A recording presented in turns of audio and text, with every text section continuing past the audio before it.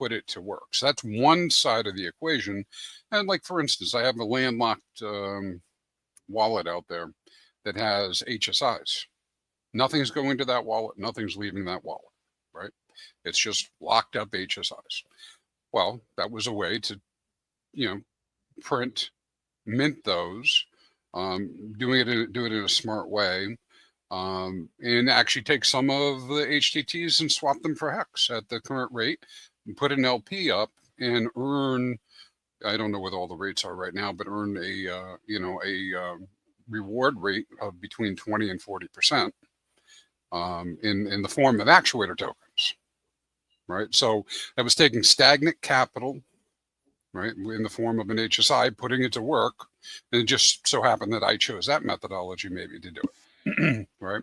And the other side of it, it was another good one, which I think you were kind of inferring this. Maybe I got it wrong when we just said this. A lot of people holding their Hex liquid, and so why are they holding it liquid? For various reasons. They want the optionality and they want the flexibility. They're waiting for a top, whatever it might be. Well, it's also stagnant, sitting in their wallet, right? There's some pretty significant LP up. I think it's what, 180K ish or something with HTT 7000s.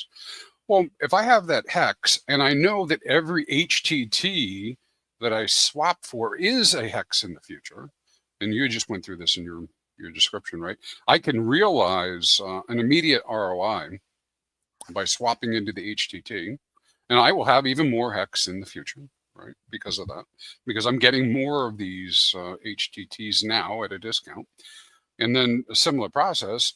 So if I have, the numbers won't work out exactly like this, but if I had, 500,000 Hex, I could decide to take 250,000 of that Hex, swap it into an HTT 7000, secure in the fact that it's going to be more Hex, right? Because now I have even more of those tokens. Then turn around and take the two of those and pair them together in V2 LP, making a thicker pool of liquidity, right, for the HTTs.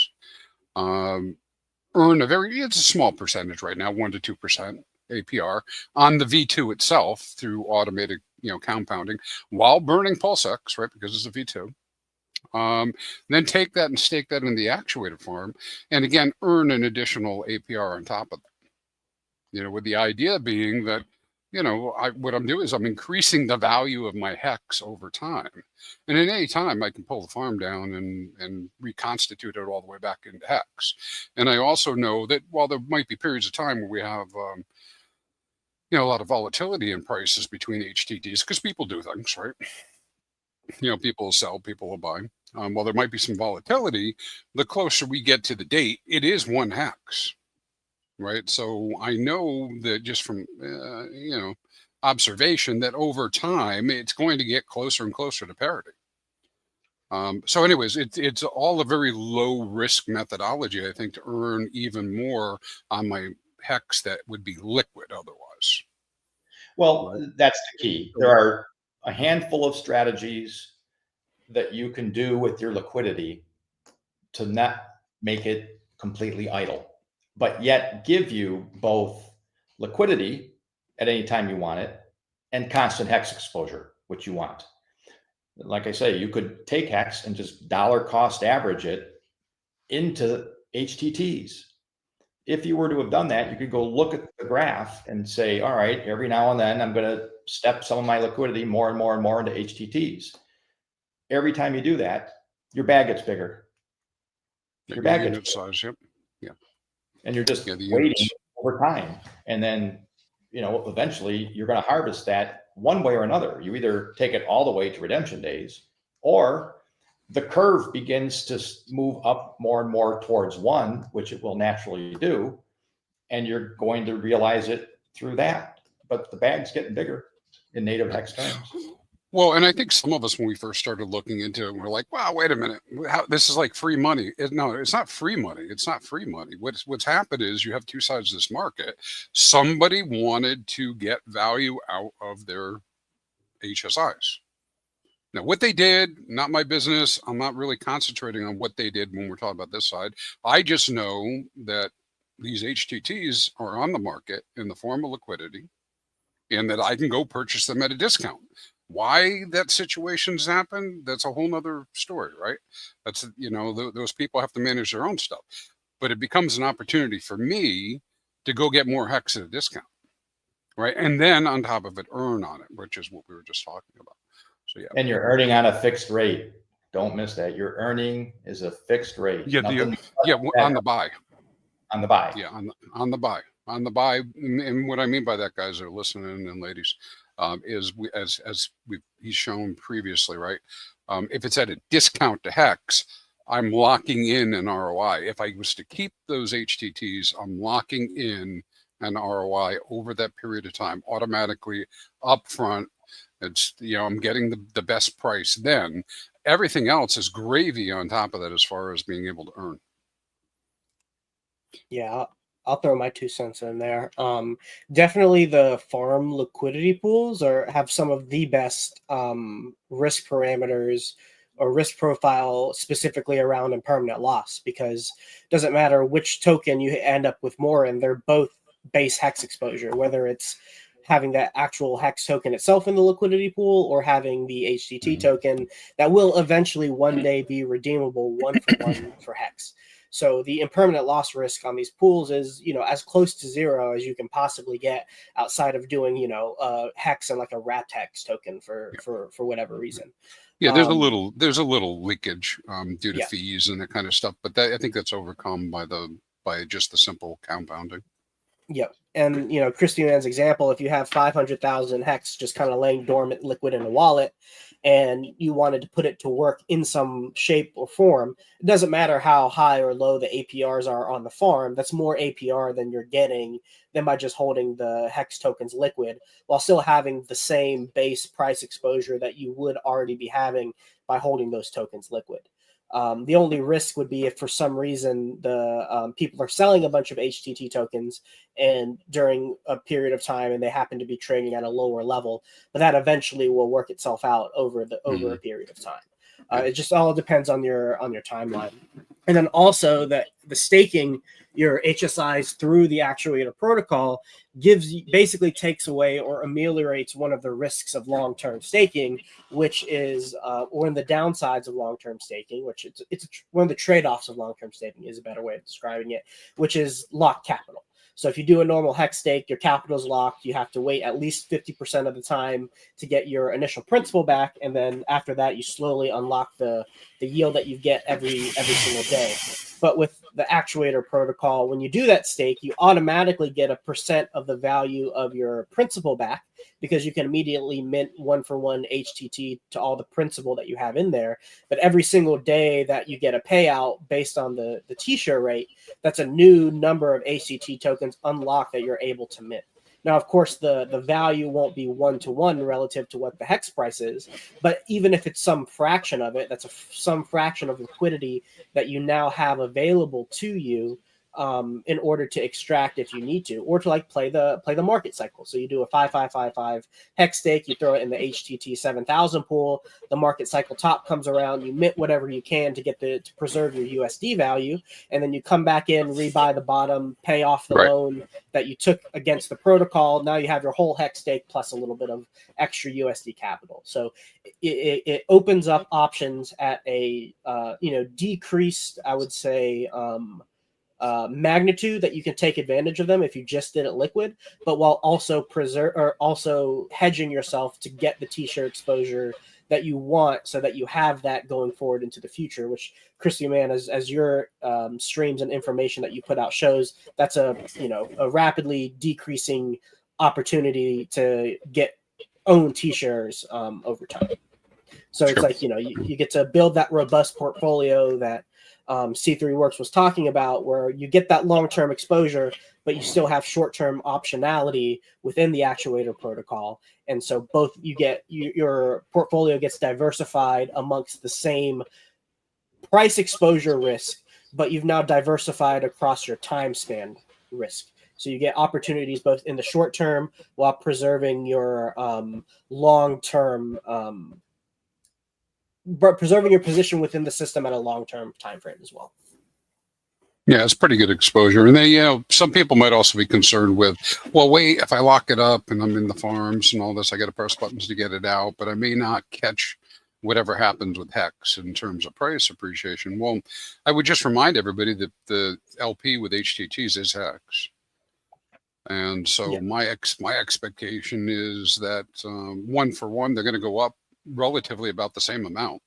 And dollar values. You may even see a little bit of overperformance at times with HTTs and maybe a little bit of underperformance as people move in and out, but you get the same exposure to the price X's. Well, that's exactly right. And let me just point out another thing about that HTT, just buying and acquiring HTTs as your liquid mechanism for a minute. It's a natural DCA instrument. Because what are two variables that you care about a lot if you're going to dollar cost average with something? One, the thing had better go up, because if it goes down over time, your dollar cost averaging is hurting you, right? You're counting on it eventually going up, whatever it is. The second thing you care about is that it's a manageable volatility, because if it's whipping you all over the place, that can be kind of painful to have to live through. Well, guess what HTTs do in their price movement in native Hex terms relative to Hex? If you're going from Hex into HTTs, it's that relationship you care about. You don't care about the dollars or anything. It's a natural rise, right? HTTs, as time goes on, naturally progress up to and eventually must be 1. So that's the first piece is satisfied. It's a natural upward trajectory with time. The second piece is, how wild is the volatility? The fact is pretty mellow in the scheme of things, because it moves around, as Crispy talked about. It might get a little tighter. It might get a little wider. The discount can grow or shrink. But how many think that we're going to see HTT 5000 dump by 99% relative to Hex anytime soon? No. Somebody might do it in the moment, but I'm buying. Man. Of course you are, right? So there's a natural limited volatility and a natural upward progression, which is perfect for DCAing your Hex into these things over time and growing your bag while being liquid. Well, you saw what happened with the 3000 price, right? I mean, the discount's very low now. It's not discounted that much, and that's because people have bought that up. So you have all sorts of opportunities that come from that, because people who did buy that, they could decide to rotate into 7s or 5s. Exactly. Because it's very close to being a Hex value already. But even if you had just done the 3000s early, I mean, how could you not be happy with the outcome of the 3000 being just 10% off the Hex price? Right. Your bag is way up. Time got in. That's exactly right. And you got another element on top of that. If you have any sophisticated liquidity providers in the farms right now, let's say somebody does dump one of the HTTs down to 99% of the value or 1% of the value of Hex. Sophisticated LPer would probably pull their LP at that point to lock in that outsized and permanent loss when the value is so relatively in favor of the owning the HTT token, which would thin the liquidity out, which would make the snapback to its fair value ratio happen even faster. And then they'd add the liquidity back in later to get the same ratio and just pocket all those extra HTT tokens. And so the market dynamics, when you see outsized volatility to outside the expected parameters that Bill was talking about a second ago, it then triggers, what's the word I'm looking for?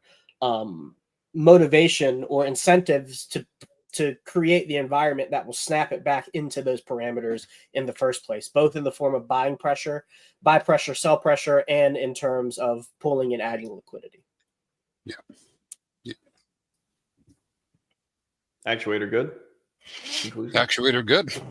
Very good. A lot of stuff out there. Yeah, I mean, I've heard Crispy talk about it some. Sloth, I'm sure we'll talk about it more when he comes back to crypto. And it's. I mean, actually, I was saying in the chat, he's the one explaining. Like last time at the PLS tour 369, I'm like, dude, explain this to me. Explain Actuator to me. So we sat down, me, him, and Zenith, and had a conversation about it. And then I kind of forgot in between. And now we're back. Now I'm going to watch these clips, and I'm going to, I feel like I understand a lot more now that Bill's talked about it a few times too. So, well, honestly, you'll probably have to get information from other people because I don't like talking about it anymore. I mean, I've talked about it here, but I mean, I'm still working on building my spot. That's true. I mean, yeah, when you said Bill was talking about the HTTs being the discount curve and how it's 60% at one point, and it may go up closer to the day of redemption because it's like, hey, like you're gonna get one hex back for each one, all that. I'm like, yeah. Sheets, if I recall, it was like 80% when I started talking to C3. The 7,000s were, there were some that got gross. I had to sit back and just avoid the temptation to go and snap up everything that I knew. Buy them all. Right. Because I want to be like the only buyer. Yeah. Well, because if other people don't experience it and know what's going on, they just, they won't join in later. The other aspect of this, which I like, which is pretty cool. This is not so okay. There's a lot of stuff goes on crypto and DeFi pulse chain, right? This is not a play to hype up HTT tokens. It's not. It's simple utility against Hex. And so what I mean by that is even our conversations here aren't to go convince a bunch of people to go buy HTTs and send them to the moon so people can trade off on you. That's not what we're talking about. We're talking about building Hex bags and income generation. It's a natural. Does that make sense to you guys, what I just said? Right? This isn't like the normal hype thing. This is Hex. Well, there is no speculation that these HTT tokens are going to fly off the handle and appreciate in price even a 2x fold relative to Hex, because that just creates an environment where people are going to sell it down because there is a pseudo arbitrage opportunity to stake your Hex and then sell it down. So there is it's exactly what Bill was saying before. There is a range of expected volatility that's fairly tight, and any deviation from that creates an environment to put it back within that expected range. Exactly. Bingo. Gents, appreciate it. Right. We got a Hex Good Old Days panel. Anybody want to stay on for that? Feel free. If you'll talk about the good old days of Hex and the upcoming amazing glory days, we certainly hope and do not expect. So appreciate you all. Actuator, awesome stuff. C3 works. It'll be clipped. There'll be some. I'm sure if you get all the links. What is actuator.finance? There's your link. Actuator.finance. If you're interested, play around with it, see if you like it or not. Cool stuff. Thanks for building on Hex, Bill. Thanks, all right, guys. Thank you. Thanks, gents. See y'all soon. Oh, I clicked the buttons. Yes, right before they disappeared. Winning. #winning.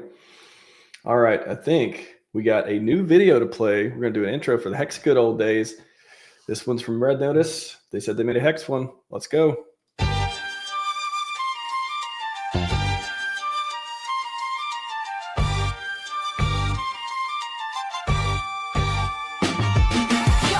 Stacking Hex, we going to the moon. High yields popping, riches coming soon. Money long, watch the gains balloon. Rich your heart's vision, breaking every rule. Hex on fire, feel the bullish boom. Crypto kingpin, sealing haters doom.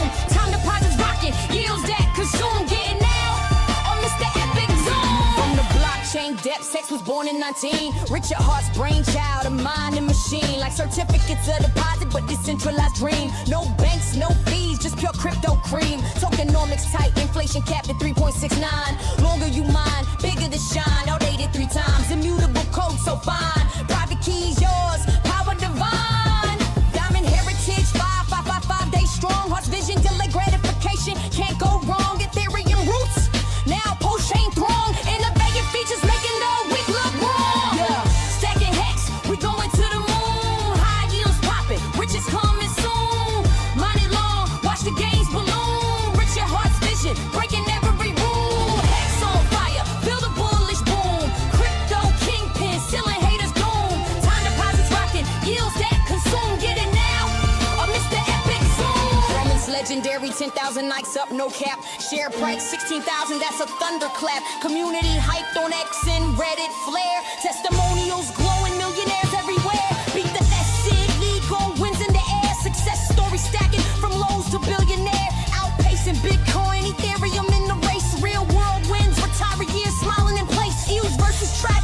Hex takes the crown with grace. Pulse chain efficiency, liquidity in space. Future looking golden, 10,000 nights pumping bound. Marketing blitz and 25 echoes resound. Partnerships brewing, events making ground. Best investment ever, value profound. Stacking Hex with your crew, generational wealth. What you gonna do? Don't fade the king or you miss the view. Buy your Hex today, join the elite few.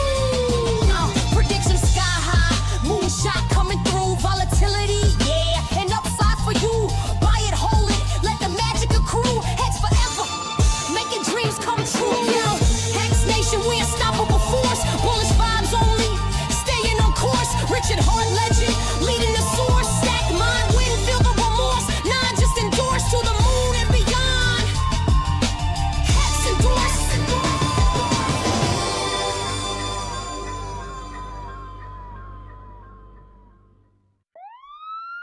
Don't look at me, I'm a ghost in the street with a red notice.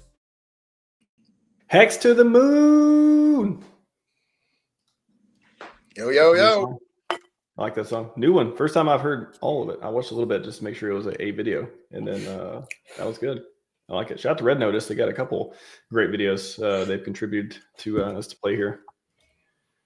It's only a matter of time. That's for damn sure. Okay, speaking with his hands. If he unmutes his mic, he can speak with his mouth as well. My apologies, sir. There we go. No worries. Yeah, you know, I don't know who's writing that stuff or if it's AI or not cranking it out, but it sounds fantastic. So enjoy Pretty all good, that. right? Pretty You good. jive with it, right, Big K? I'm all right with it. Yes, sir. Got a real quick update here. Richard Hart tweeted, everyone, 15 minutes ago or so. I've been told in the chat, I've done more for Ethereum than you have. Tag someone who also did good for ETH. Congrats, ETH, on new all-time highs. It's been 1,382 days. The ships come in at 200K free electronic devices will very soon be spreading the good word about ETH, Pulse Chain, Pulse X, and Hex. Free open source software is the future of finance, peer-to-peer, digital, immutable truth. Ooh, hot alpha bombs there. Trust in math, not men. The Pulse Chain train is coming. Look at that train. Look at that train. Smashing I like it. resistance. That's what that is. Smashing. I like it. I like it a lot. And you notice everyone's going to point out he did not mention ETH again. He's replaced ETH with, or sorry, did not mention INK again. He's replaced INK with ETH. His new core token is ETH. Welcome, everyone. Breaking news. INK is out. ETH is in. That's what that means. That's what I got from it. Oh, good stuff. Richard tweeted, everyone. That's what we. Great. That's great. I was gonna tag Gavin Wood for losing a whole lot of money in Ethereum because I think if he didn't lose all that cash, the Polkadot shit so early on, we wouldn't have people wouldn't feel like it's as immutable as it is. So cheers to him for not only making Ethereum but then also losing a shit ton of money and Making a sacrifice. Yeah. Literally. Sacrificial Polkadot land for our sounds like a bags. thing.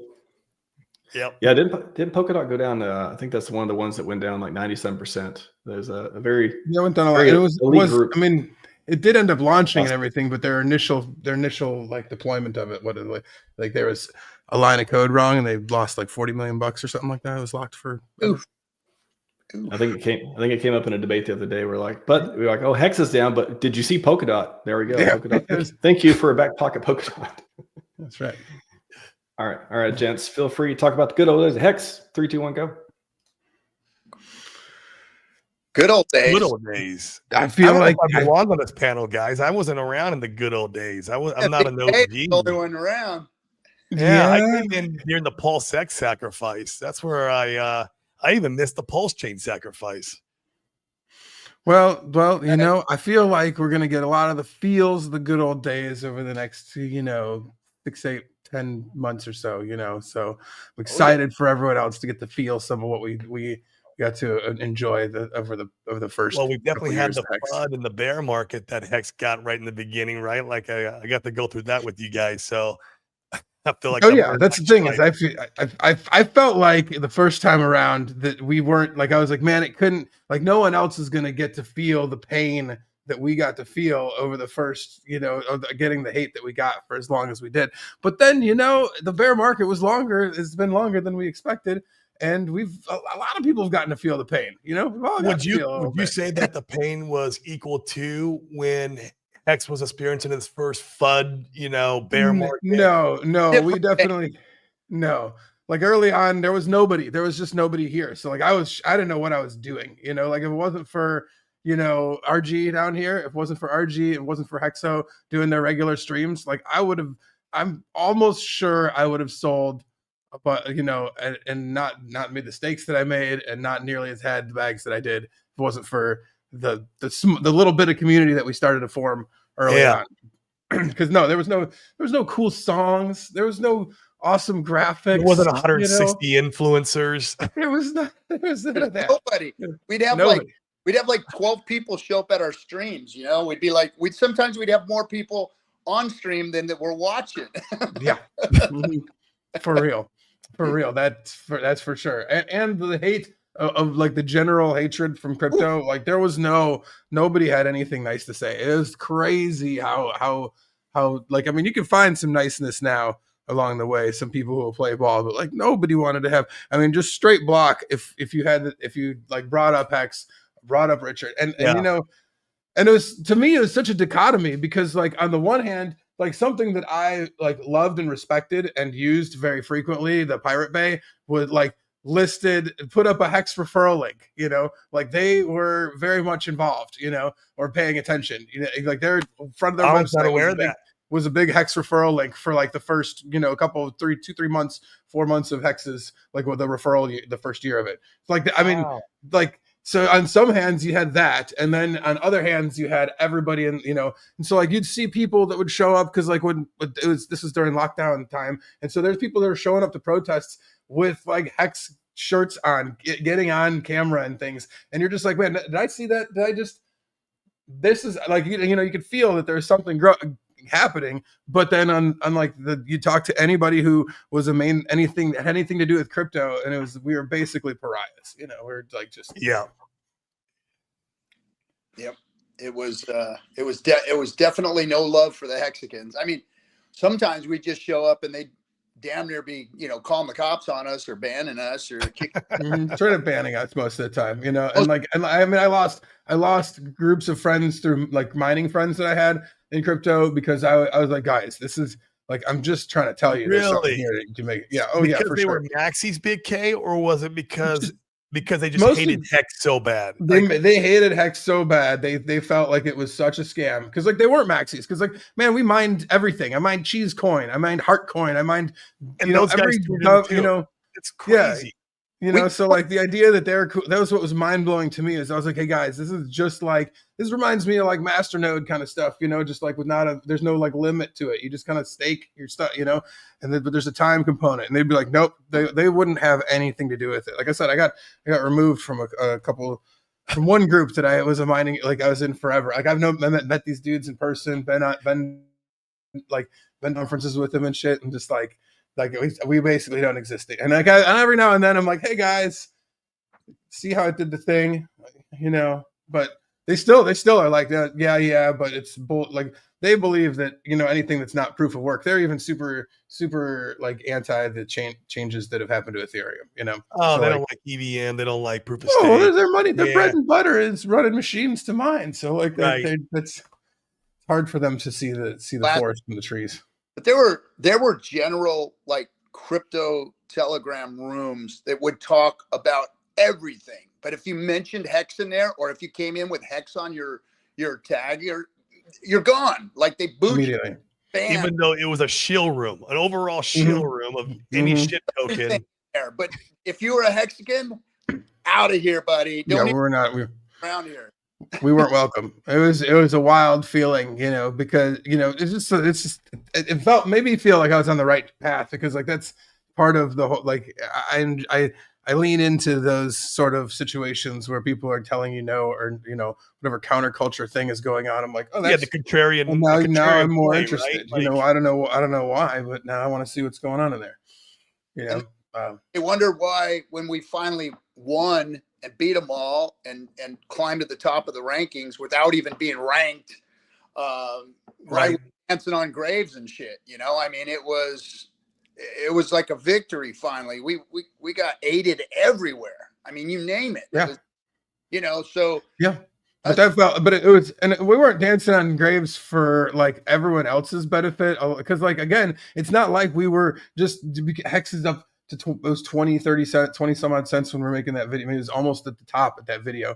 And like when that happened, like we weren't, nobody still accepted. It's not like all those guys in crypto were like, oh, they're so cool now. Oh, we like them because they made money now. It's not that at all. We were just like thrilled, and it was cathartic for us to feel like, hey man, we didn't need any of that shit. We didn't need any of those dudes. They can all suck a dick, but like none of that help, like, you know, without their help whatsoever. And we still look where we still are, you know. That's so what blows my mind today is, you know, knowing crypto and being involved since 2014, seeing pump and dump rooms and scams and ICOs and all this shit.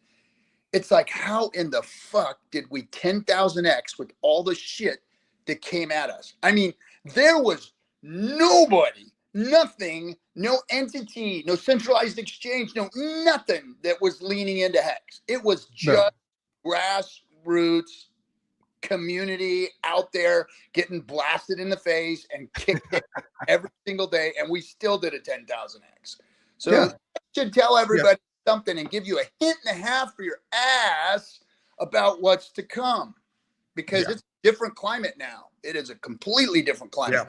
Oh no, we've got like room to breathe. We've got like ways to grow the community. Like, I mean, there's so many more people that I feel like are starting to move into, and there's going to be everyone with the 401k that's going to become diligent about their crypto investments over the next, you know, year to, you know, couple of years. And so like all that, having all that energy, being able to be put somewhere to where there's a bunch of people like all of us that have been in the trenches doing the training ourselves and others on how all this shit works is awesome. It's awesome. We're really, you know, it's just like another, oh man, who would have thought that having a sick ETH reserve is like the big thing now? Oh, well, Richard did. That's why he's got, you know, like, who would have thought that, you know, like there's so many of those, who would have thought? And then you're like, oh, he did actually.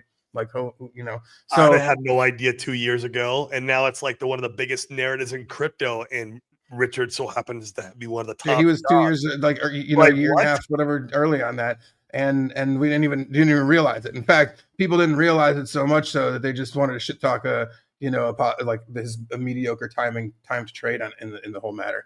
You know, which, like, whatever, like it's easy to do from your armchair. Around that, everyone thinks he top blasted and was making a bad trade. Nah, I feel like, because we all know DAI is not what DAI used to be.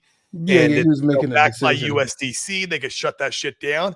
I feel like, and this is all speculation, I could be totally wrong, but I feel like he had to do the trade. Like, he had to go. He was one of the largest. He was one of the largest, if not the largest, DAI holder for a while there. So yeah, he had to go somewhere, and why not ETH? Right? Like, that was like, we know ETH can't be shut down. We know ETH is decentralized somewhat, right? I feel like enough so that Red Notice or some other sort of silliness isn't going to have anybody, you know, freezing assets. And so that's my speculation on it. I don't think he made a bad trade or he top blasted. No, I think he was. Well, and even if he wasn't, you know, calling the shot of ETH treasuries being the next thing, I mean, it still sure works serendipitously well, you know. So like it's I mean, thrilling to see all that, and then now like this, now we've got an army of folks that are ready to evangelize, and like, I mean, and ideally at the right time, you know. We're here for it, the man. news today. You see, you know, the green candles today. You know, it's all going somewhere sometime soon. You know, so. Well, you also have to remember at that time it looked like ETH was going up to make its all-time highs and doing its little run. So you take the fact that it's kind of like you know, you get on the train or get left behind, plus the counterparty risk stuff that Corey was talking about. You know, it makes it the trade when it happened did make there is some logic behind it. It does make sense. Oh yeah.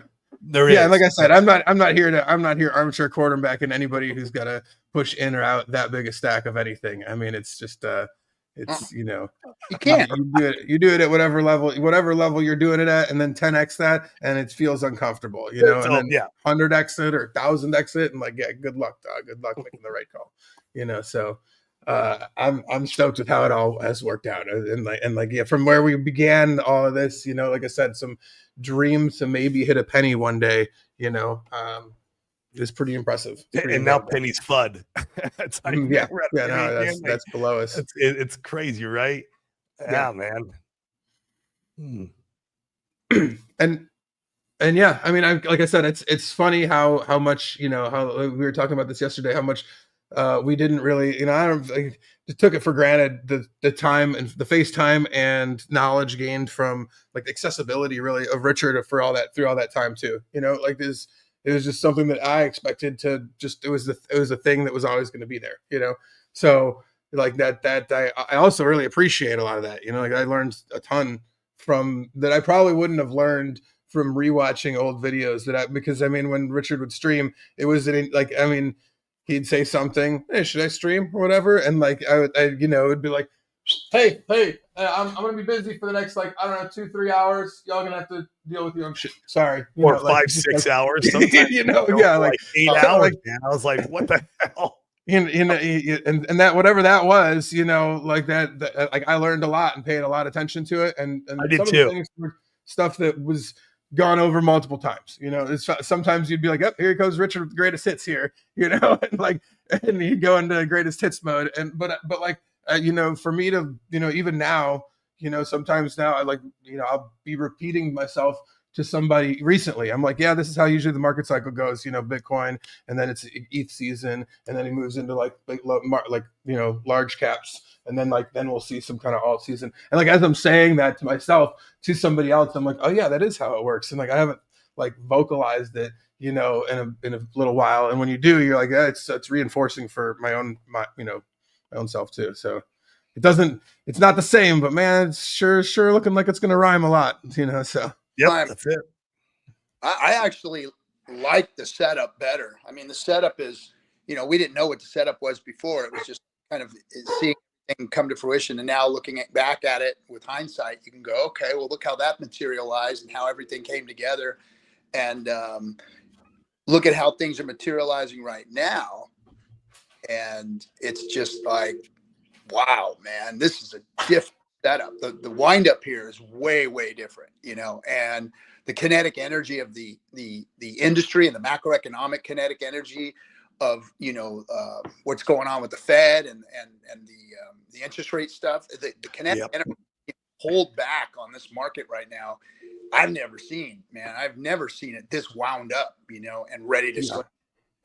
It's badass. It's remarkable it's how crazy. all the stars are aligning and everything's coming together here all at once. It's like, it's insane to me. Even like the timing with Richard's marketing campaign lining right up here with altcoin season. Was he doing that on purpose? Was he planning that the whole time? I don't know.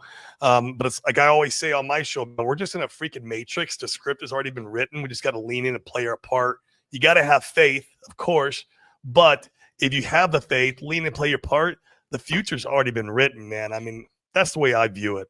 So yeah, it's don't remarkable. question if you got the right idea. If you're here listening, you know, like don't question yourself too hard. Like believe in what you're doing. You know, for sure.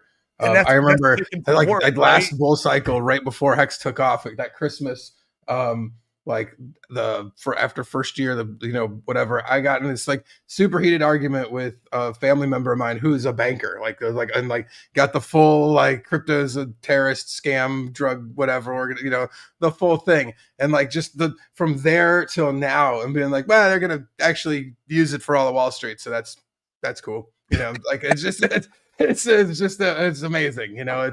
It's really like you know, like I said, you feel vindicated. You're like, all right, here, you know, and then to have the rails that we have, you know, built ready to go for all this is awesome too. It's so well timed, and it's all Jamie Dimon endorsed now.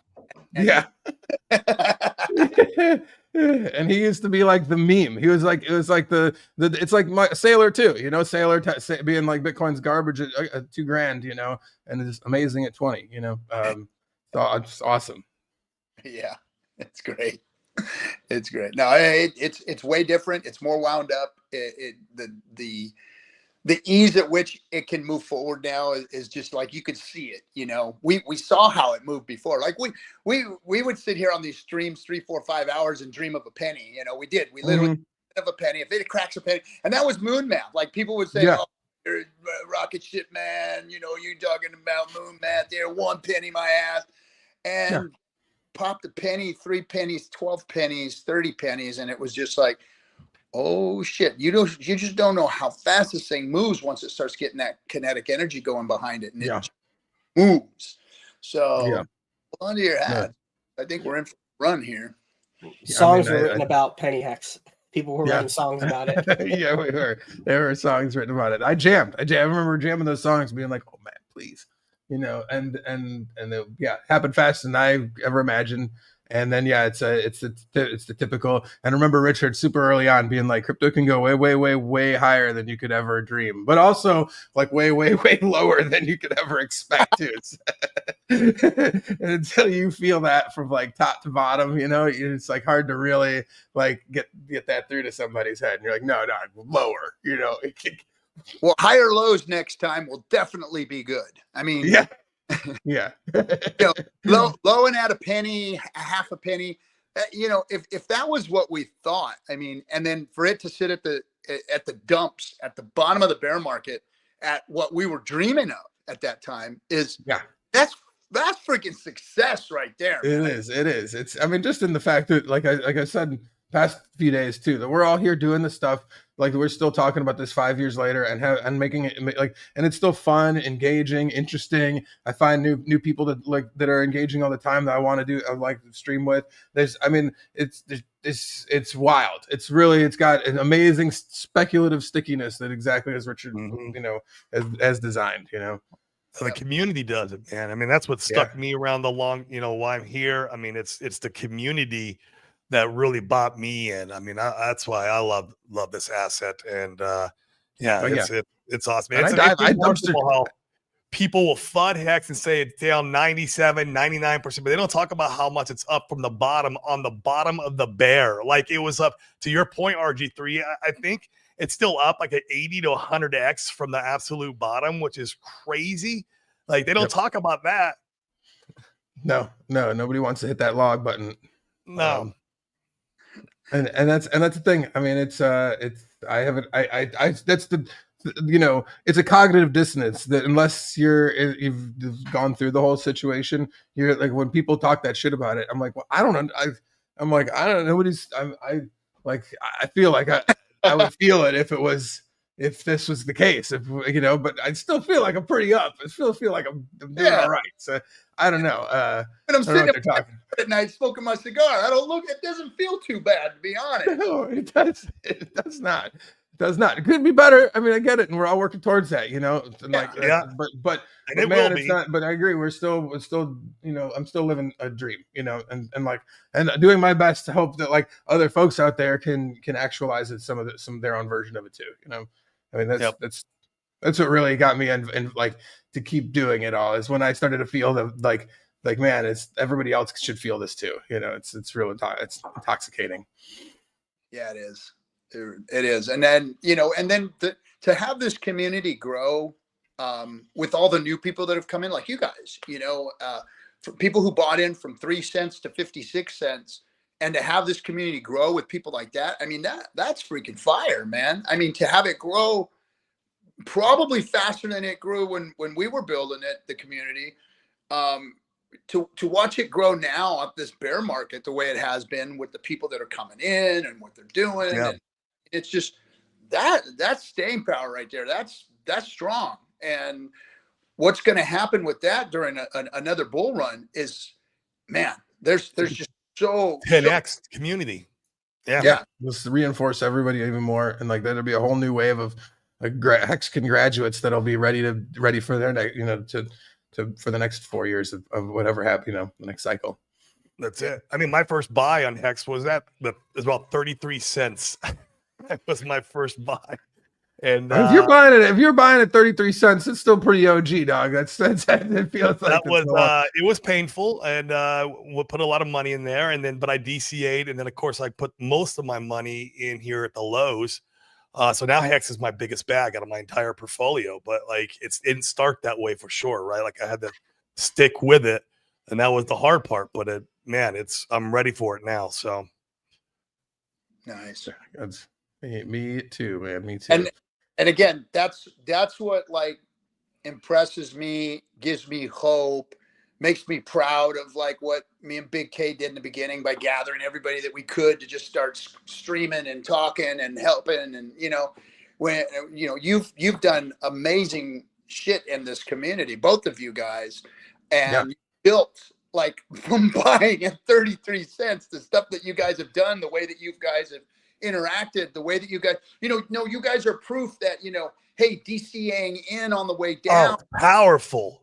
And how So powerful. powerful. You changed your entry point from 33 cents to, somewhere probably around 7, 6, 5 cents, something like that. Yeah. I think it's around 3 cents now. I think it's the last time I figured out, because my best buy was, and I attribute this to Dylan. Dylan, the famous Fiat Dylan. Love that guy. And I think I told the story last one's on here, but he made this rap song right at Hex's bottom at decimal 0035. And I was doing my monthly DCA, and he got me a little euphoric with that rap song. So I put all my money in the Hex there at the bottom. I didn't know it was the bottom. I had no clue, right? I thought maybe I'm catching the falling knife. I have no idea, but it was the bottom. And so like, that's how now Hex is my biggest bag. But the power of DCA, man, it's incredible. People don't realize that. Like they feel like, here's the difference between sack price and the bottom of like Pulse. Like if you go and you've only sacked and you're at decimal 001 and we do a 10x, great from the sack price. But if you bought the bottom, you get 100x. Like it is crazy the difference. And you don't got to go, put all in at the bottom. Like even like, so if you put 100 grand there at sack and you come in and put in a 510 at the bottom, I mean, that 510 doing 100x way surpasses your 100K that you put. It's powerful. People don't realize the power of DCA, man. And it's like, yeah, you got to sit down and kind of crunch the numbers, but it's crazy. Yeah, no, and I'm super excited to see that power in like the full force, and for everybody new, like that has like, man, the fact that you've been live streaming and onboarding and killing it as hard as you have from 33 all the way down and back up, and have that story to tell, because like I'll never have that story to tell of like I got into something at this rate and just believed all the way down. Like I was, like my story of like I Hail Married at the beginning, it's just very different, It's quadruple 0, 5, 6, and like your story is like more powerful and more realistic overall. Like mine is not like, I'm not like kids be like me. It's not what I'm telling you, but like your story, like yours is something that like everyone can, get something out of that. And I want to see y'all's wins more so than mine this cycle around. Y'all deserve it. It teaches proper behaviors when it goes on the way down versus run to the hills, drop everything, sell everything, run to the hills, get out of this shit, it's going to zero. That's not the answer. The answer is, hey, here we go. The opposite. We're going to have 3 years to DCA in, and that's what you better do, because it's going to go up again. How much can you accumulate? And like, Tam, who just started her new stream, she's speaking the same thing. She's like, I invested here at the top, and oh, look, there she is. And, she DCA'd in, and she's hoping that the price stays down a little bit more so that she can accumulate more, and that's her message out there. And that's what has to be the reality of what's going on, because the next bear market, there'll be a narrative. There'll be there's a call to action. Hey, now it's time to get all your people who may have gotten in as it was going up to, start changing their entry price and dollar costing in for the next few years, Yep. What's up, Max? Are we getting hooked? Are we getting yanked? I'm just trying to manifest that 10,000X again. That's all. I'm just thinking real hard about it. Just thinking it. 10,000X from the bottom or from where we're at right now? Wherever you want, man. Wherever you want. 14,000X. Measure from the chart, man. I'll take there it. is no reason why Hex cannot do another 10,000X from the top of the last cycle. I couldn't even imagine. Can't do that. Bitcoin has done 3 million X plus, whatever. And I mean, there's no reason why Hex can't. Hex is better. And we've always said that. We've been saying that for 5 years. It's proven itself to be that. So there's no reason why it can't. It's just the narrative in crypto is false news, fake news. They're not speaking the truth. Problem is is those big guys bought the bags of the shit that's out there. They bought the shit coin. Bitcoin is the shit coin, and they got a bunch of it. So it's going to be just getting around skirting that. That's a great shirt. Bitcoin is the shit coin. I wonder about that next cycle. Like, I wonder if the Bitcoin leading the way narrative is going to be the same thing next cycle. I mean, it has been each time, but it'll be interesting to see. We'll have to wait and find out. 4 years. Sloth, if Hex does a 10,000x, will you go full-time crypto? Maybe. I don't know. We'll have to see. You show it to me first, Corey, and then we'll find out. I'll let you know. Okay. Well, revisit this. Sloth is a civil servant. Okay, he fixes teeth. We can make all the money in the world. Teeth still need to be fixed. So he's a full-time he crypto. he doesn't need to get too rich. Do not get too rich. I'm telling you. We need. Corey's quick. trying to talk. Yeah, go ahead. Stream. I just want to throw a shout out to Hex Kong in the chat room. He was like from day one in the old hex.com chat room with Kirkowski, myself, and the old days where we were like we were trying to help save everybody from going to the Telegram rooms where they doxed Richard Hart and put his ID and any record on live, and I mean it was insane. It was really insane. So he's been one of the OGs. Serious. Well, thank you so much for having us, man. It's been super fun. Of course. There's a hex panel later on. It's really cool to do like an OG hex like the olden days talk, but like still there's so much fun shit to talk about that's coming that like we ended up talking mostly about the bullishness that it is. So that's Actress did a segment on here yesterday that was absolutely fire. He pulled up the hex chart from the day, obviously, of inception when it first came out, and he explained like almost day by day through the whole entire chart of all the FUD, the FOMO, everything else. And it was wildly entertaining because I didn't know a lot of that stuff, right? And it was just I would recommend everybody go back and watching that segment. It was awesome. Yeah, it will be clipped hard. That was a great one. Yes, it was. Yeah, I appreciate all of you. Again, Sloth will be on a lot more today. He decided to show up on Friday and just basically spend the entire day with us, and may have some hot alpha coming up as well. I want to hear the alpha, Sloth. Come on, bro. 10,000x. Brand new stuff. I've not talked to him about it, but I'm very hopeful. He has brand new deep dive explanation of new protocol thing. I certainly hope so. We'll see. Sneak peek. Big K, Captain RG3, Corey Gary, and the Sloth. Appreciate you all, gents. Thank you very much. So much. All right, Max. Yeah. Peace. Yeah. See ya. And I clicked. Yes. All right. That's the game. I always want to win. If I can click fast enough before somebody hits end, and then I add the next person on by accident. All right, everyone. What should we give Kong? What kind of 10,000x? Hex is complete. Not complete. They're not the same thing. Promise returns and go build something. How much X is Bitcoin up? Yeah. 1,000x over a penny. Who's designed to replace fiat currency? Back to the 10,000x. Smart fucker I am. Everyone else cries and whines like a little bitch. 1,000x over a penny. Who's designed to replace fiat currency? Back to the 10,000x. Smart fucker I am. Well, then it was fucking designed. 10,000x, it's impossible. How can he do that? Listen, you stupid fucks. Everything else is up higher. Bitcoin to 2 million X. $1,500 fucking dollars. Hex is up over a penny. We certainly hope it does a 10,000x from man. That would be what's that? Is that $100 from penny? Is that right? What is that? 100x? No. A 10,000x from 10,000x from a penny? That'd be $100, right? We're definitely around there. Quick math. Chat, check our quick math. I'm just going off the top of my head. I think that's right. Sloth is clicking buttons. He must be checking. I think it is $100. So they're telling me it's correct. Okay, good. Quick math. But, that was a good intro. Good intro.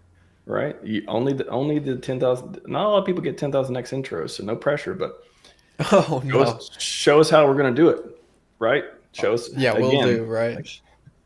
All right. I'll see you soon, man. All right. Yeah, I'll catch you later.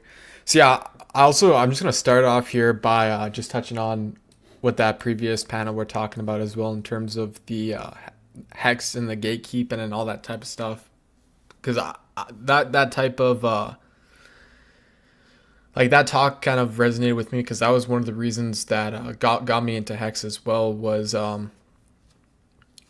think I was watching this YouTube channel and someone was essentially just saying, like, I don't know, just talking one bad thing about the top 100 cryptos or something, and it might even been like, might have just been like the top cryptos in general. I don't know if it had anything to do with the top 100, but long story short, the guy mentioned Hex at the very, very, very, very, very, very end of the video, and then his I guess his negative take on Hex was that it's not listed anywhere.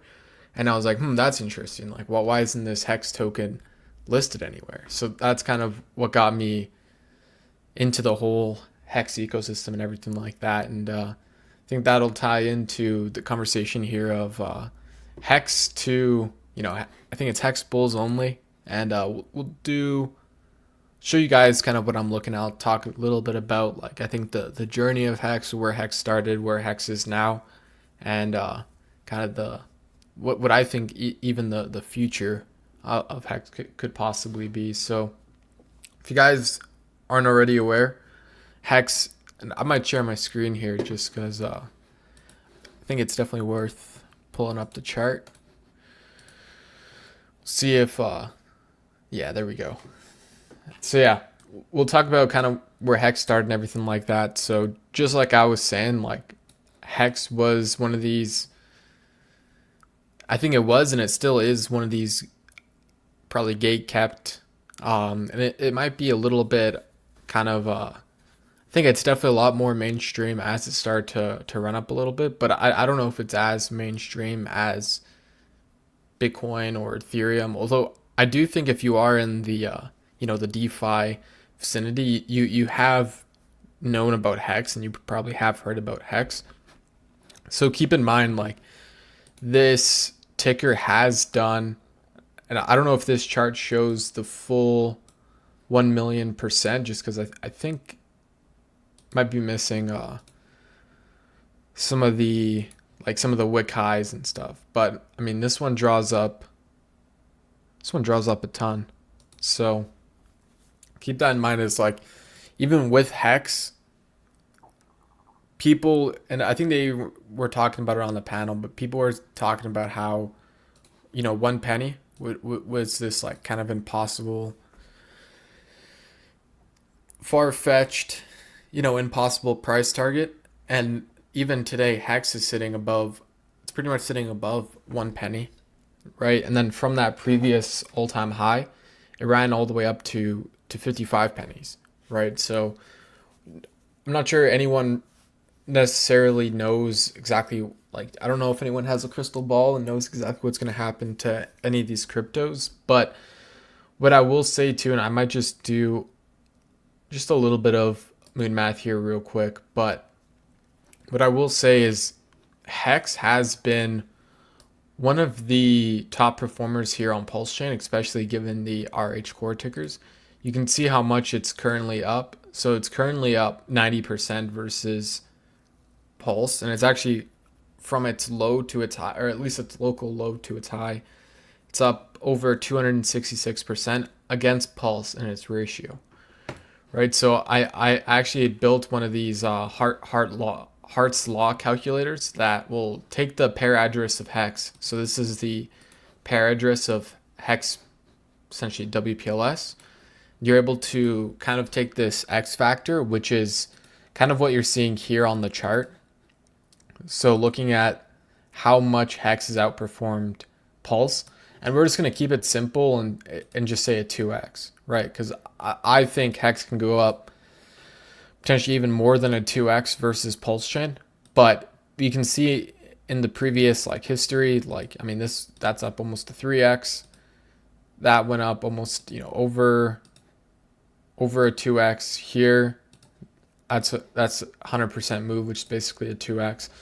So we'll say a 2x factor, and then the paired token price, that's essentially WPLS, And keep in mind, we talk about, like, I think Rich just talked about Hart's Law, where you have your two crypto assets paired together. And if one crypto asset moves up, if no one trades in that pair, the other one will kind of get brought up in value through Hart's Law. So that's kind of what we're taking a look at here, is like, if PLS moves, it's going to bring Hex up. And then on top of that, there's actually a good chance that people might even swap PLS for Hex, causing Hex to outperform.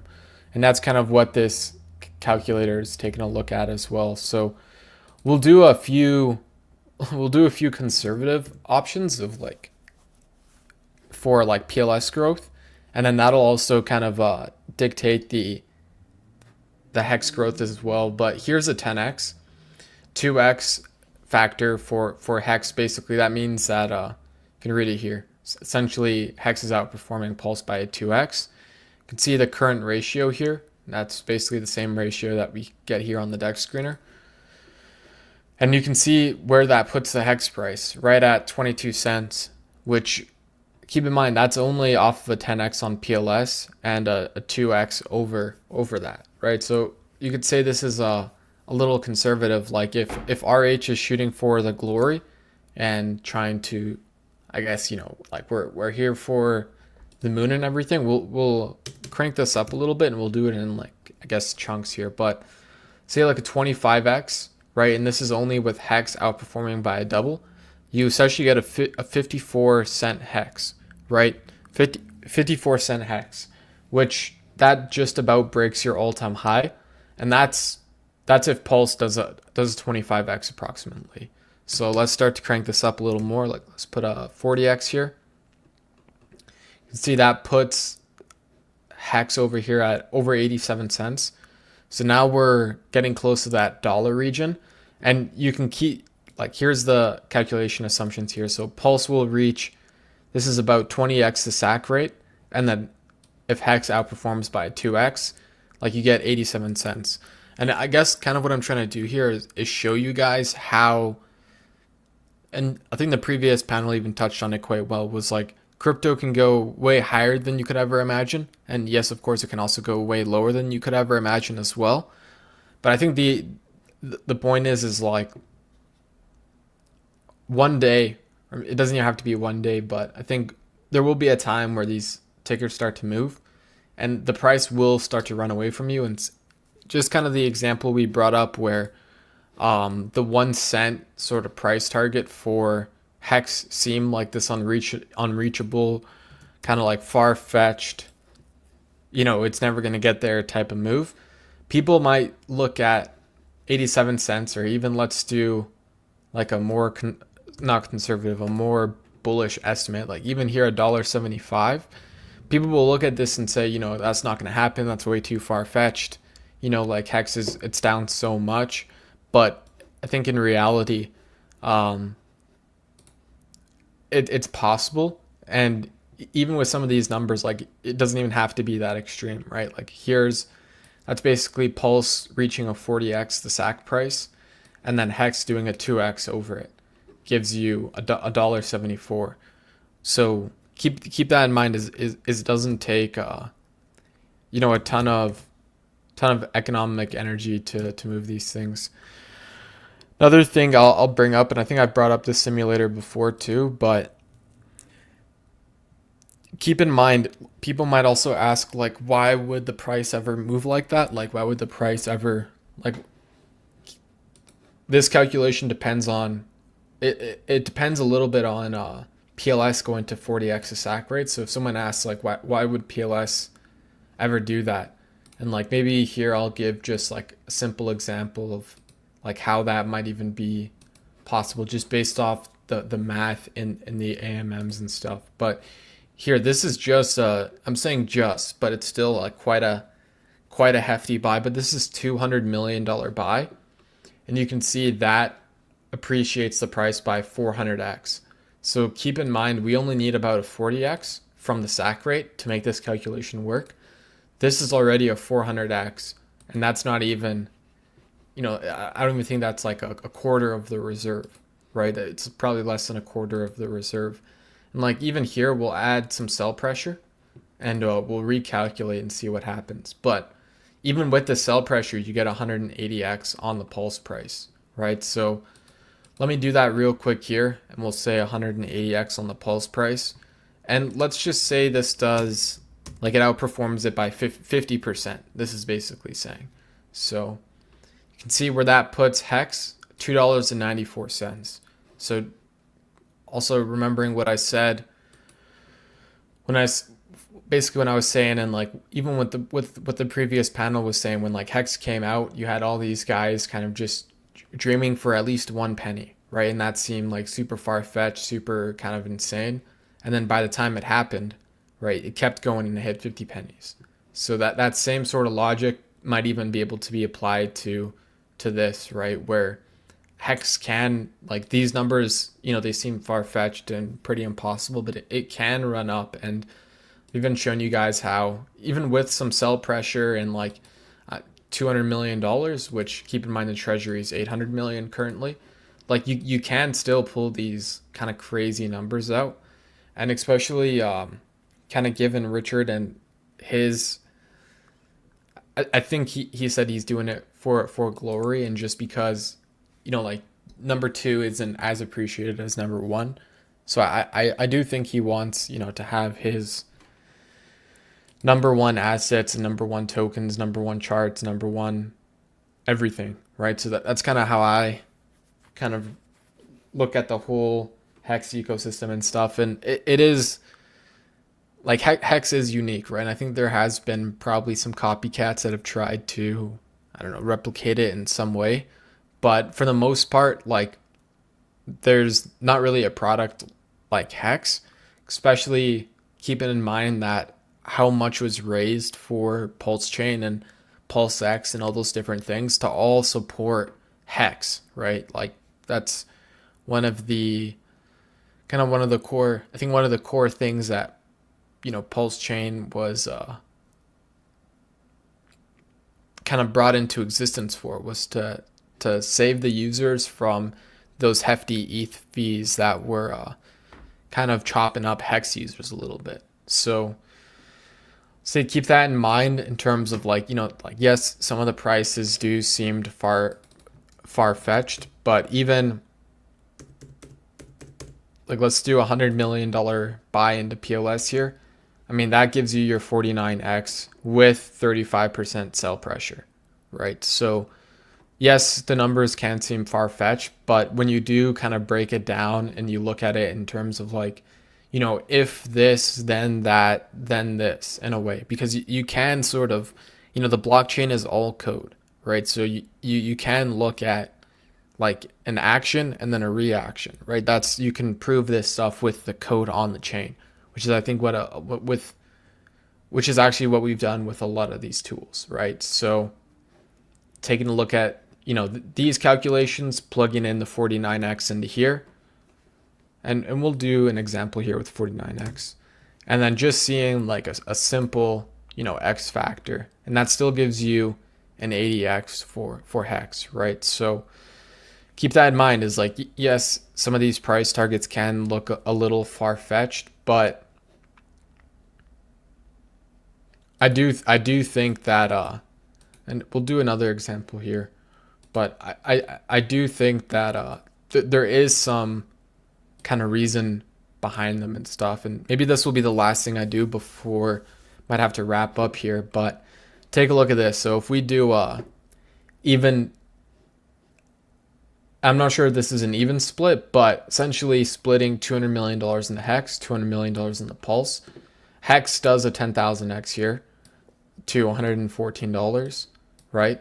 Pulse X does about 1,000x. All these other coins do about 1,000x. So keep that in mind. It's like, yes, these numbers do look far-fetched, but I mean, we just have this reserve hitting a new all-time high today, and then you guys can see the numbers here. It's like you don't even have to use up nearly the whole reserve, not even close, right? And you pull a 10,000x out of these tokens. So yeah, that's kind of my Hex bull talk. I'm not sure if I'm fully running out of time here, but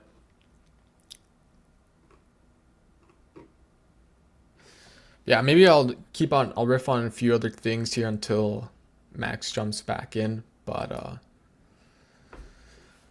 let's take a look at the chart here as well. I think I brought this up earlier in terms of Hex being one of it's essentially one of the stronger RH tickers, or at least it has been in this recent market period. And I'll show you guys why I say this as well. So here, I'll kind of maybe I'll pull up some other charts. I just I don't know how messy or not these will be on this computer, but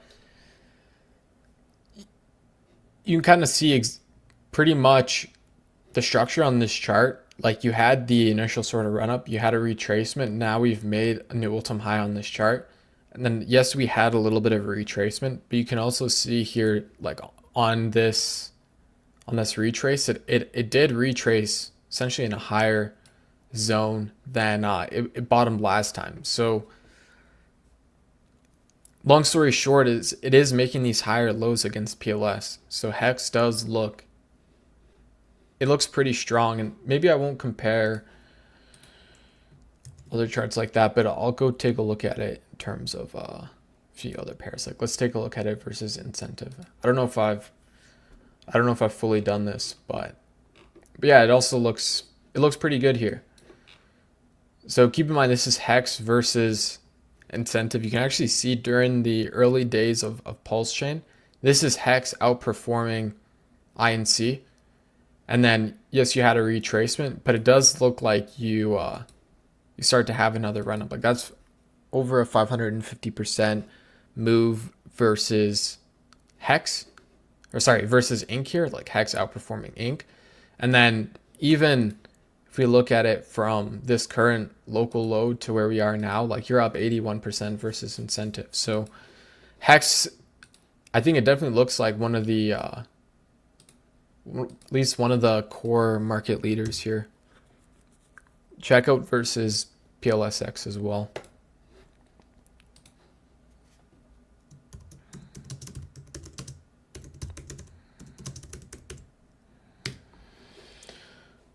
All right. Let me turn this on the PLX chart.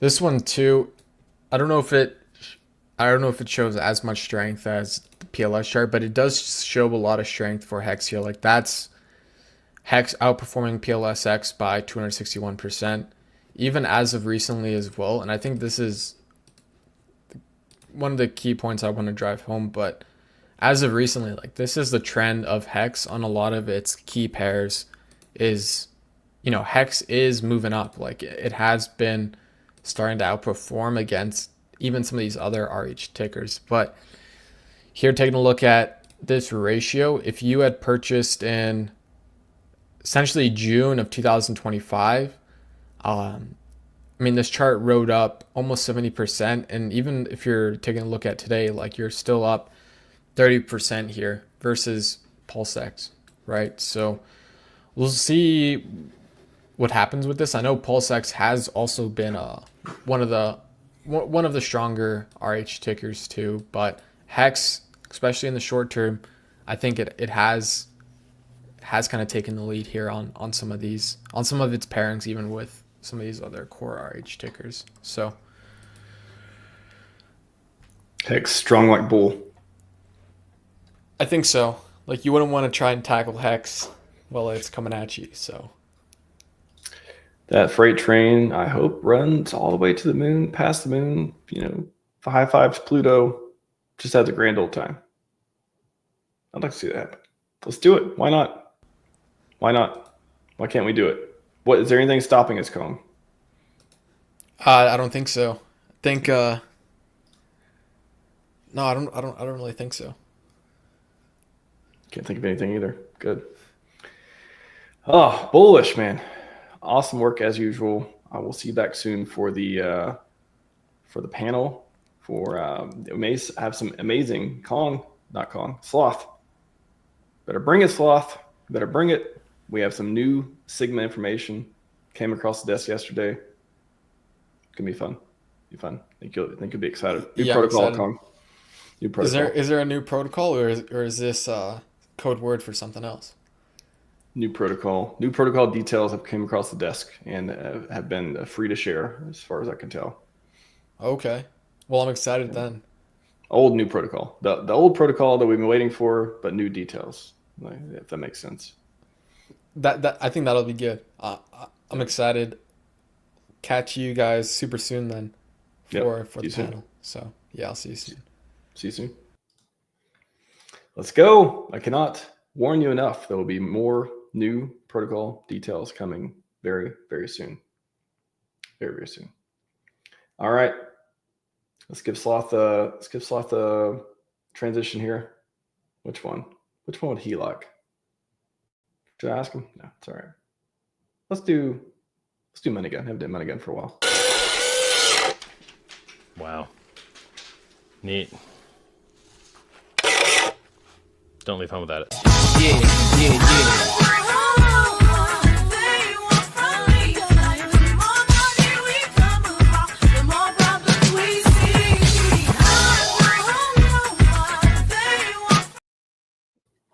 You got a money gun at home?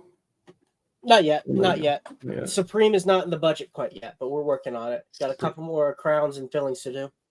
It could be Costco. It don't have to be Supreme. It could be Costco. It could be Dollar Tree.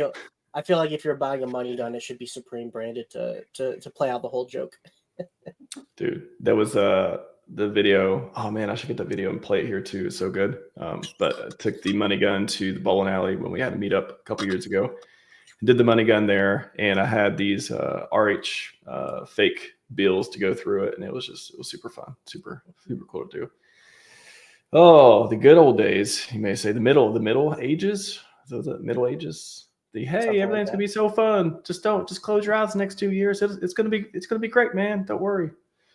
And then here we are on the precipice of glory. Here we are. Yep. Here we are. We're back. I've heard that something amazing has come across your desk, Sloth. Is that correct? Yeah, you put it on my desk yesterday. I did. It was put on my desk, and then I put it on. I was told it was free to share. So I'm okay to share it, right? Like I don't want to do something I'm not supposed to do, Max. Far as I know. All right. Well, you take responsibility then. I could not be clear in the message of free to share as far as I checked. I was like, lit, let's do it. Lit as in cool, not lit as in, shout out to Lit, by the way. I haven't seen Lit for a while. Shout out to Lit. Yeah, it's pretty basic. It won't take me too long to explain it. It's pretty straightforward. That's definitely sarcasm. I've glanced the doc and I'm like, let Sloth read it. Yeah. Well, most of the details aren't that important. The main core of it is pretty straightforward. I did run it through an AI too that I didn't have time to even look at right now, so I'm heavily uninformed. Seems to be a pattern in our conversations, Max. You're like, I'm not uninformed on this. Explain it to me. I mean, we just bro down and it works, man. That's all I know. The people want to see it. All right. Now I'm scrolling down. All right. Yeah. I'm good on the same. Probably won't take me 15 minutes, so I'll let you know when I'm done. Done explaining it. Sounds good. I'll be back soon. All right. And I'm going to share my screen too in just a second. And yes, Yoza, I still hold all my Hedron and Icosa. I personally never sold any, so we're still holding on from the very beginning. All right, so let me share my screen real quick. Hold on.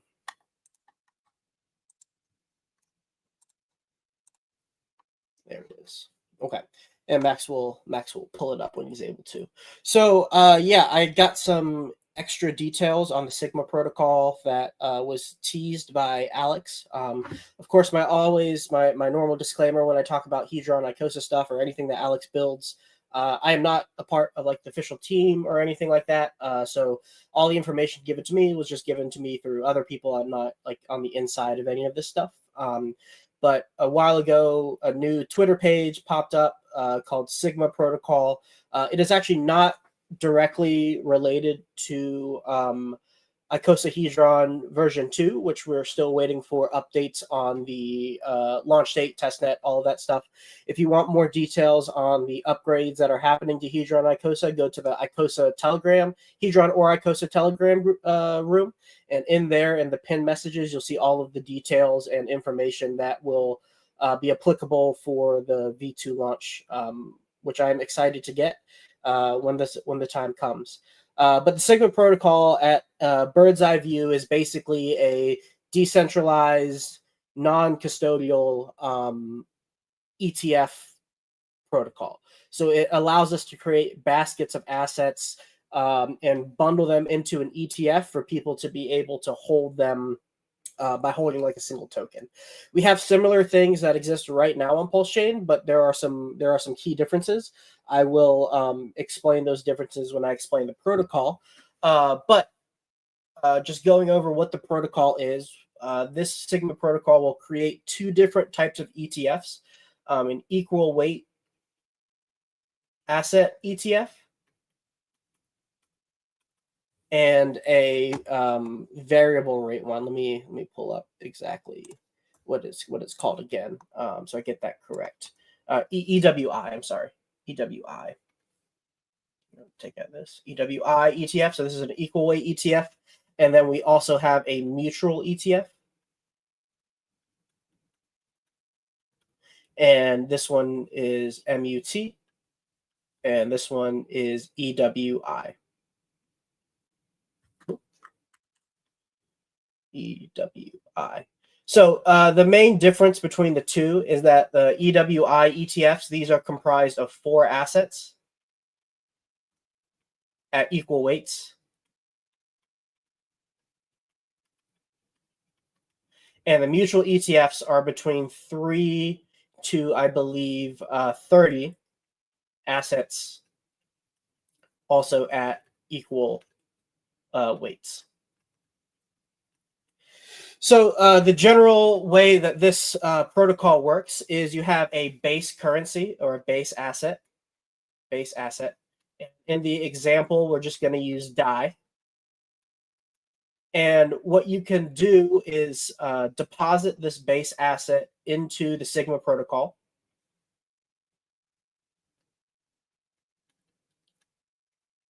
And then what the Sigma protocol will do will swap that asset for the ETF assets. So if we're doing an EWI, it's 4 assets at 25%. Let's just use the Pulse Chain core assets because there's 4 of them. So it'll swap it 25% into Pulse, PulseX, Hex, and Ink. And then the protocol will then spit you out. It will spit the user out an EWI token. And the number of EWI tokens represents your share of the ETF. So, if you put in $1,000 and there was only 1,000, and let's say you get 10 EWI tokens out from it, then your 10 EWIs would represent 100% of the shares. And then let's say somebody else puts $1,000 in and then they get 10 EWI tokens. Now your assets represent 50% of the shares. So it's a 1-for-1. What you put in is what you get out, and your share of the total percent of the EWI supply, or you can pretty much exchange EWI for MUT. It's the same mechanics behind both. The only difference is the number of assets that are backing that ETF. And so your percent of the total supply of EWI or MUT is your percent of the ownership of the underlying ETF. And what Sigma will do is it will swap this stuff directly on chain. So these will be DEX swaps. DEX swaps. So you have one asset that's deposited. In our example, we'll use DAI. And then the Sigma protocol swaps for the appropriate tokens in that ETF. And then it'll spit you out a specific EWI token. You can then, of course, take that EWI token, put it back into the protocol, and then it will spit you out the underlying assets of that specific ETF. So Pulse, PulseX, Hex, and Ink in this specific example. And so this is basically a way for us to create and hold a basket of assets on chain without a third party doing the custodial service of that ETF. You know, normally, like if you buy an ETF on Vanguard or Charles Schwab, Vanguard or Charles Schwab's are the ones that are holding those assets, and then they create the ETF asset to allow you to hold all of them at once. Now, with the Sigma protocol, we can do that for blockchain assets, and it's all on chain and decentralized and non-custodial. So that already, you know, improves the ability for us to hold multiple assets at the same time without the complexity of, okay, so I have $1,000, let me buy $250 of each specific token. Let's say you have an onboard that you're like, hey, I want you to buy all of the Pulse Chain assets. Instead of having them buy each one individually, you can now have them just buy the basket, the ETF, and then it will track the value of all of those tokens, one through arbitrage, and then there's also an internal. There are also the ability to use oracles to set the internal prices of the ETF. So this allows us also to provide liquidity with all four assets at once. So let's say, for example, you have a new token and you want it to be paired with all four of the core Pulse Chain assets. What you'd have to do is divide liquidity into 4 different pools and then pair it 25% into each of the pools. That creates some energy loss or some inefficiencies with the need for routing with bigger orders. This way, with EWI that's attached to the 4 core assets, you can take your new coin that you're wanting to create or a coin that you are a fan of, and you can pair it with all 4 assets at once and have it be correlated with all 4 of the tokens. There are fees associated with it. So every redemption and creation, so both here and here, there is a fee associated with it. The base fee is 1%. And that fee is dynamic based on the DAO. So there is a DAO and a DAO token called TAO, and that DAO can make proposals. And those proposals can change some of the parameters around the protocol, such as the fee structure, creating new ETFs with different assets, as just some examples off the top of my head. Those fees are then distributed to people who are staking the EWI token.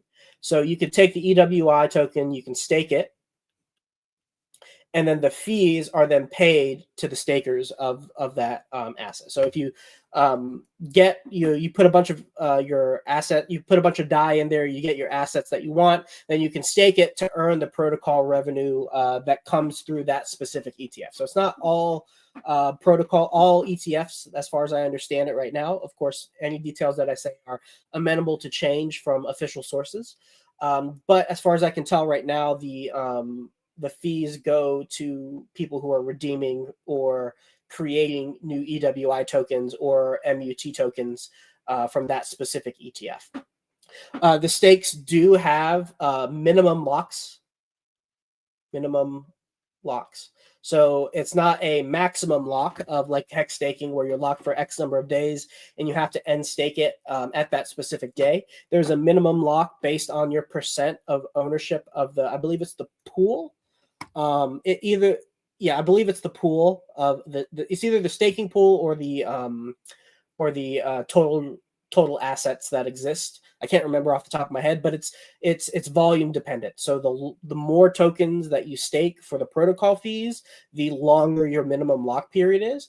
And from the details that I got, it is basically the same as ICOSA staking. So let me pull up the document on the side here just so I can read it exactly. Yeah.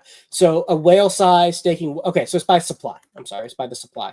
So a stake of greater than or equal to 1% is a 360-day stake. A shark position or 0.1% is 270. 0.01 or a dolphin is 180. A squid 0.001% is 90, and then all other stake sizes are 30 days.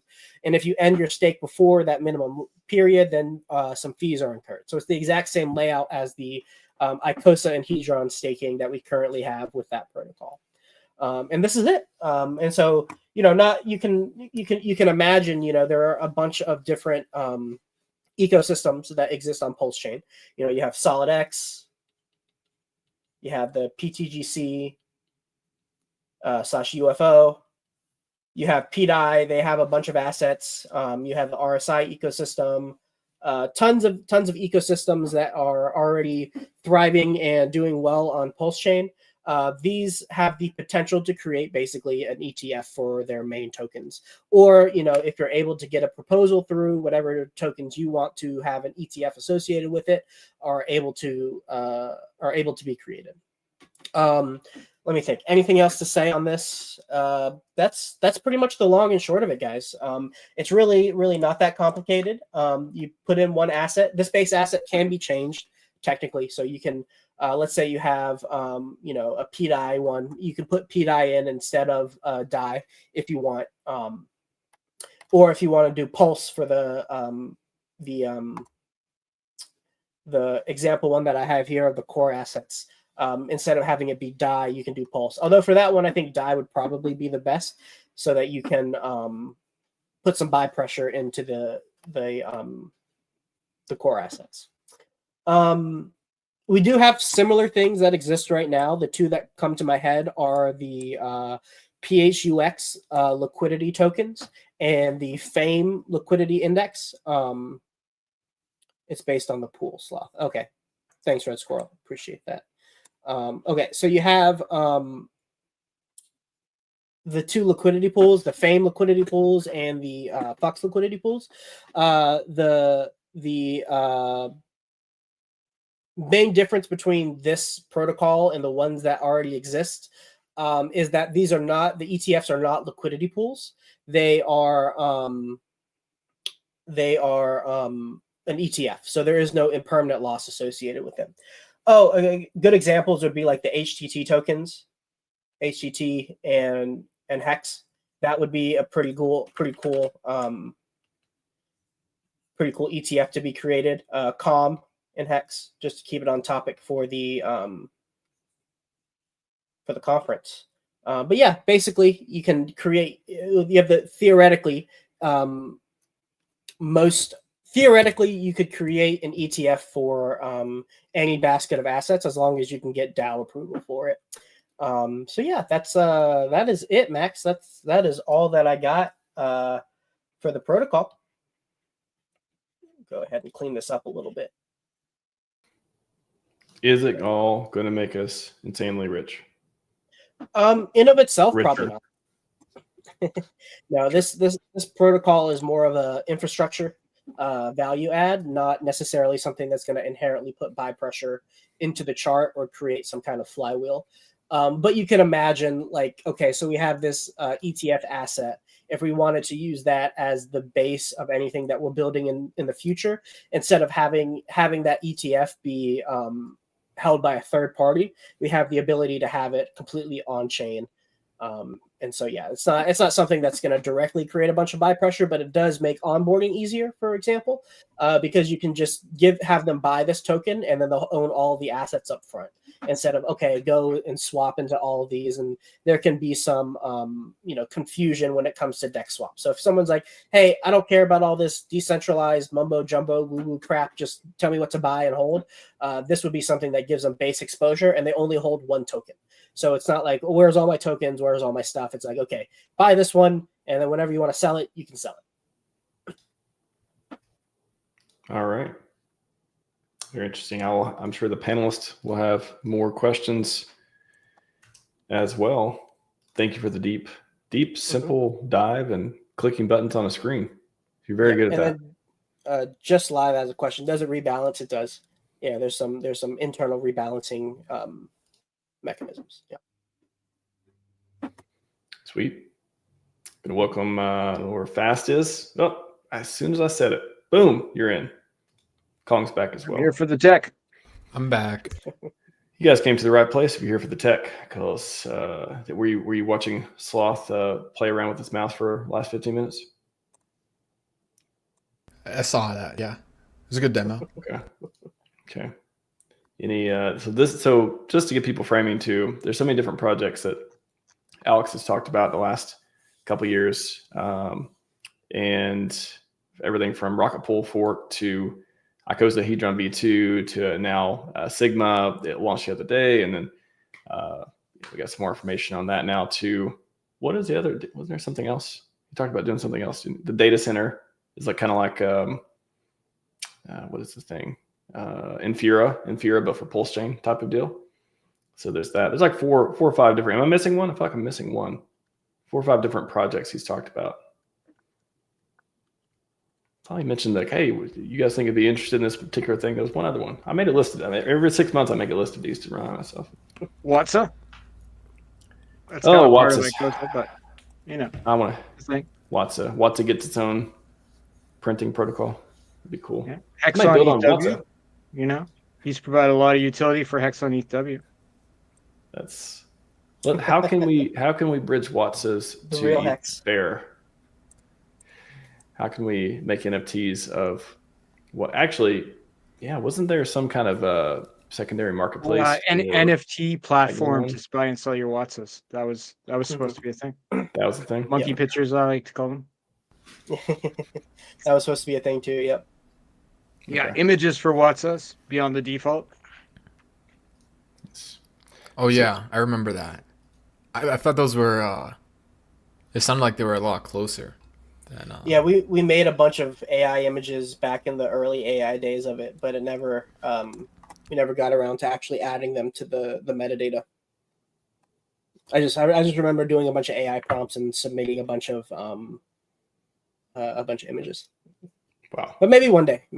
Whatever time you spent out back then, you can do it all in about 5 minutes now. AI is I know, right? Amazing. So yes, talk about Sigma, talk about ETF protocol. So just what questions are there? So this is another protocol from Alex? The Sigma thing is, yeah.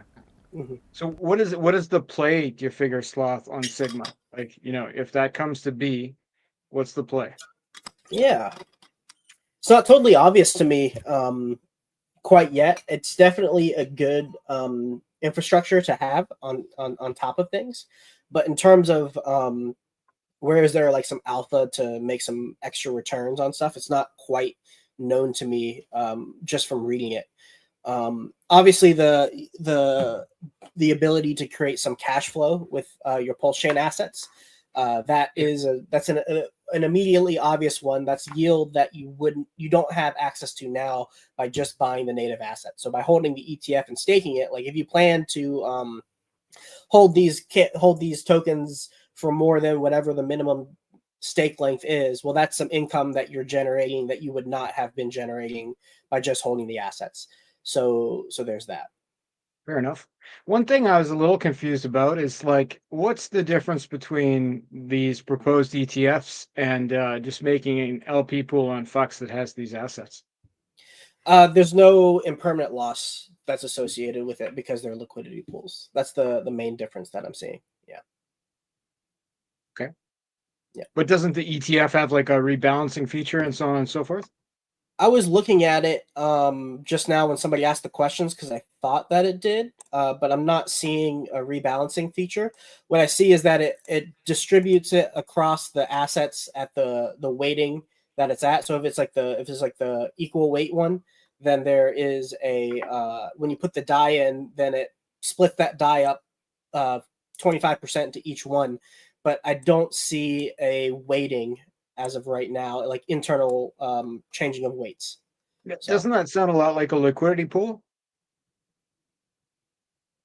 If it doesn't rebalance, then not if it doesn't, I guess. Yeah. Not if it does. If it does rebalance, then it would be similar to a liquidity pool because it would rebalance based on the asset that's going up. But yeah, if it doesn't rebalance, kind of like a normal ETF, if you have one asset that's running up more than the others, it's going to increase the whole value of the ETF, but it doesn't automatically sell into the other ones. But new money that's added in goes equally across the ratios at that point in time. Yeah, fair enough. I understand. I hope I So, am explaining that correctly. when ICOSA V2? I know you guys know. Tell me. 2 weeks is what I last heard. Yeah. Okay, great. Yeah. That So works for me. we'll have to have a test net first, as far as I can tell, or at least when the official information came out, there was talk Yeah. about test net will be launched first, which makes sense. You should. It's good practice to have a test net before you launch anything, if you're able to. And so that'll be like the first heads up, based on the official information we have. And like, how is he gonna? How do we think he might make ICOSA V2 better than ICOSA V1? Yeah, so the main thing is going to be the interoperability of each asset across Ethereum and Pulse Chain. So all of the features that we have right now for Hedron and ICOSA, like bidding on HSI auctions, for example, you have to use the native asset on that chain for that specific like HSI stake. So EHEX HWIs need to be bid on with eHedron on the Ethereum blockchain, and the same goes for on the Pulse chain side. But when the V2 goes around, both of the eHedron, pHedron, eHedron, eICOSA, pICOSA can be swapped for each other internally, or one for one. So it's like a bridge you can think of, where each of them becomes a wrapped version of another. And so that's going to theoretically stabilize the prices, as well as allow people to utilize both tokens on each chain, depending on where they see there's some value to utilizing those tokens. Yeah, that's probably the biggest utility add to the protocol. And then let me think if there's anything else. The NFT marketplace will be good, so you can buy and sell NFTs, specifically like the HSIs and the Watsas for the protocol, using Hedron and ICOSA, and maybe any other assets that they add on top of it for bidding. And then there's also some quality of life updates too for like the HSI auctions. So the end date of the auction will be spaced out over a period of time, so it's not like it ends at this specific time. It could end any time between this time. And also, when a new bid is added at the end of the so like towards the end, like let's say you have a thing auction ended in 5 minutes or like 30 seconds, somebody makes a bid, then it adds 5 minutes to the time. The additional time will be variable between like 5 and 15 Stop bots minutes. from sniping them as much, sort of thing. Exactly. So make it harder for bots, kind of make it so that it's fair for the intended user, the person actually clicking buttons. I'm down with the quality of life stuff, but like I'm sure you guys understand that the main thing with ICOSA is to have like the ICOSA to Hex ratio be in a spot where it makes sense to mint ICOSA by turning in your Hex stakes, right? So you have that potential arbitrage, which is always fun. But it also, that's what keeps the auctions going, is people trading their Hex stakes for ICOSA to market sell or do whatever, stake whatever they want. But the ratio has to be such that it makes sense, Makes right? sense, Which, it's probably around 60, 70 Hex per ICOSA, something like that. I used to have a little calculator some guy made for me that showed me that. It was a spreadsheet. It's really cool. But yeah, so how would he get the ICOSA price or the ICOSA V2 price to get up to that point and stay around there? Great question. So I'm looking at the official updates on the Telegram right now. And so it says the HMI. Oh, and that's another thing we'll talk about, the HMIs versus HSIs. But HMI buybacks will pay more ICOSA if under the ceiling using Hedron borrow leverage. So this provides a dynamic ceiling. So extra ICOSA, and then that extra ICOSA will be auto locked into a ladder to make it less like immediate sell pressure. But basically, the gap that currently exists with the price, which you can't control what the market sets the price as. The market sets the price at whatever it feels the value is, but it will give more tokens to make up for it, so it makes more financial sense to sell your HSIs with some locking periods associated with it, so that it's not immediately just like giga dumping ICOSA that second. It's more on a timeline. Totally. Okay. And the closer it gets to the ceiling, it seems like the less ICOSA you'll get. So that's the Okay, so you get, when it's further from the ceiling, you get more ICOSA, but the extra ICOSA you get is like locked, like perhaps staked with like some sort of time lock on it. So you're not going to jump the price automatically, but probably you'll get some liquid too. You'll probably get and the then ones that you're normally entitled to liquid right there, and then the extra ones will be locked over a period of time. Is what I'm seeing. Okay, and then if it hits that ceiling, then it's it's going to be it'll stop giving you the extra, so that it's less of a variance, like above or below probably the hex per ICOSA ratio that's desirable. There's also for Hedron the ability for leverage borrowing. So instead of the base amount of Hedron that you could borrow from an HSI, which before ICOSA was created, the only way to do these auctions was from a defaulted leverage position. And so now with the addition of leverage to it, theoretically you could borrow against it, get more Hedron, and then with the leverage, the probability of a default becomes higher. So there's I'd say that which will add probably, to the auctions, right? Yeah, I'd say that one's probably likely to be utilized. If I had to pick one of the two that will increase the volume of the HSI auctions, the leverage bar would probably be the less one, but it's like a tick in the direction of more HSI volume, which, as you said, is the fundamental engine of the whole system. Yeah. And because then if you have more HSIs, like hex stakes that are, NFTs that people can buy, then the price of Hedron goes up if Hedron is the only thing you can bid with, right? And then you can get Hedron by staking ICOSA, I do believe. So it makes all those things much more desirable. Yep, exactly. And HSIs also get an update too. So from HSI to HMI, hex minting instance, kind of, remember back in the day when Richard changed the vocabulary or the terminology from staking to mining, kind of this is in line with that as well. And I think the biggest thing with that is the where is it? That there is an extra function that allows you to claim airdrops on those HMIs. So on current HSIs, if you have an HSI, something like COM, for example, is a great example. You can only do it with a native stake. It appears that with HMIs, you're going to have that functionality to run arbitrary functions outside of the normal HSI base functions to be able to collect those airdrops. So the whole so COM will work on top of HMIs, is what we're thinking. Yeah, that's what it's looking like. Right any sort of airdrop, there's like a rescue token function in that contract where you can pull out tokens that aren't hex from that contract. Okay, I think the way that it works on a tech level, which I know you're all about the tech, fast Abdul, is it basically allows you to run a it allows the ability to run other functions outside of the HSI base function set, which is what you can only do now, which is like start, end, borrow, and pay off like your debt, or sell to the ICOSA contract. Arbitrary functions. You can run arbitrary functions. I believe that's what it's called. So that, and there were some other airdrops back in the day. I'm trying to remember. I'm trying to remember the ones. This is so long ago. What was it? Years.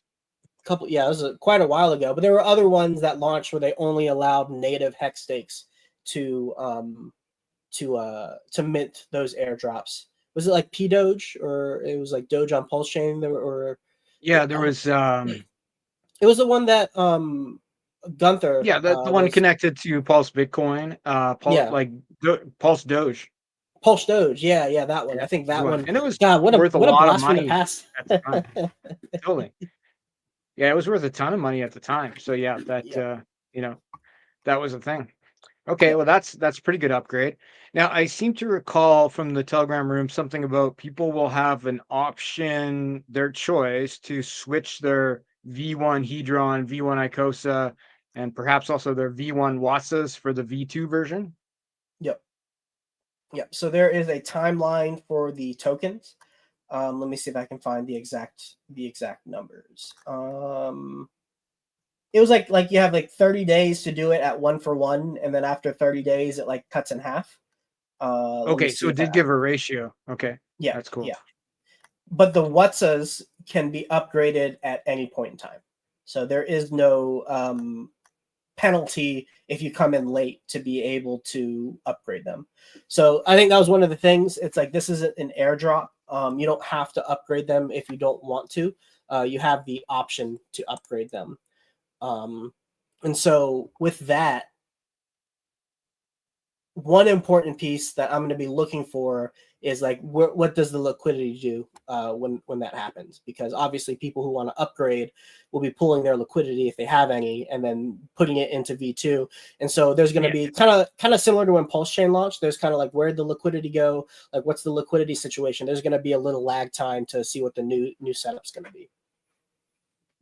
As far as liquidity goes, the one part that I'm not necessarily concerned, but just curious about how it'll turn out, or if there'll be changes made because this may be an issue, is if there is a one-to-one exchange, like if ICOSA on or not Hedron on Ethereum is worth the same as Hedron on Pulse Chain, that is not the current case, right? For Hedron or ICOSA, right? So that would be a big weird arbitrage moment if that were to happen. Yeah, basically, if you are purchasing any of these assets in preparation for V2, you want to buy the cheaper one. Because even though their prices are not the same across the two assets right now, on V2, they will essentially be the same token because you can always go from one to the other at a one-to-one ratio on V2. So I wonder if you might renege on part of that deal, though, in terms of, that because we have the new V2 Hedron, which is the same on both chains, right? But which makes sense for the Pulse Hedron version because that's the higher priced one. But I'd wonder if he'd be like, okay, and the one from Ethereum gets you half of a V2. Because like on the back because of the price is different. Like I wouldn't be mad. Yeah, it's possible. None of the details that were shared are set in stone. Obviously, the things that are set in stone is the thing that are published on the blockchain. Those are the real rules are when the contract is published, not what's talked about beforehand. One of the things I think may make a big difference, and I'm pretty sure this will be part of the plan, is when they move to V2, the stakes that are getting the bonus Hedron, I'm guessing they're not going to get bonus Hedron in the V2 version.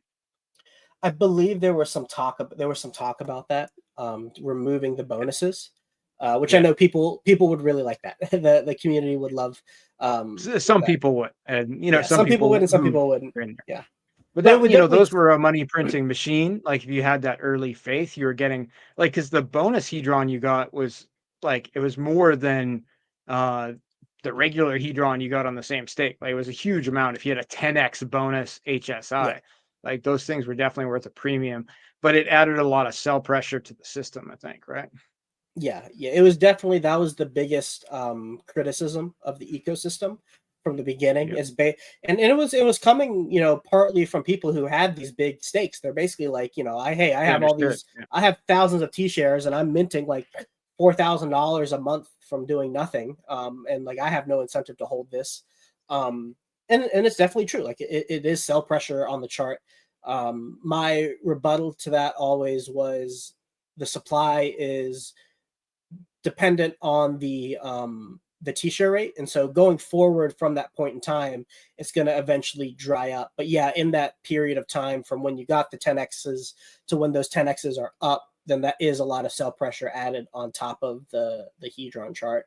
So that there were talks about potentially removing that for V2, but we'll have to see what is actually announced when it comes. This is another interesting one. There is for Hedron, if you bid on an auction, there's a 0.369% fee for each bid placed. So this disincentivizes micro bidding. And then those, of course, are given to ICOSA stakers. So there's another revenue source for the ICOSA stakers as well. Right.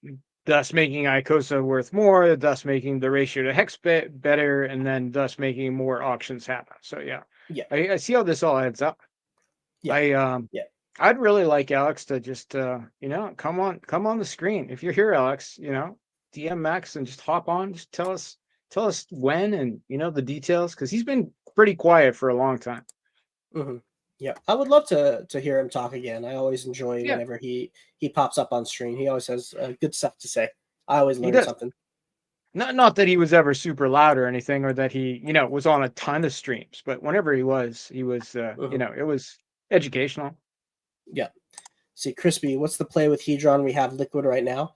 What I'm doing for my liquid Hedron, I'm just holding it. I haven't added to any of my stakes because they're not as lucrative from a cash flow perspective.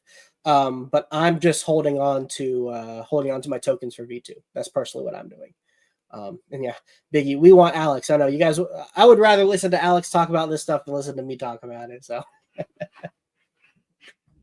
I get that. Well, the information that was released indirectly from Alex about the Sigma thing, I find that encouraging, because like, even though it's not him on the screen, it's like recent news from Alex, right? Like, yeah, and if there's one thing I've figured out from all the thousands and thousands of times I've DM'd him, sent him monkey pictures without him replying, is he doesn't really care of what we think, right? Like, he's just doing his own thing. Yeah, and I think an important thing to remember is he's a one man show. It's not a team or anything behind him. He's doing all of the coding work, all of the front end work. Of course, he is a person in the real world who has a job and real world responsibilities as well. So this is it's impressive all that he's built completely on his own, and he's good enough to do it all on his own, and so that's what he's doing. Yeah, he's a real dev. There's not very many real devs that are as public facing as he is, right? It's I keep my guys in the back room because they super autistic. They got to stay back there.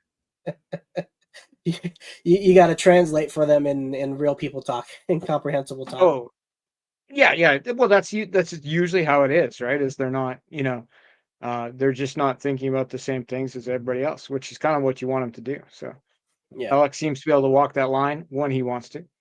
Yeah, I think I remember Fashion Coder, her job, like her IRL job, was like the liaison between like the management and like project and like the devs, and it's like that makes someone who can articulate things and knows what's going on to talk with the coding people and then translate it to real world speak. That's a whole job in of itself.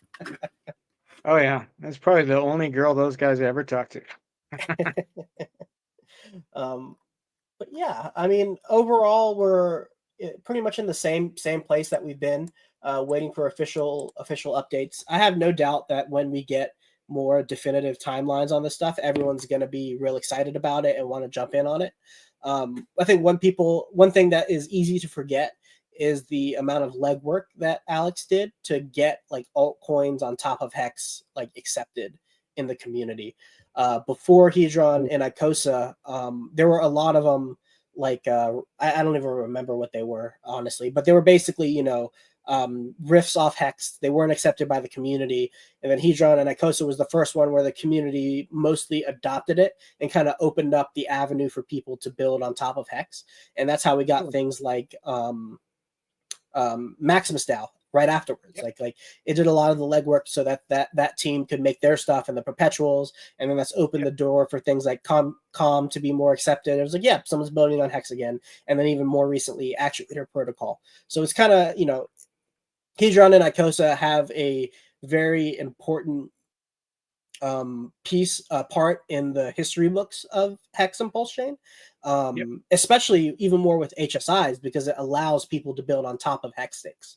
Like even if the price does nothing and goes to zero, that piece of tech right there has been a value add for the ecosystem overall. Well, I think that was essential for Actuator to have that HSI option. I think that's built into their code.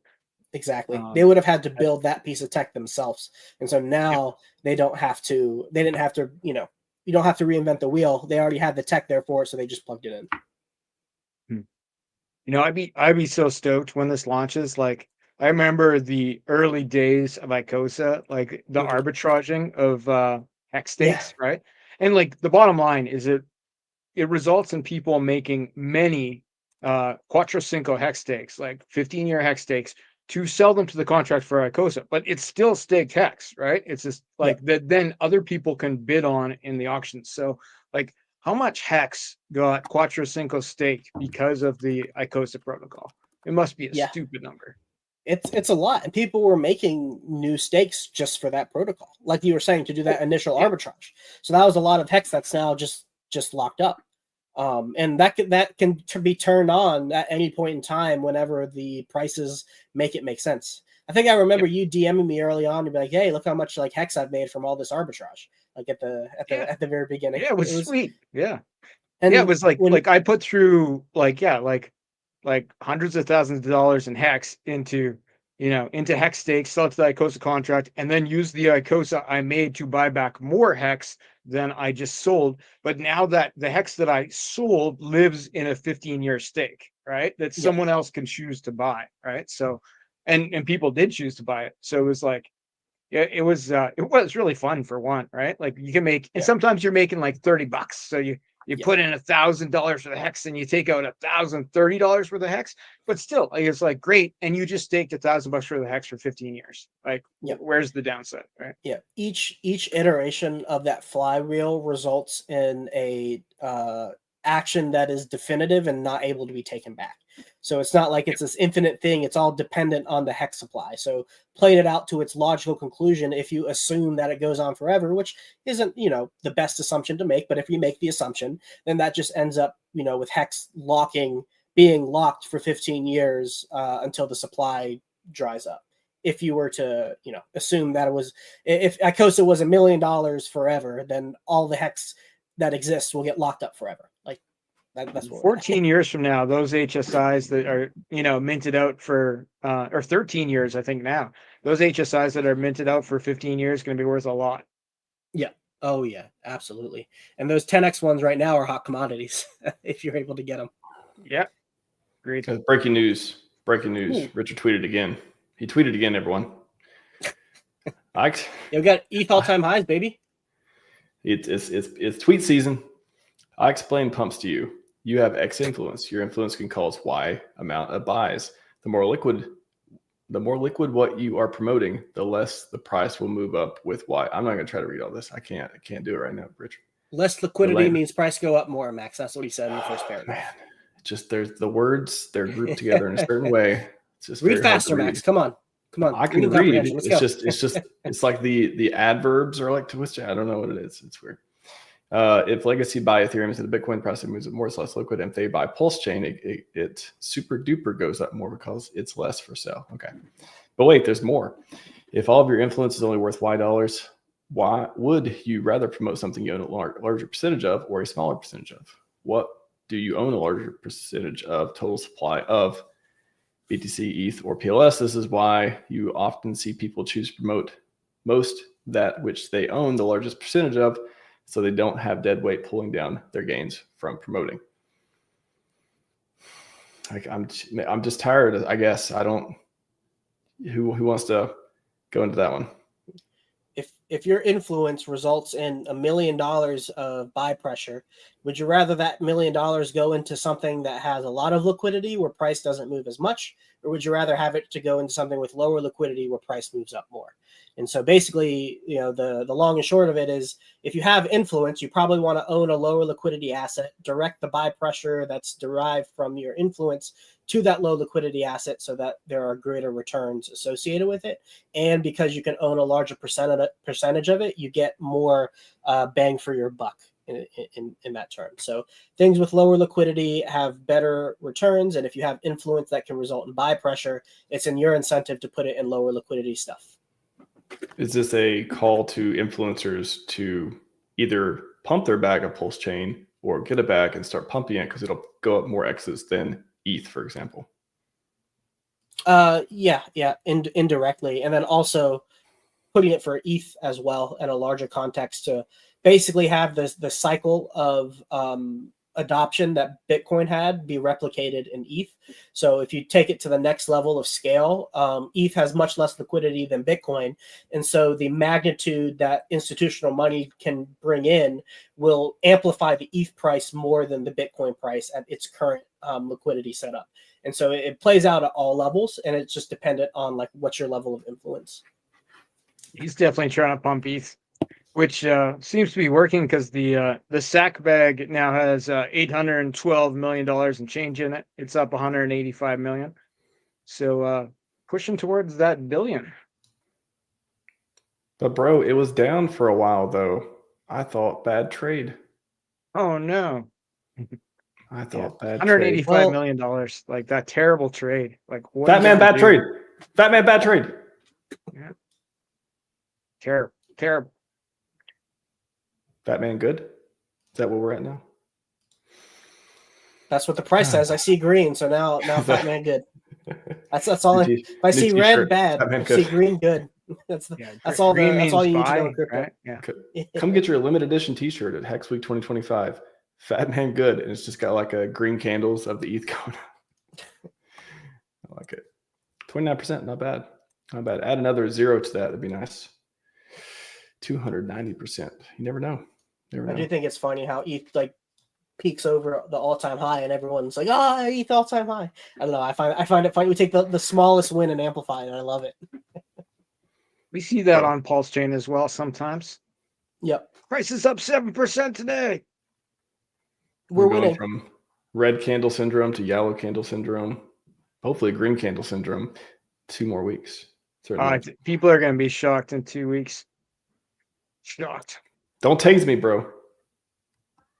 Well, I was impressed by the candles that we're seeing on ETH. I mean, things were, it was looking like we were coming in for a retrace over maybe a couple weeks. Like I was like, oh, we'll probably consolidate here for 1 to 4 weeks, something like that, build a new base and go to all-time highs. But literally in today, we engulfed all of those candles from when we got rejected around 4,700. So, I mean, that's just like a micro, not a micro, but it's a micro example of what can happen on Pulse Chain. Like you can turn around like that, and you see it all the time. Like literally one day things are going down, everyone's all upset and depressed, and then one big green candle happens, and all everyone's a genius, and everyone who wasn't in it is an idiot all of a sudden. Don't snap your fingers at me. Microaggression. I'm sorry, I forgot how sensitive you were, Max.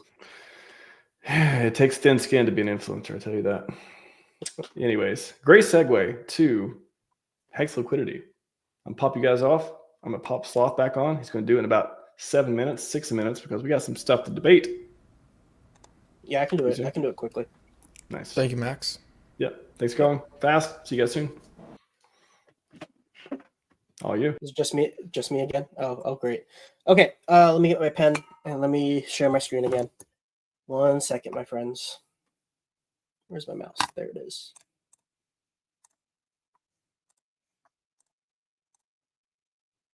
All right. Pull me up, Max. There it is. Okay. So when talking about Hex liquidity, there are 2 different, I guess, epochs, you could say, of the liquidity set up for Hex. And one is pre-Pulse Chain. And then the other is post Pulse Chain. Okay. So pre-Pulse Chain, the liquidity setup for Hex was pretty straightforward. It was just Hex and USDC. This was the main liquidity pair for all of the ecosystem. And this was really cool in a lot of ways. And Richard talked about this a lot because the USD price of Hex was, I would say, it was like foundational price. So it was a real USD price because Hex was directly redeemable for USDC and not say like ETH, for example, and then you have to go and sell the ETH to get the USDC through routing. And so pre-Pulse Chain, the Hex price was like the foundation of it was strong, and it was a real price. It was like real liquidity with USDC, and it made the price chart reflective of the ratio of Hex to dollars that it was redeemable for. And it also made the Hex price independent of ETH price from a ratio perspective. So if ETH was going up, Hex did not get a free ride on top of the ETH price going up because its value was not derived from ETH.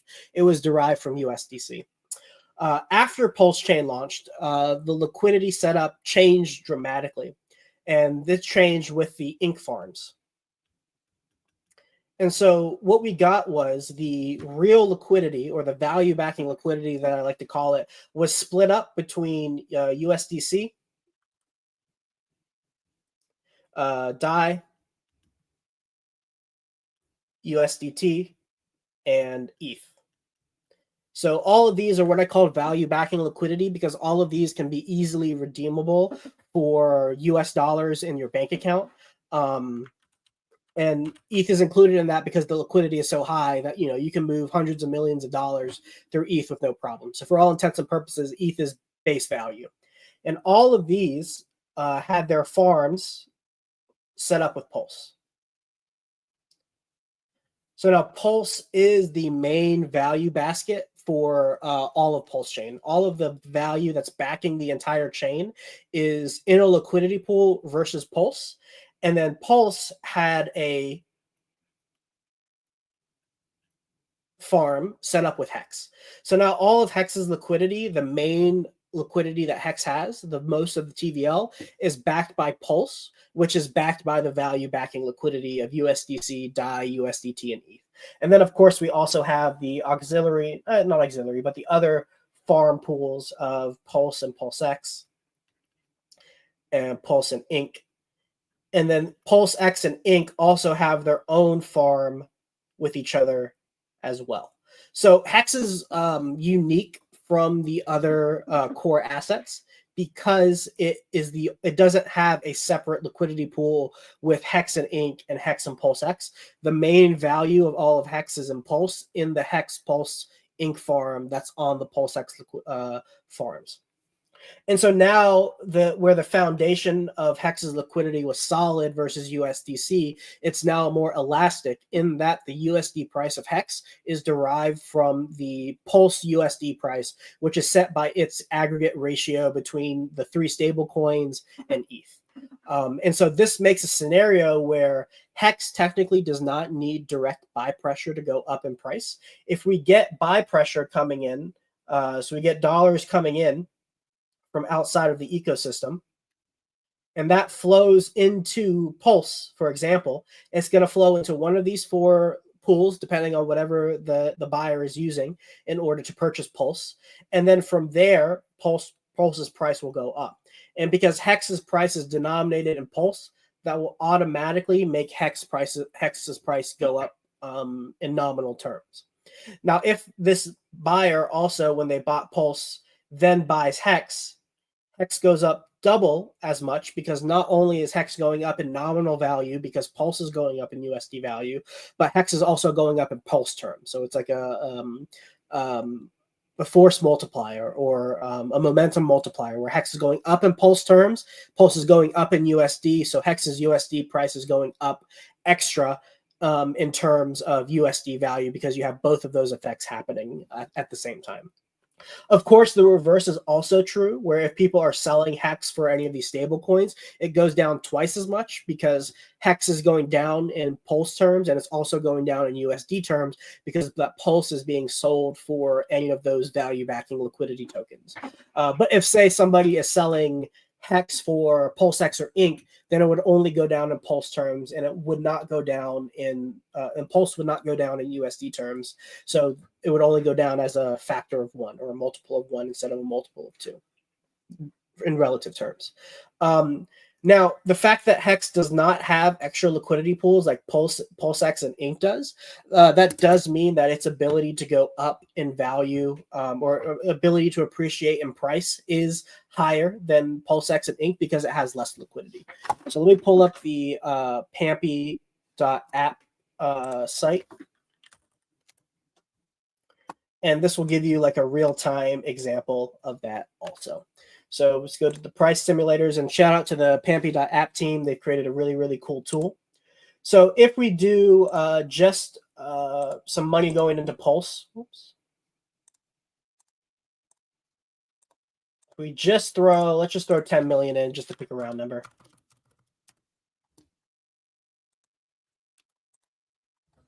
So and this is a really good example on how like when Pulse goes up in price, all of the core assets go up at a 1-to-1 value, assuming no like ratio trading or switching.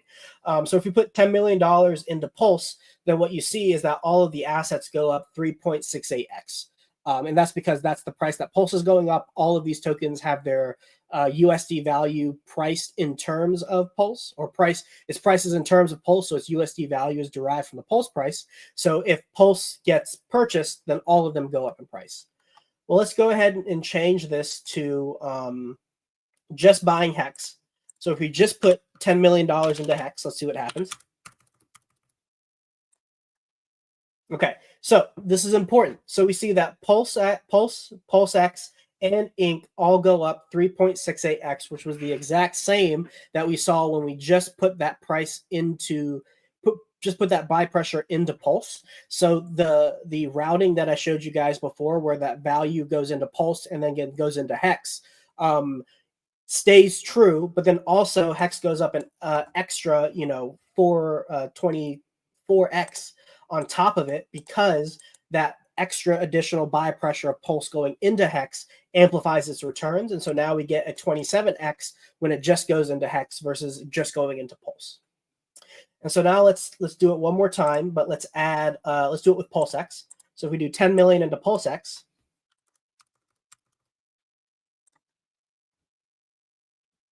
now we get an interesting situation where Hex goes up 3.68%, which is in tandem with the Pulse amount that goes up 3.68%. So this is the same routing that I talked about before. But if that same buy pressure goes into Pulse X, all of a sudden you see we don't get the 27x that we got in with Hex. We only get a 9x, which is still amazing, but it's not a 27x. So the green candles that we get are not as drastic. And also you see here that Ink goes up a little bit more, 8.21x, which is because there's that liquidity pool between Pulse X and Ink. And if we switch this to Ink, we just put $10 million into Ink.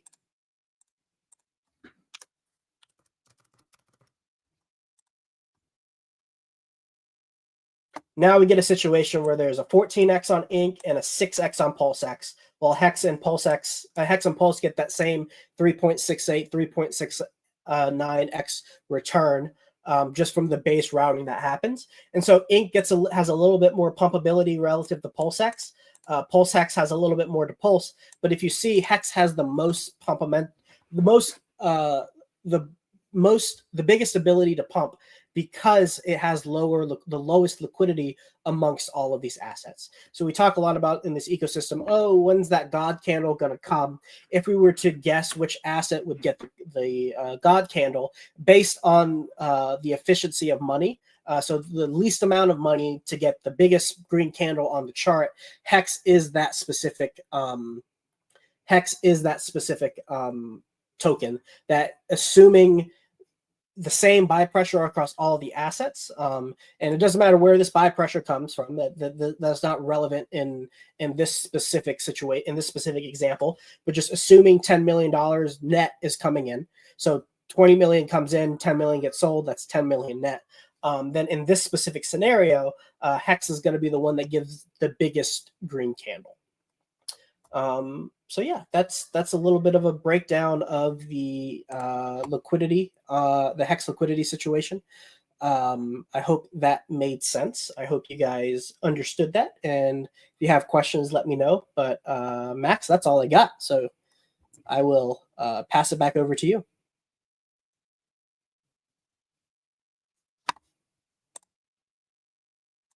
Whenever he comes, I'll just answer any questions you guys have until Max comes back. But so Johnny says, so what you're saying is Hex destroys everything. Yeah, and this kind of goes into what we were talking about with the tweet that Richard Hart gave, like, oh, hey, where's your money most efficient if you want returns in the lower liquidity asset?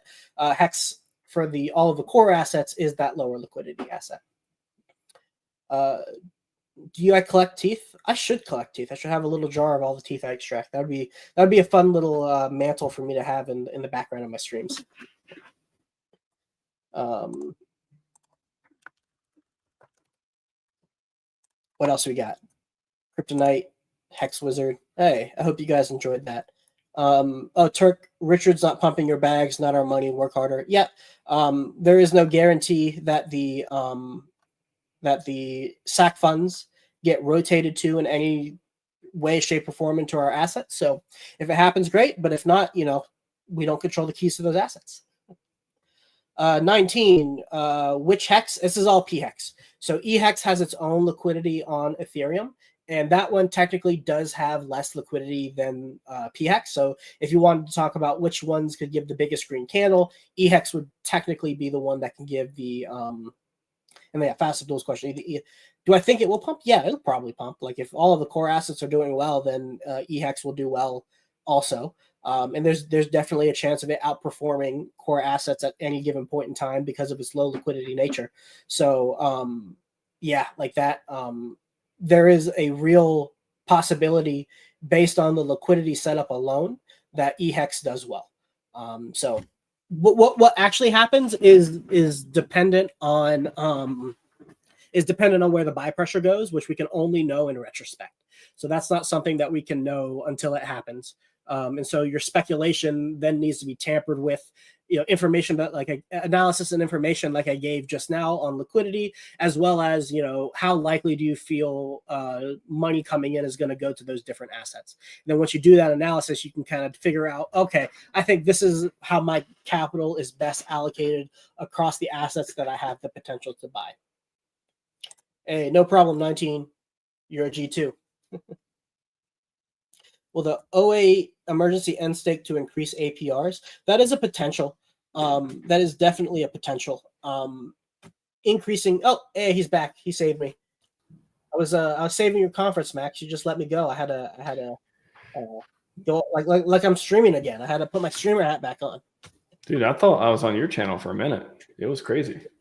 it was a crypto sloth 15 minutes for a second there. What do you call it? What's the most unsearchable streams you do? It's like sloth chill hours. Like, can you put a pulse chain tag in there, bro? Like, come on. What can I say? What can I say, Max? I'm not all about the numbers and the attention like you. I just like a good old fashioned hangout stream. I wish I could say I understand. Yeah. But hey, you know what? I give you your props where they're due. You beat me in the who's the better YouTuber / influencer battle that we were having back in the day. I think you definitively won. At this point, I don't want to win. I'm just I want to finish up Hex Week and win this debate real quick, and it'll be good. It'll be good. Well, hey, at least you still give me a chance to stay relevant. You still give me the opportunity to come on camera and poke my face in. So I appreciate that. Your brain thinks real hard when you want to. So I like that, especially when you talk Hexy to us sloth. All right, man. You coming back? You come back, right? Aren't you? Sometime? I think that was it. I'm on the panel, right? And debate panel. Okay, cool. What are we debating? Oh, you're about to find out. Okay. About to find out. Transition.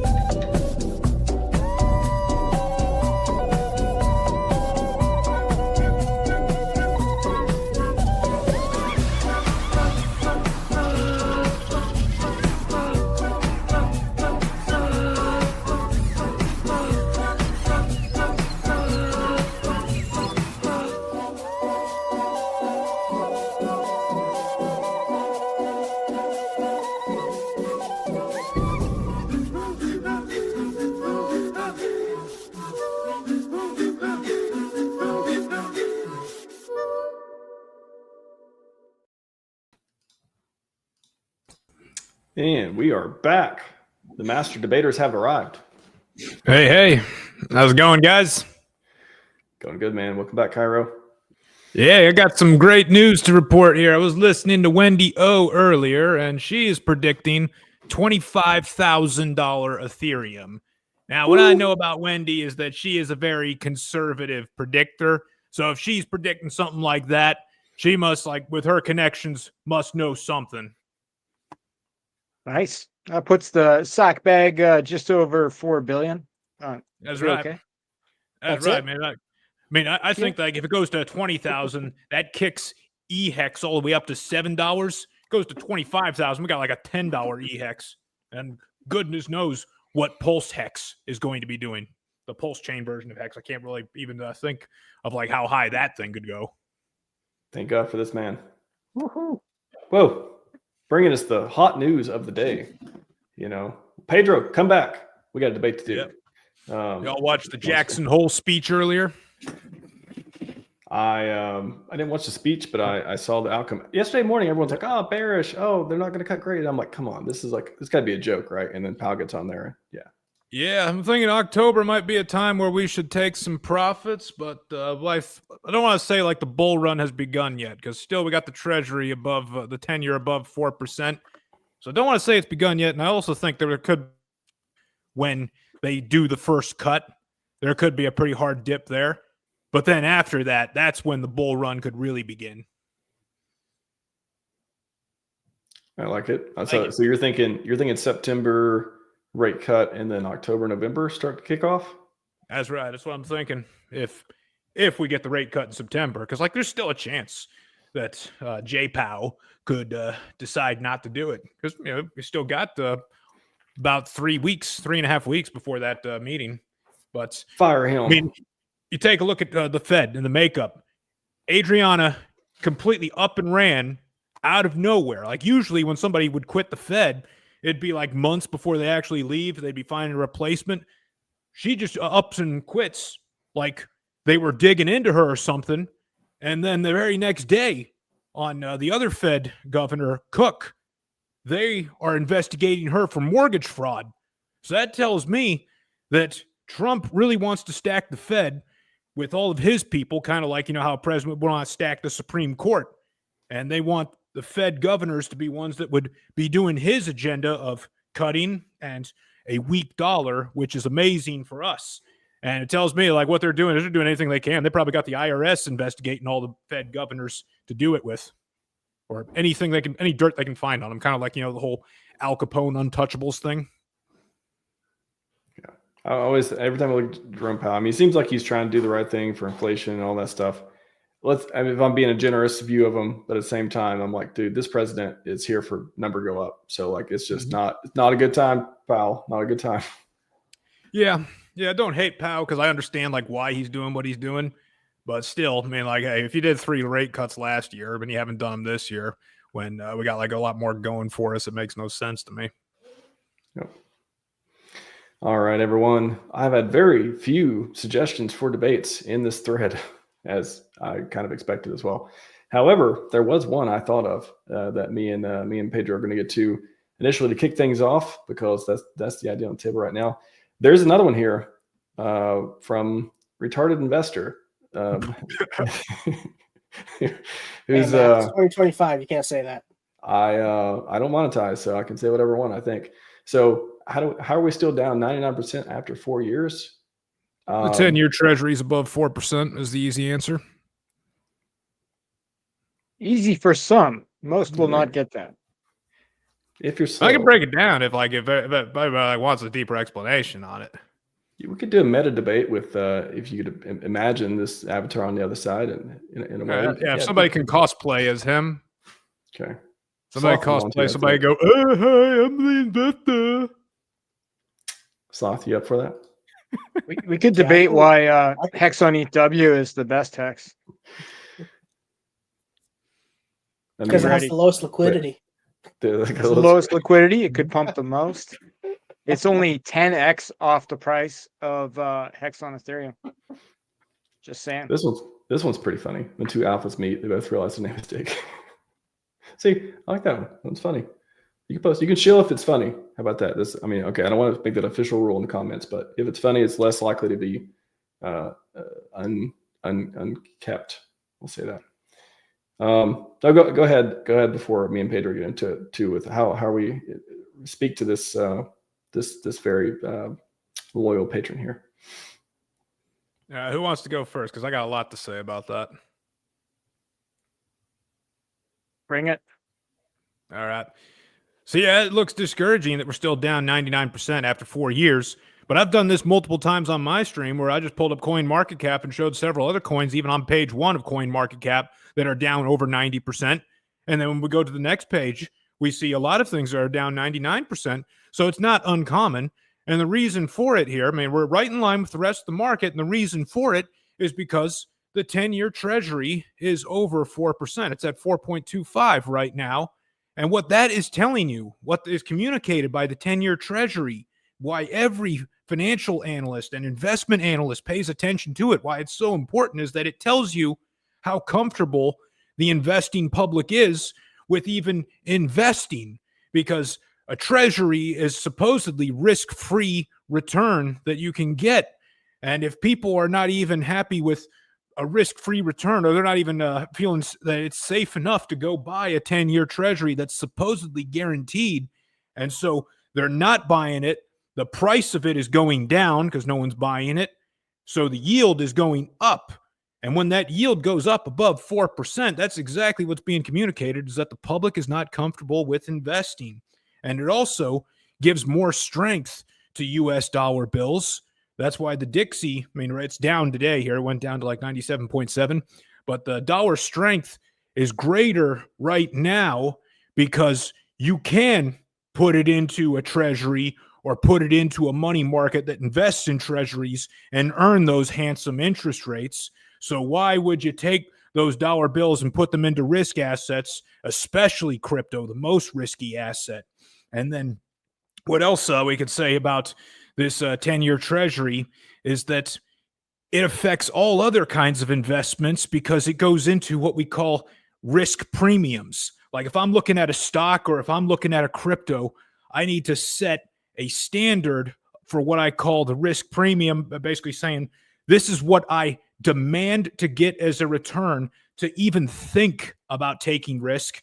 And the risk-free rate is part of that equation, but I want a little bit more than the risk-free rate. So really a risk premium right now would be something like at least 8%, but the higher that the risk-free rate, the 10-year treasury is, the higher that risk premium is, and the less likely a risk asset is able to meet that risk premium and justify that kind of investment. Man, I go on all day about this right here. Like, you guys want more, or have I said too much already? But can I ask a question? Hi guys, by the way, sorry. I'm Welcome, going to Pedro. speak like in. Hey man, sorry. Yeah, my internet kind of sucks, so I'm not sure if you can hear me well or not. I can hear I'm you. on my Can't phone, see by you, the way. so we can hear Okay, you. perfect. Okay, awesome. But yeah, I got a question. So how do you explain, Bitcoin pumping from 20K to 120, or Solana, or fun memes, or I could pick like so many examples, right, of things that have been pumping for the past 1-2 years, right, including like assets on Pulsion, right, like PDI or other P copies, for example. So how do you explain that? All right, let's take them all one by one. Because like Bitcoin, what we know about Bitcoin is that it is its own case here, because in past bull markets, it has always ran ahead of the rest of the crypto market. And that's just because it's the oldest, it's the easiest to buy, and it has the most holders in it and everything. And in this particular case right now, we're talking about Bitcoin ETFs. There's actually a Bitcoin mutual fund already too. And then you have the Grayscale was involved with it as well. And you also are getting to hear about government strategic reserves in Bitcoin. So it makes sense that those things are pushing it up. There's a lot more institutional activity in it, whereas all the other cryptos don't have that yet. They're all further behind before like institutions have even gotten to them yet. Solana, that's another case. It is an older one, and it has been doing a lot more activity in this cycle than it had in previous cycles. But also, we got to remember, Solana, it got beat down pretty bad before it had this great big run up. A lot of people were thinking after FTX that Solana was going to die and would never come back. So it really came back from the dead, which is making its current run look so great and everything. Because when you're at 200, but you started at like $6 or $7, yeah, that looks awesome and everything. But we also got to remember, hey, Solana was at like 260 at the top of the last cycle, and it fell from grace from there. So really, a lot of what it's got right now is it's just got back some of what it had before. I think that like the highest it ever went to so far this cycle was that it kissed 300 for a little bit. But that was in December when everything was going up just before the last rate cut that brought everything back down. So that would be the story with Solana. I think we'd have to just look at all of these coins on a case-by-case basis for the most part, because there are some outliers, like especially on Pulse Chain.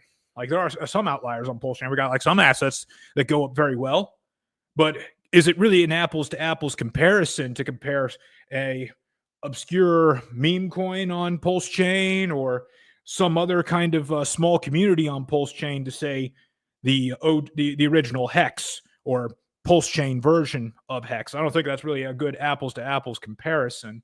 So yeah, some things are still going to have an outlier run at first, but I also think this here, like knowing what they're going to be doing with stable coins and how they're going to use stable coins via the Genius Act to make the Fed less, to make the asset market less dependent on the Fed's actions, and how they're going to use stable coins to bring down the yields on treasuries. I think none of these coins, not even Bitcoin nor Solana, has even done a fraction of what it's capable of. Because really, Bitcoin hasn't even done a 2x yet from the previous top.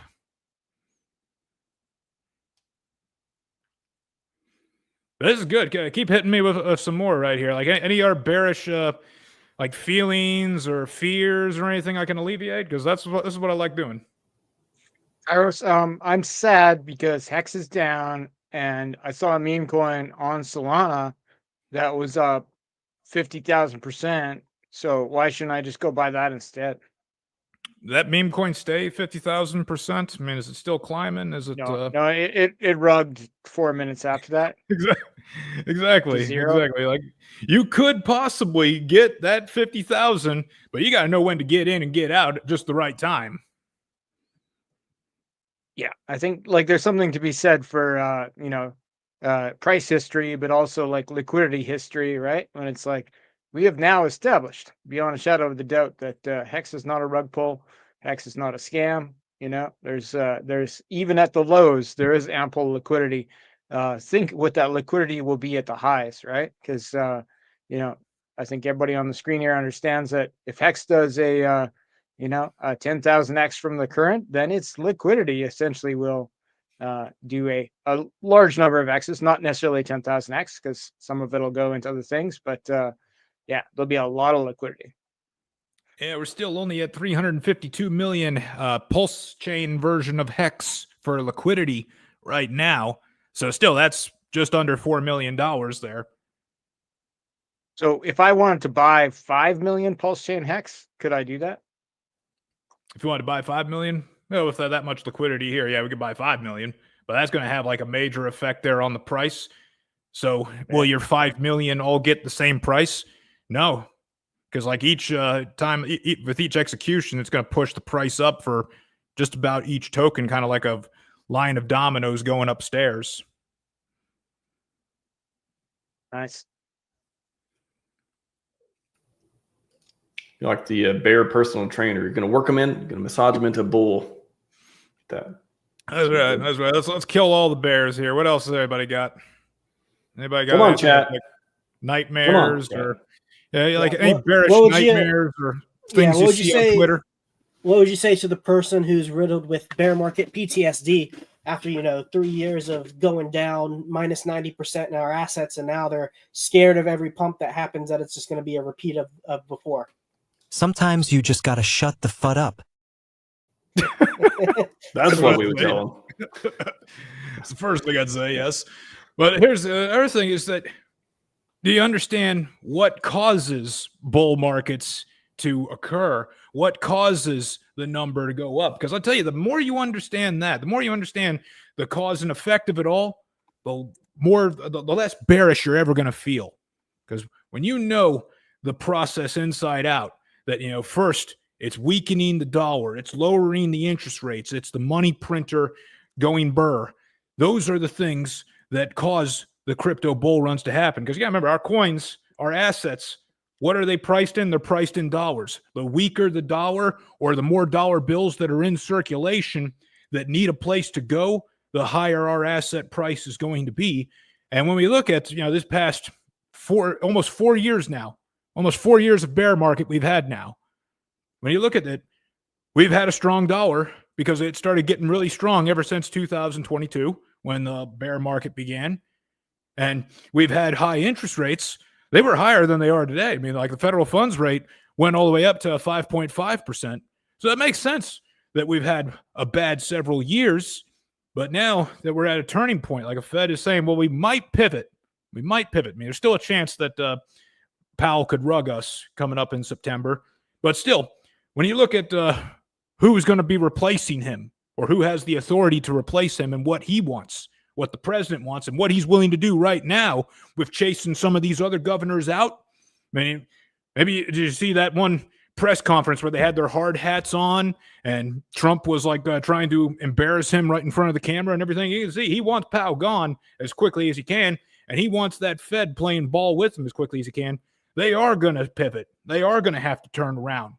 So it is going to happen at some point where the dollar will start getting weaker, and as that dollar bill gets weaker, asset prices across the board, not just crypto, but stocks, gold, they all end up going up for that. Because you notice, like, historically, I think Sami pointed this out here, historically, stocks and crypto seem to peak at the same time.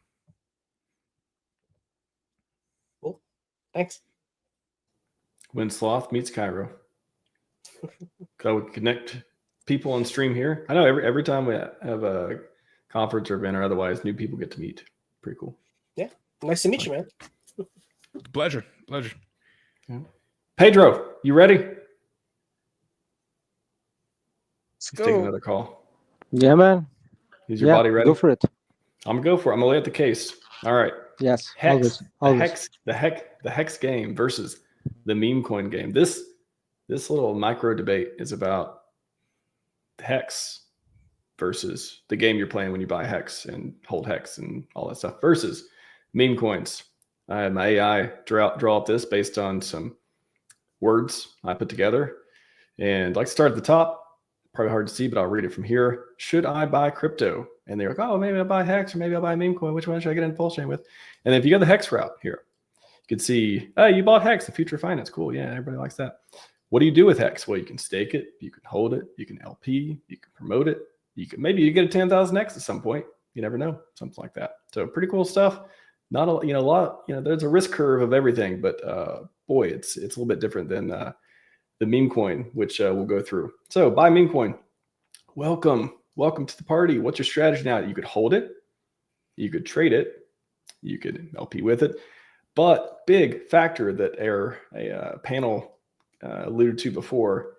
Go down. Hold on. Okay, sorry. Will the project rug? Did it rug?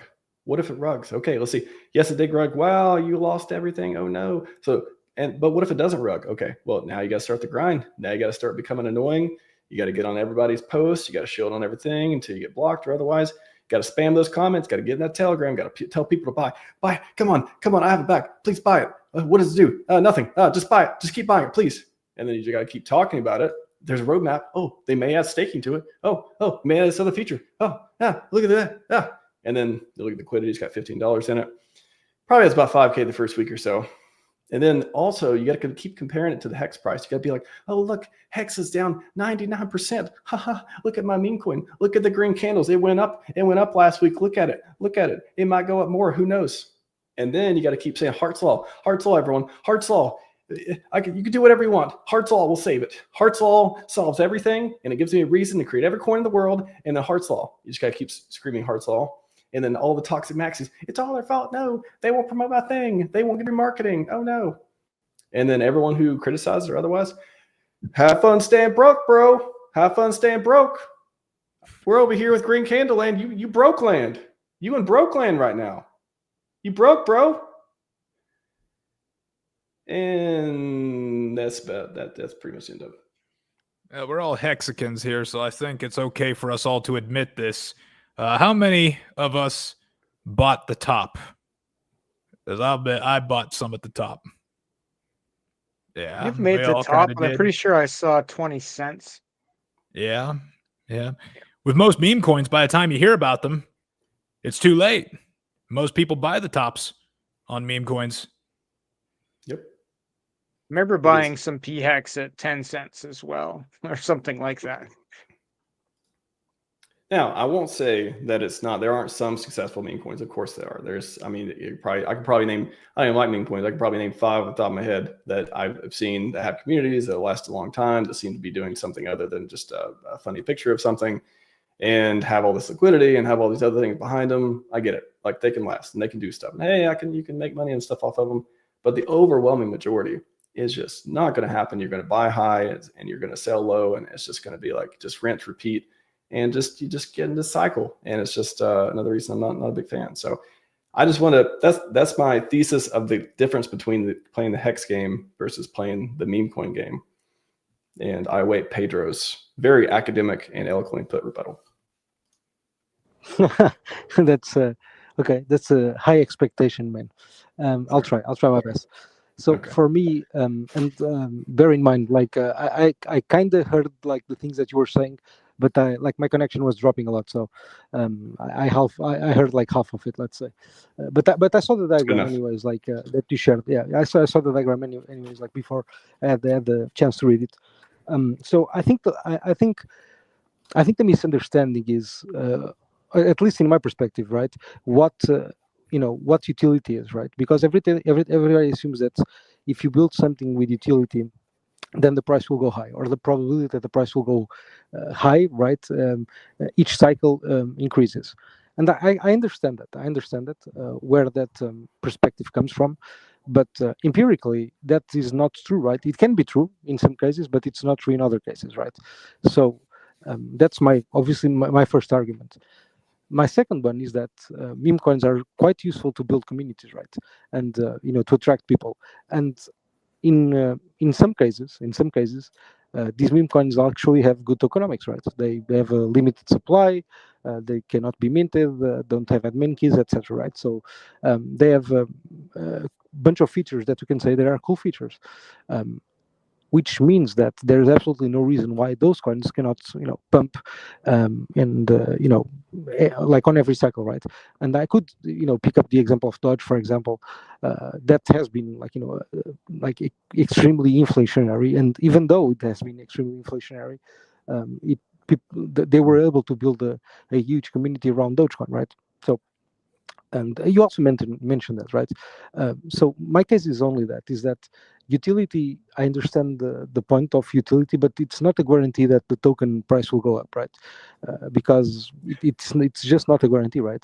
I don't think the main point is utility, though. That's definitely one thing. But I think just the 6 years false operation, billionaire, backing it, all that stuff. It's like the risk is so much more with meme coins because it is one of those enter low, sell high. Hopefully you can do it again 5 times to get rich. That's a very, very different game. So I'm pointing out, like, it's not even about utility. Like, yeah, of course Hex has utility, more utility than average meme coin, but it's like the chances of it rugging are so dramatically less, talking about Hex, than a new coin that just came out. Yeah, sure. Like I can absolutely agree with that, like 100%, right? And yeah, there's absolutely no counterpoint to that. 100, like that's obvious, right? Hex has been around for 6 years.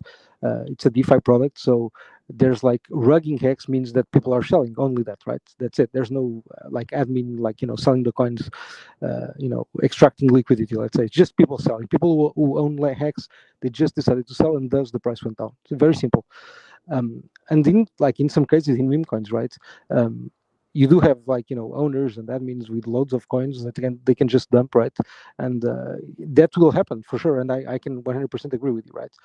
But in other cases, right? For example, Pump.io's coins, right? Those are like some of them have good tokenomics, good distribution, right? Where you don't have owners with a lot of liquidity, or most of liquidity is locked with an owner that has never sold. That says like stuff like stuff like that, right? So there's absolutely no point saying that those coins cannot pump. Kind of like forever, right? Because as long as the coins, get distributed well enough, right, through people that through cycles don't sell that much, there's no point in me saying that it cannot happen, right? Like Dogecoin, right, for example, where people just hold, right? That's the reason why it pumped again, right? Because a lot of people who held Doge at the time decided not to sell. And thus the same thing can happen with other meme coins, right? So that's only my point, right? I'm not saying that it's better or worse, because like better or worse it depends on your perspective. What's better or worse, right?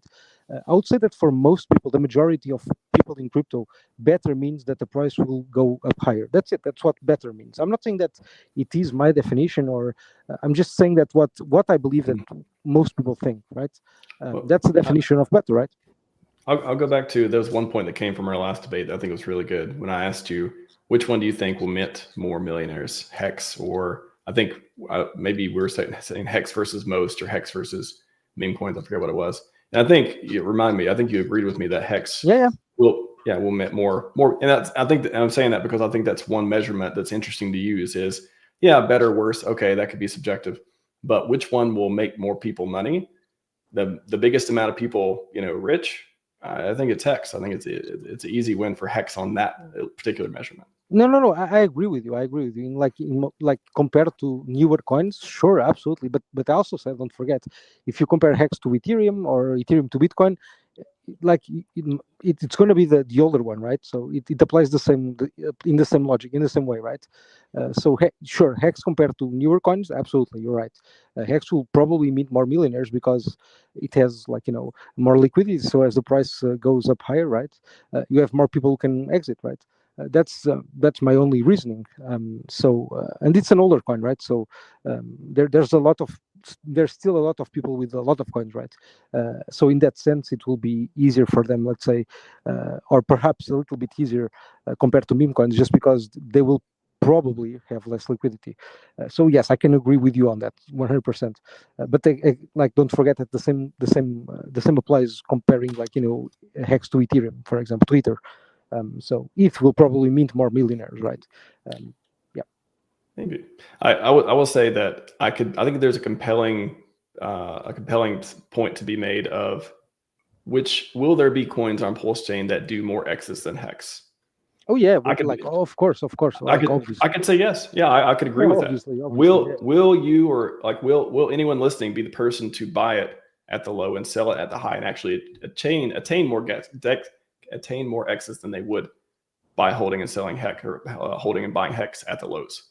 That's a different story. Will you be the one to capture those gains? Yeah, exactly. I can agree with you on that, right? Which is if you want probably less gains, less percentage gain, right? But more, kind of like reassurance, right? Because it's an older coin and it will probably still do many exits, right? Then sure, I agree with you on with every point. But we know that newer market participants like newer things, right? So that's why I'm actually super happy that there is a Pump Tires Hex, released by Richard Hart, because that's awesome.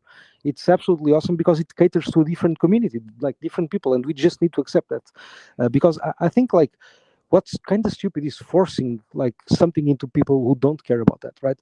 Oh, Hex is the best DeFi coin. They don't give a shit about that.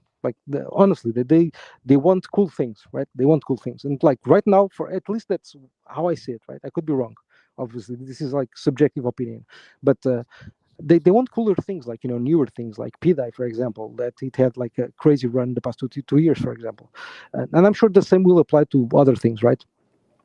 So it's very hard to force stuff on people that they don't care, they don't want to look, right?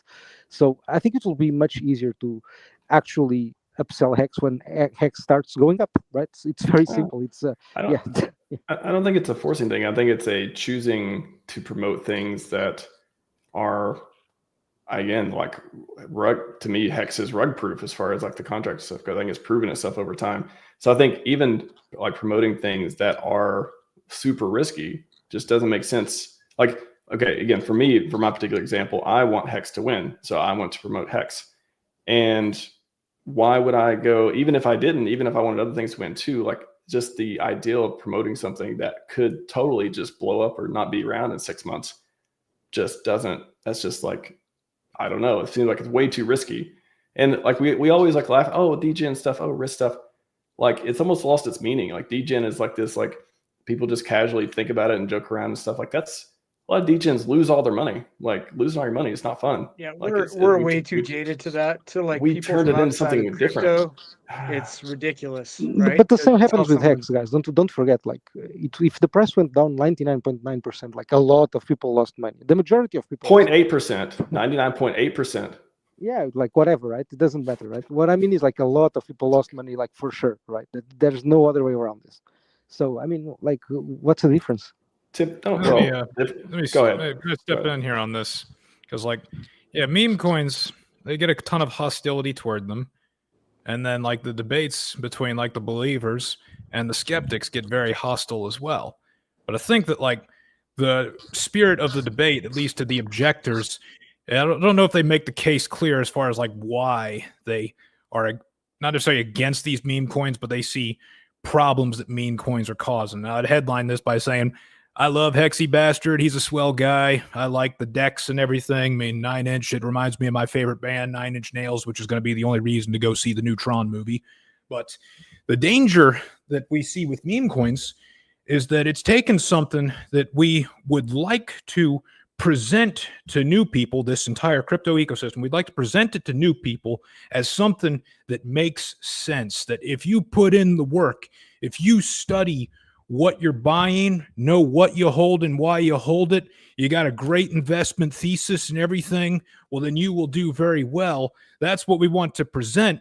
But when meme coins are introduced, all that's thrown out the window, and now we just have randomness here, and it's a matter of, well, is this meme coin a pun on the thing that's hot on Twitter right now, whether it's about a girl spitting on dinglings, or if it's about a squirrel that died, or if it's about something else, as opposed to, say, like the reasons and theses that we use to invest in the core coins. Like now with Hex, what's the reason we invest in Hex? Well, it's because we can stake it to protect ourselves from dilution. We have the lowest liquidity. We know what the inflation is going to be, and we know that the founder really stands by that coin. Or if it's PulseX, well, we got a great reason to invest in PulseX because every time we buy it, we burn some of the supply and make it more rare. But when it comes to a meme coin, we don't really have anything like that. We just have, well, it's a pun on something, or it's this funny joke. And when we go down that territory and we try to present this to someone new who is already drinking from a fire hydrant with the amount of information that they've got to learn, and we tell them, yeah, there's this other thing here where it can pump, it might not pump, it's totally random. I think that causes a new obstacle for those newbies and those onboards that we just don't want to give to them. We don't want to overload them with more obstacles to the amount of learning curve that they're already going to have to do. I mean, I understand that, but I don't think those are obstacles. Like if I say, oh look, there's like 20 meme coins launched by RH on Pumped Out Tires. So what's the problem there? I mean, what's the downside? I honestly don't understand. Ask the people that lost, got wrecked on them what the downside is, right? Like No, but that same applies to Hex, man. You cannot say, oh, the downside. Yeah, but the downside exists with Hex. Like yeah, but like over the 99.9%. the timeline is the difference. Like a meme coin, you can get wrecked in a day, right? Like Hex went down 98% in over the course of a couple years following the market.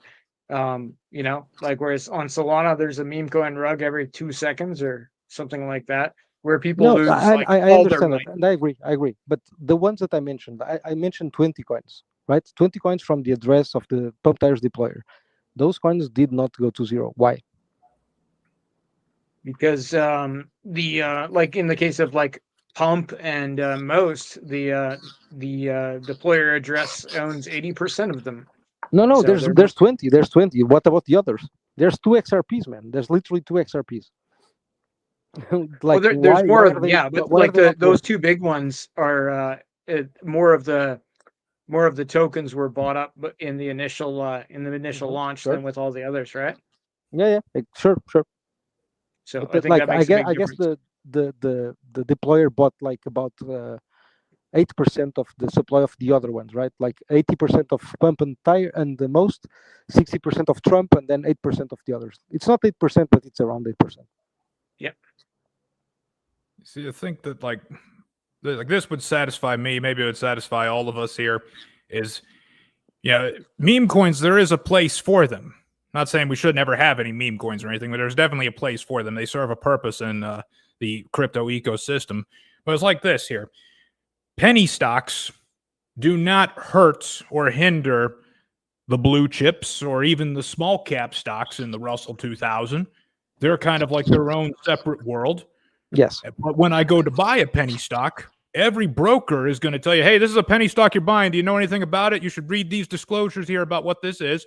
Or they put a special label on it saying, hey, this is a penny stock you're buying. If you don't know what that is, call us. We'll explain it to you. Or maybe they make you sign something because the broker doesn't want to be responsible for that kind of risk. That's how it would work in TradFi. What I would appreciate is just something like that similar here in DeFi, where if we're going to buy something that is a meme coin, it's labeled, hey, this is a meme coin. It's like, here's the disclosure. This is a picture of a euthanized squirrel, and you know that you're buying a community of people who want to support not euthanizing squirrels. And it's called Peanut with 2 T's. And I just want to make sure everyone understands that this is a joke and don't take it seriously. And wink, wink, don't buy it.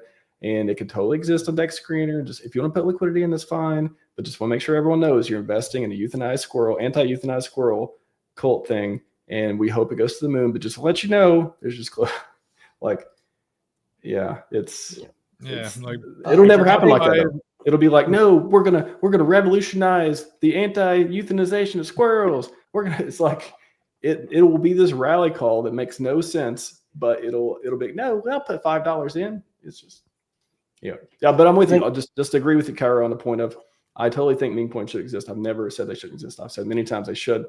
I'm just not going to promote them over Hex, and that's my stance today. And I don't think they're a better product than Hex. And so that's my take. Well, I think most of the tension can be resolved, or most of the debate can be resolved just with position sizing, right? Like the further down you go on the risk curve with potential for higher amounts of returns on a short timeline, the less capital you need to commit to such a play in order to make it move your portfolio. And then the ones that may take a little bit more time that have lower rug risk, but maybe won't perform as much in absolute terms, you can have a higher confidence of putting more capital there. And it really only takes one big win on a meme coin, or really just a low cap altcoin is really the things that we're talking about, new low cap altcoins. It only takes one win from those to make up for a lot of losers and to completely change the status of your portfolio. So these are games that, if you're willing to take on the risks, can give you big rewards, and all you really need is a small percentage of your whole portfolio to really make those returns work for you. So for me, when I'm talking to people about it, position sizing is always the place that I go. Yeah, but what do people actually do, right? Like, it's like, oh, you see a meme coin, whatever, you think it's going to go up. Do they put in 0.1% of their portfolio?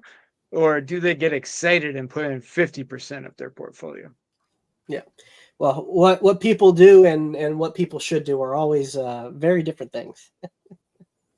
I have trouble with new people. Like, I just don't want to show them a lot of stuff like that, because it's like, I know they're, because of human emotion, which I experience on the odd occasion, they're going to make a mistake in meme coin markets, right? They're going to go all in on something ridiculous. And Sometimes maybe they get lucky, and that's great, but probably not. Sometimes I mean, those are very good. Those are very good opinions, right? And I can stand by them in the sense of like integrity, like good values. I understand all that, but in my perspective, what I want to show people is things that have the most upside. That's it. It's as simple as that, right? Whether they they don't sell and they get wrecked, or whether they sell at the top, they sell at a loss. It's not my concern, right? That doesn't concern me. What concerns me, in my perspective, right, is showing things that I believe will have the most upside, right? So it's as simple as that, right? It can be a meme coin, it can be Hex, it doesn't really matter. It's whatever thing that I believe it has the most upside, right? Last bull run, obviously it was Hex, right? Obviously, right? This bull run doesn't seem like it's going to be Hex, right? I'm not saying that it won't be because I cannot predict the future, but from what I see, right, over the past 2 or 3 years, it doesn't seem like it's going to be Hex, right? I'm not saying it won't have like, you know, a giant pump, it won't do like 10x, whatever, right? More, I hope. But yeah, I'm sure there will be other coins that will do like 1,000x, right? Well, let me read this one from, I wrote this in the Why Don't Monetize blog on airdrops, but I think it's got a lot of synergy with meme coins too. So airdrops, let's start with an example of popular way of distributing tokens or free money in crypto ecosystem. Yes, airdrops. What if, just like airdrops, free money isn't really that free? It comes with a price, regardless if it's upfront and obvious or not. With airdrops, regardless of how good or bad the project may eventually turn out to be, they almost always cost time, consciousness, and even other opportunities if you manage to convince yourself that this is the one that will make me rich if I just shill it hard enough. Just because money hits your wallet, especially in crypto land, doesn't mean it won't have social strings attached. I optimize for many things in life, one of which is avoiding things that aren't important or valuable enough for me to give attention. In a world where you can distract yourself until you die pretty easily, it's also what all the social media platforms are fighting for, along with your data and everyone else, some more and some less, that you encounter in your life. You need to actually see and hear people, things, or ideals to pay attention to them after all, right? So how are airdrops, attention, and monetization relevant here? I avoid most airdrops as well and only talk about or participate in ones these days from founders that I believe are being a net benefit to the community and enrich our ecosystem, blue chips, Hex, Bullchain, PulseX, Inc. So in the best case, I make $1,000 on an airdrop. Okay, cool. But worst case, the project rugs and everyone who I shilled it to, and they probably bought more of it, sees their bag go to zero. Nope, not worth the risk. I don't need the 1K so badly I'm willing to wreck the people who follow me in the off chance it works out. Not a game I want to play. So that's my thoughts on it in relation to airdrops and why I don't, I wrote that about airdrops, but yeah, it has a lot of synergy with meme coins too.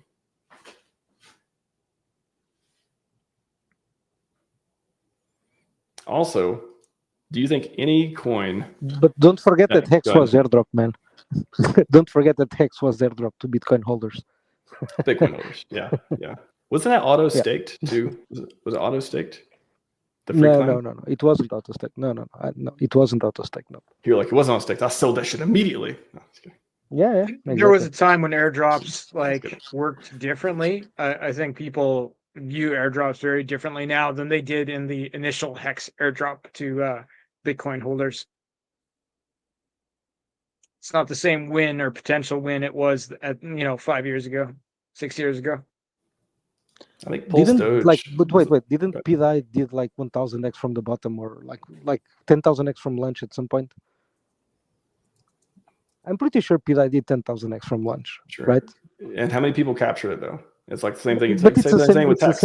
Look, how many Hex, bro? Like how many people captured the 10,000x with Hex? Like I think there's plenty of people who captured hundreds or thousands of X's, but yeah, who captured 10,000x? I mean, it's very very few people. I mean, maybe I like there were videos I remember in the past. I don't remember who did them, but they were about the Hex liquidity at the top, right? Like how many people actually, like how much, like how many addresses sold, like how many millions, right? Something like that. And I remember it was like maybe between like 30 to 50 addresses that sold over like was it $1 million, something like that? Maybe I'm botching the numbers, but what I remember is that it weren't that many addresses, right? So like not many people captured the top like independently of the coin, right? Like Hex was no exception to that. Like it is what it is. But you'd say meme coins are a trading game, right? Buy high or buy low, sell high. Buy high and sell low, yeah. Exactly. Yeah, I mean, depends which end of the game you're on. Either way, like there's always a winner and there's always a loser, right? Sure. And the most traders win or lose. Go ahead, sorry. The most traders win or lose. No, I agree. Like, look, at the end of the day, it's just a different game. That's what I'm saying. It's just a different game. No, it can potentially be a different game, and this is what I don't like at the moment, right? Which is, like, we all believe that Hex is going, the price will go up, like obviously, right? We all believe the same thing, but the price hasn't gone up yet, right? So it's still a belief. It's still a belief because we don't know. So far, what we know is that Hex like went from whatever to whatever, pumped 10,000x and then dropped 99%. That's what happened, right? So we don't know what's going to happen in the future. We all believe the same thing, right? That the price of Hex will go up, but we don't know, right? So it's still a belief. It's still a belief, right? If Hex goes up 100x, do you think it'll be still as easy as it is today to onboard people to Pulse Chain with meme coins? Or do you think showing them a price chart like Hex has like both? It's even better. No, I think it's even better because like if Hex does 100x, I'm 1000% sure that there will be plenty of meme coins doing like 1 million X's. So I mean, it will be even better, right? You the can comparison, show I don't know. Is this a Hart's Law thing? It's just everything can work because Hart's Law. I don't know. I'm so no. I'm It's so only because it's like yeah, if the liquidity is paired together, smoother, sure it can go it's easier up, but to at the same time, if it can go to zero. So it's like I don't know. I think the Hart's there will be Law coins and going the to zero. risk cancel each other out pretty much. No, look, there will be coins going to zero, but that's not what I'm saying. What I'm saying is that if Hex does 100x, it's very easy to understand. There will be a lot of coins doing much more than that, right? And that's not a bad thing, right? It is what it is. It's newer things, less liquidity, etc., right? So it's normal. So it's even easier, right, to onboard people into Pulse Chain because we have Hex doing 100x, we have different like meme coins doing like much more than that. So it's even better, right? Like it's a win-win, right? And just as an answer for them too, Freddie Max has life cycle utility. I've literally not said anything about the utility of Hex the entire debate. I just want to mention that. Like I said you can stake it and you can't do that with meme coins. Do I prefer things that are interesting DeFi products? Yes. And I think I probably always will. I don't think I'm ever going to change. I'm never going to be interested. I'm probably never going to be interested in meme coins. Like, I don't know. Again, I'm not going to set myself up to never change in any way, but I'm probably that just doesn't interest me. I like DeFi protocols. Hex is a great DeFi protocol. So whether it has utility or not, it's a DeFi protocol that helps do CD blockchain yield, all these different interesting things, along with many other protocols in Pulse Chain. So it's not like this, I only want utility to win.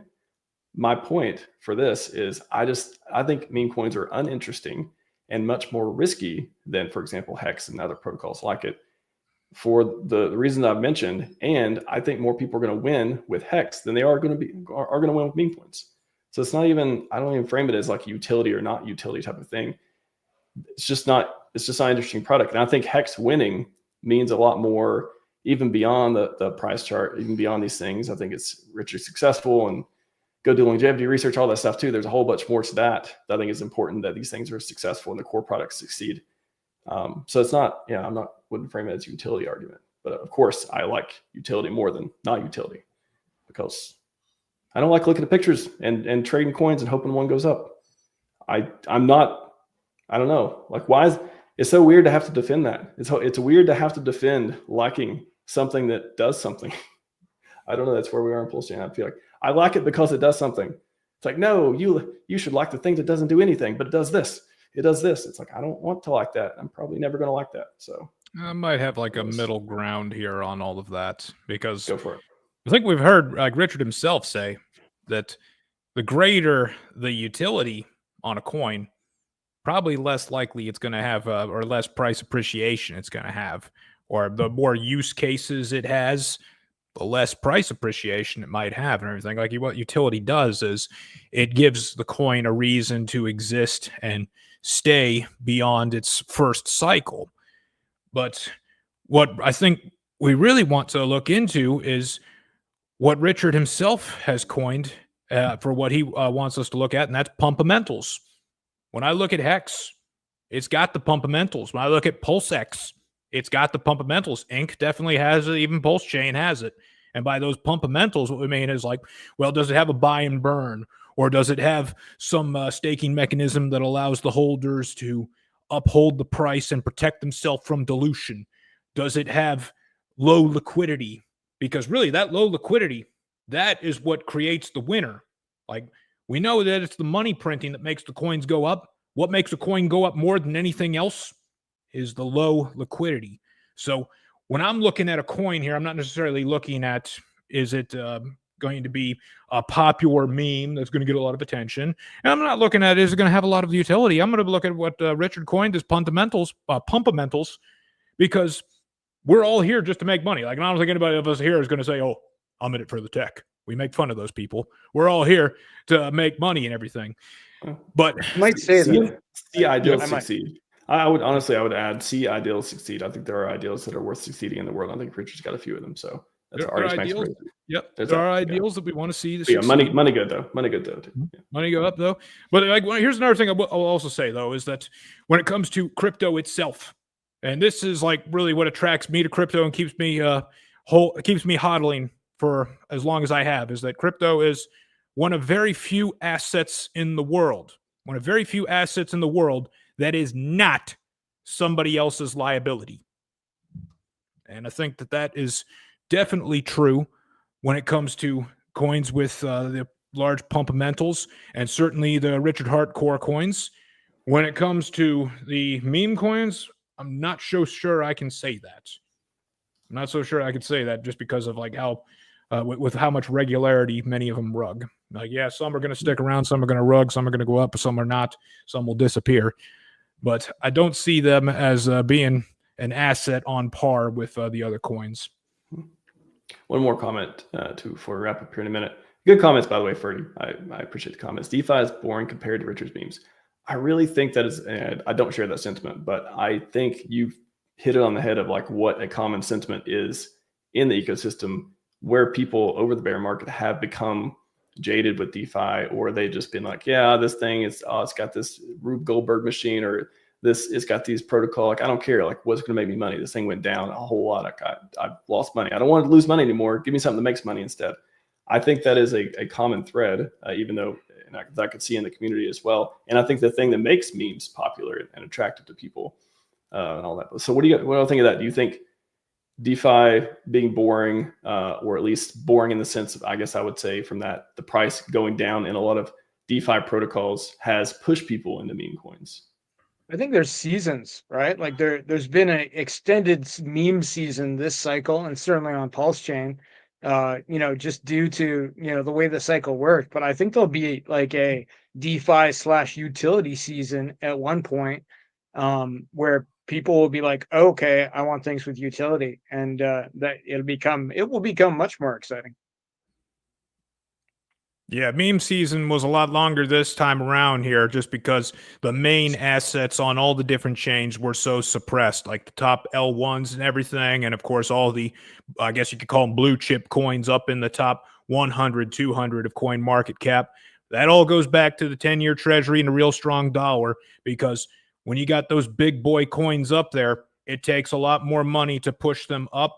We don't have those market forces just yet to bring in that supply of money to push those coins up. So people are just looking for whatever they can to make money in the meantime. And that's how meme season is born, because they don't take a lot of money to pump and produce the returns that they get. But once that dollar index weakens, once that 10-year treasury comes down, I mean, Trump wants it down to 2%, Bessent wants it down to 2%. When we get that, you could throw a dart. You could throw darts at a printout of the first page of Coin Market Cap, or the first 5 pages. Pick whatever the darts land on, buy those coins, and you're going to be getting 10x's, 20x's, 30x's. That's how powerful the money printing is going to be when it finally comes. Will we all be able to afford Sydney Sweeney posters for our bedroom walls? We'll be able to afford a date with Cindy Sweeney.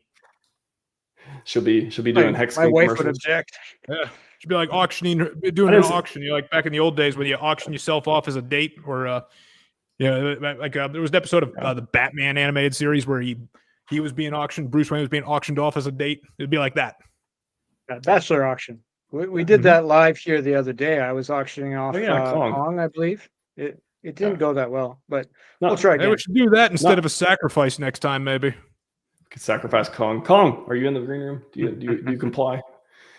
No, yeah, you definitely don't need to buy any posters, but you can afford one at least. They may be, she may become that popular at some point if she keeps not being infected by a virus that they call woke. Yeah, we can afford her jeans, that's for sure. Gents, awesome debate panel. Appreciate you all. Pedro, you brought your best. Appreciate you phoning in. 4th time phoning in. Appreciate it, man. Sloth, Fast, Cairo, awesome job as usual. And thanks for having me. Yeah. Come back around. Yeah, man, my pleasure. What is up next? We got Super Steak with Kyle, and then panel. Anybody who wants to come back for the panel at 7:00 Eastern, feel free. That'll be the last panel for Hex Week. Oh my God, Yeah, we're it'll be a wrapping little up. bit later than 7, right? Yes, yeah, good call. Probably let's see. Oh, it's almost 7 now. Yeah, probably 7:15. Okay. Yeah, everybody that's here and like everybody in the chat, like come up with all of like the bearish sentiment and everything that you want me to slaughter, and I'll come back for that. So you got any bearish thoughts? Write them down and bring them to the Hex panel, and I'll slaughter them then. I like it. Anyone have any bearish thoughts? Are there bearish thoughts in the room? Are they in the room? Write them down. Let Cairo take care of them. Make it like a gauntlet.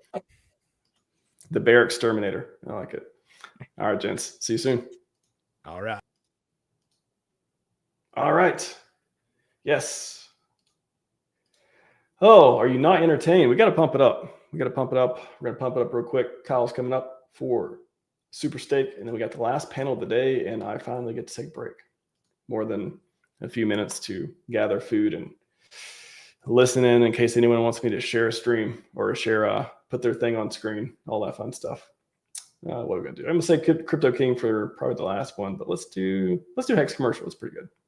Hey, listen, seriously, stop what you're doing right now and listen. It's important.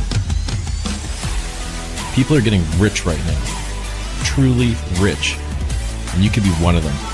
You need to see how people are becoming millionaires with Hex.com. Hex's launch phase ends on November 19th, and there's still time to get involved. Hex can make you truly wealthy. Go to Hex.com to find out more. That's HEX.com right now. Trustless, immutable timeline reward. This is Hex. Community influence, foundation support. This is Hex. No fraud, no forces, no corporate office, no admin keys, true decentralized markets. This is Hex. This is Hex. This is Hex. Yeah.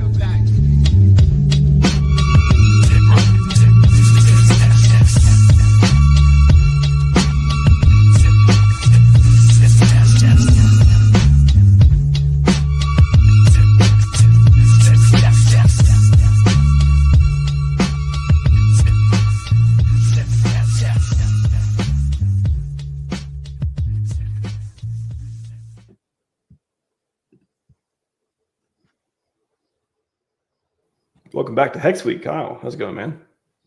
Hey, what's up, man? How are you? Am I on? Okay. You're on. All right, I was We're trying live. to change my background. I forgot. Look, we're doing it live. Tell them. I know. All right. So yeah, I'll anyway, my screen will be on most of the time anyway. But yeah, man, thank you. I really appreciate you having me on. And the community thanks you. We've tried many times. Get on Paul's conference and the old Hex conference and no luck. So appreciate you finally giving us a chance here. Yeah, well, this is Hex Week, and protocols built on Hex. We've had, I think you guys are one of like 10 or so at least have been highlighted here. So glad. Well, you did Hex for AI first. Now you're going to highlight Super Hex or Super Stake. Sorry. So thank you for building on Hex, and the floor is yours. All right, man. Hello, everyone. My name is Kyle. I am a founder of Super Stake. I'm going to get my screen up here and we will go over everything. Let's see. Okay. I'll share this one first. It's going to share. Okay. So, Super Stake. Let me make this full screen for you guys. Make it full screen. There we go. You do it? Okay. So, who am I? Like I said, my name's Kyle. Go by Kyle Cruz. I've been in the community for about 4 years now. Max, I actually got in at the top, roughly, a little bit before the top. And I've been in since about 2013. In short, this will kind of help you understand why I got into Hex, but I bought Doge. It was like December. It was like the day before Christmas. Bought it. went on Reddit after. Saw that everyone said, "Hey, if you're buying Doge, you're an idiot. It was made as a joke." So I just considered it a loss and put it away. Then I had a flood years later that basically. So I had my keys written down, and that was it. And I had them in a filing cabinet that I had in my basement. Basement flooded years later, and I threw out the keys. Don't have access to that Doge anymore. It'd be worth millions today. So that's kind of what got me into Hex. One was the fact that it's about locking away your crypto so that you can't even touch it. I love that. I think that's great. I think a lot of people need that. And even though it might not have benefited many people this past cycle, very well could this cycle. You never know. So hate to interrupt, Kyle, but on your screen it says click to exit full screen. That's what we see right now. Okay, sorry about that. It's all right. Let's just do it like this. That's fine. I don't know why. Okay, present. There we go. Yeah, it still shows click to exit full screen. I think it's not showing. It's like popping up somewhere else, and it's not showing on this screen. Lame. All right. Let me. Hey, when there you go. When something happens, you got to be Work ready. around. There we go. Yeah. All right. So anyway, like I was saying, I got into Hex definitely because I just liked everything that it was, everything that the message was about as far as locking up, avoiding third-party risk. That was a huge one as well because I really started getting into crypto in like 2013 or 2015. That's kind of when I started getting back in.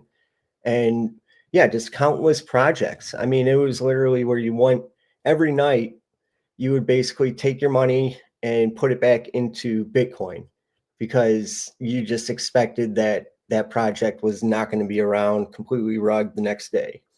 So that was kind of like a running joke where every night you would just put your money back into Bitcoin if you were a trader, of course. But yeah, and then after seeing countless rugs just over time, just nonstop, or just projects that just didn't have any sustainability. Like people can only shill a project for so long until it just kind of dies off. Max, like you said, I was created Pulse Chain AI recently, and it was just a place where I could put all these tools I've made over a couple of years while I've been in the community. And they're all basically built to help educate or give users an edge over basically I want to create the lowest risk to reward ratio for people. I want to help them try and decipher that. So by knowing how to read a contract, by knowing how to find if liquidity pools are locked, by knowing how to find if a contract's renounced, all of that stuff. It's very important to me. That's helped me very much over the years and actually is what got me to the point where I was able to be successful in crypto. So Superstake, it did launch 2 years ago. And what I'll do now is I'll basically tell you, so Superstake, it is a hex-based reflection token. And I know some of you probably just scoffed and don't turn it off yet because it's more than that. It's really a perpetual yield token, but a self-sustaining perpetual yield token. And this has, longevity as a key principle. We basically use the tokenomics and it constantly appreciates in value regardless of market conditions or trading volume.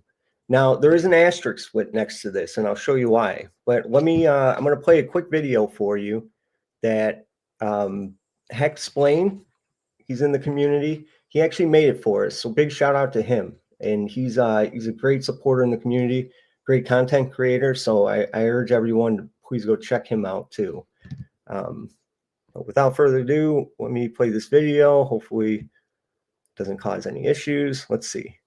And Max, let me know if the volume isn't playing for whatever reason. And of course it's not. You know what? We're just going to move on. So Super Stake. Here we go. Okay, so I'll just go right here. Okay, so let's see.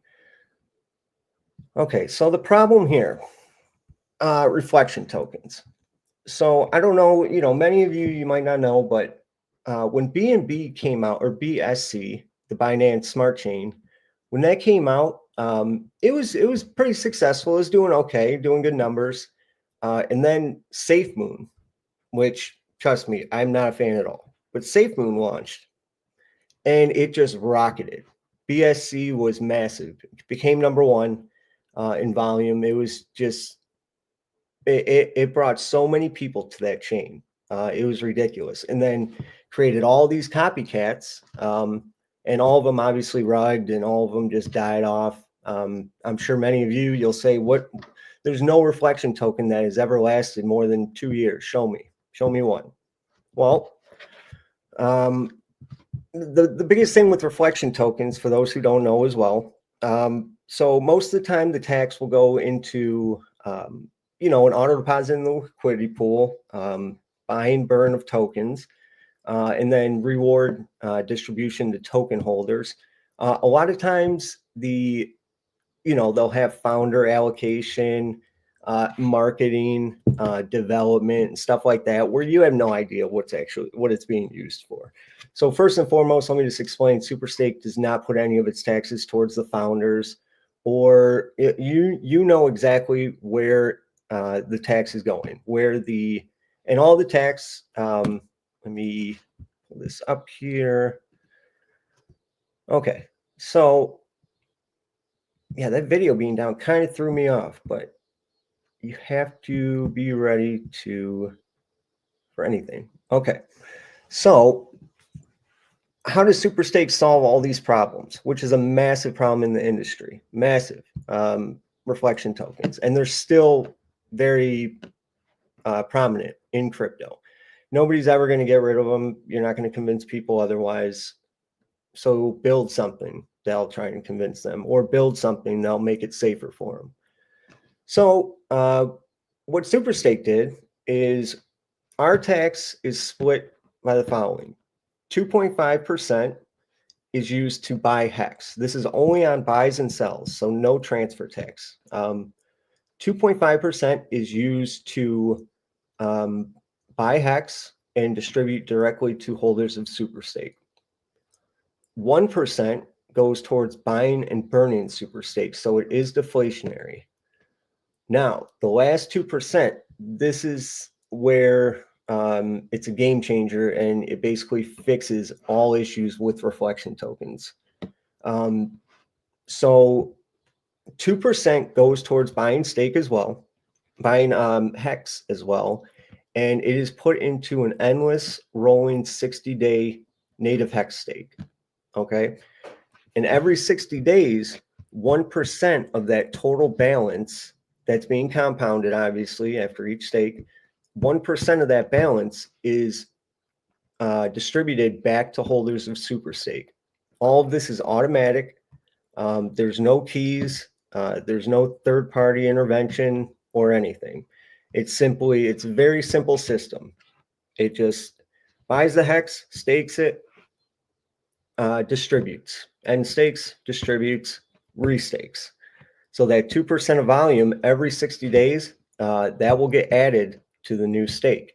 So that's how we're able to compound. Now, what does this do? Well, so what does this do exactly? So this is to create another form of value that can still be used to reward users, whether PSSH, Superstake, our trading volume is high or low. And this is also to establish a self-sustaining system that will always remain relevant due to the established community behind Hex, also known as Hexicans. So when I go here, just to give you a little brief of the tokenomics here. So we do have a starting supply of 55,550,000. Like I said, it is deflationary. We have no owner, fully renounced, immutable. The liquidity is burned. We started out with WPLS and Hex, and then a community member actually added PTGC at pretty low, and they burned that liquidity as well. Currently, that's actually our biggest pool. So we have been around for 2 years. We launched about close to 2 years ago. We're going to be celebrating our anniversary here soon. And again, just to break it down, 4% of all volume, 4.5% of all volume goes to buy Hex. 2% of that is staked forever. There is no end to it. Now, this generates volume forever again through an endless rolling 60-day stake. Okay. So let me, just for instance, I wanted to show this. I thought this was really cool. So the end stake distribution addition of the previous 60 days volume-based Hex rewards that go towards the stake, and then the end restaking all happens in the same transaction, happens in a single transaction. So we were able to automate all of this, which we considered a great feat. And so as far as this contract, I will actually post the address, but you can also find the address on our website that does all this, and you can read it. That contract is fully renounced as well. And again, has been working for 2 years. So our current stats, we are currently at, well, actually, let me show you this just to give you kind of a better picture. So this is just a rough chart of, actually, I'll show you this. This is better. So this is our staking history. So we originally started out Super Stake with about 670,000 Hex. That was our first stake. Okay. So with that, when yield was about 1.4%. This was before the OA staked and cut the yield. So with that 1.4% and the volume-based rewards, in just 1 month, we went from, come on, get out of there. We went from 670,394 to 2,205,609. So with that increase, we went from 24 T shares to 75 in just one cycle, one 60-day cycle. So with that, one thing I want to point out here that's cool, and this is where I say what, we used to be able to say that without volume, we can have zero volume, and regardless, we will still increase the rewards being paid out every cycle, every 60 days, just because of the native yield on the 60-day stake. Obviously, we can't say that anymore. But that was an amazing feature that we were always earning more just in yield than what we were paying out, because the payout was only 1%, right, of the total amount of Hex. So then that's where the self-sustaining really comes into play. But in my mind, we still are self-sustaining, and I'll show you why. So, here's the history. And again, we have this on our site, and we have all the analytics. So if you go to superstake.win, you can see all of this. Now, when you look up here, we, at this point where the OA was starting to stake, our yield went under 1%. So we were at 97 T shares, and then only getting about 0.64% on our 60-day stake. But as you can see, our principal still went up even after the payout, which was amazing. T shares did go down, barely, but they did go down. Now, let me show, well, I'll show after. So if we look at the chart, you would actually see that our volume around this period has been awful. I mean, it's been about $500 maybe a day on average. So even with, and all that volume, it's mainly bots. That's it, just arbitrage, because we have all that locked liquidity that even with the bot volume alone, we're going to be above that 1%. So we're always going to be growing that stake. Now, always, of course, I have to put an asterisk next to. Nothing lasts forever, and I can't promise that everything lasts forever. But after 11 stakes already through of the 60-day cycles, our payouts have always increased. Have always increased, and this is regardless of market activity or anything like that. This is mainly, like I said, bot volume and the yield. You know, we're still earning about 0.23%.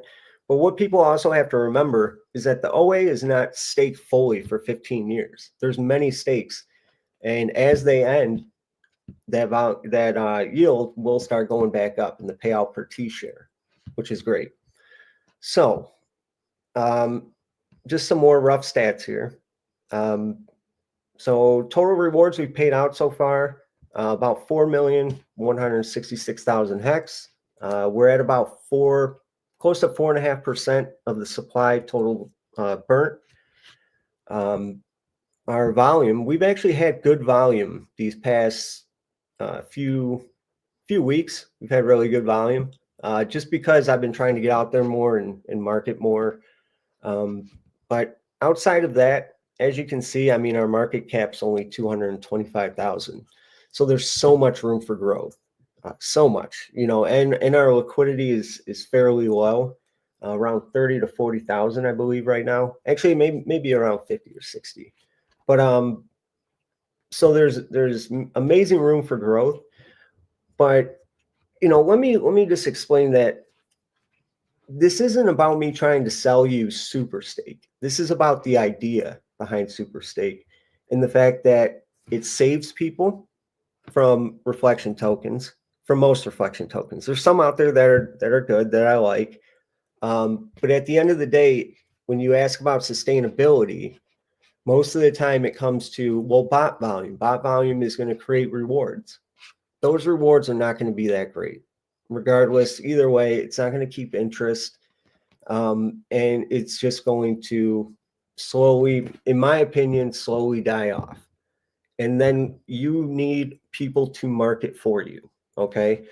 With this, because it's buying Hex and because it's staking it every 60 days, regardless, there could be zero volume, but it's going to self-market itself just because any holders are going to get Hex in their wallet every 60 days automatically. So if you hold and forget, after years, you come back, there's going to be Hex in your wallet, and you're going to keep receiving it every 60 days, that payout. Okay. And that will be of the total. So here is here is actually our current stake. We're on, like I said, our 11th. So right now, we have 58,000 that's ready to be added to the next stake. It's worth about $630. No big deal, right? But if you look to be staked 58,000, our principal right now is just under 4 million. So that means that we're above the 1%. So regardless, next cycle, any holders, your percentage of the Hex that you're going to earn is going to be more than the previous cycle. There is nothing else like this in crypto. Absolutely nothing that can assure you value. Regardless, Super Stake itself could die. The Super Stake contract could die. And guess what? You're still going to get the auto stake rewards every 60 days. It's absolutely amazing. The only risks come from if Pulse Chain goes offline or if Hex goes offline, which I'm sure most of us here know that that's very unlikely. Okay. So here's a chart. This is just to kind of show the average growth. But what I'll actually, let me do this real quick. I'm going to, let me see if I can, I'm going to switch my screen real quick. And I'm going to bring up the chart I made. Where are we at here? Share screen. Good. window. Okay. Make sure here. So this is it coming up? There we go. Okay. So here's just because with this, everything is very easy to calculate and everything's easy for you to understand what the payout is going to be.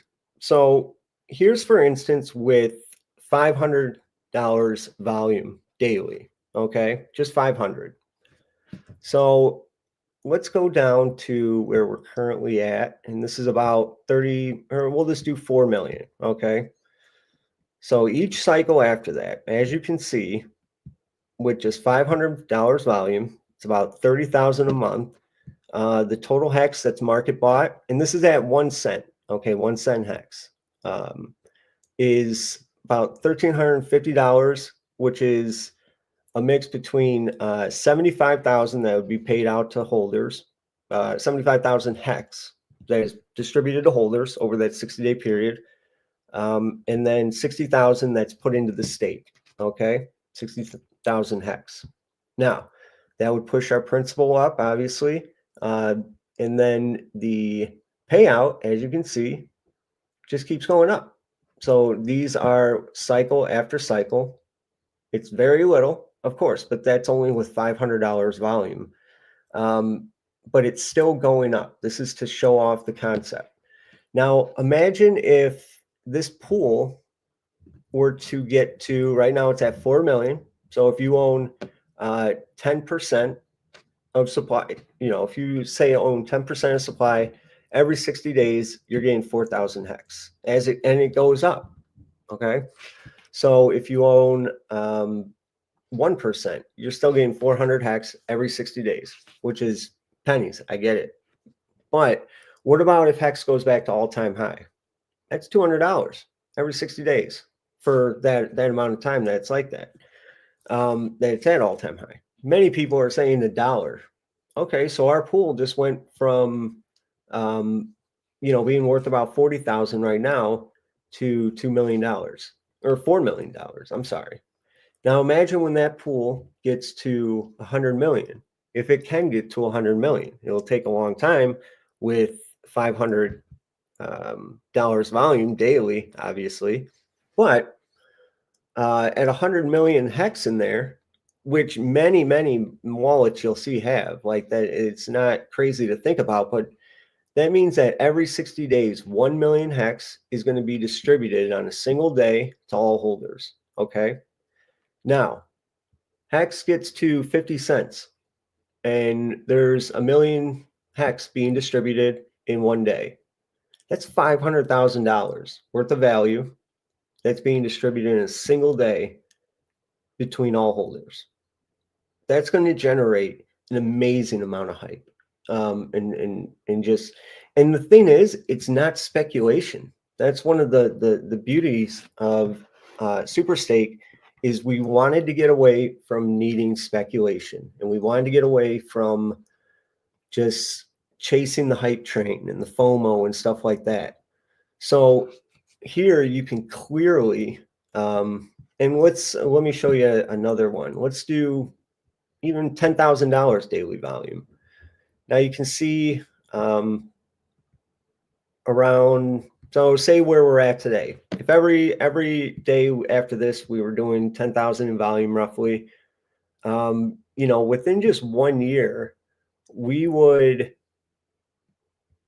our pool would increase by about three times, which means that the payout would increase. Oh, actually, it's about four times. Our payout would, actually, what am I talking about?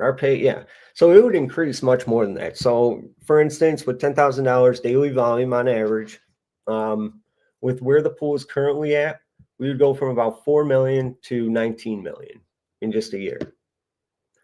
So that would, and I mean, $10,000 volume is not that much. It's not that hard. I mean, there's projects getting that with bot volume alone.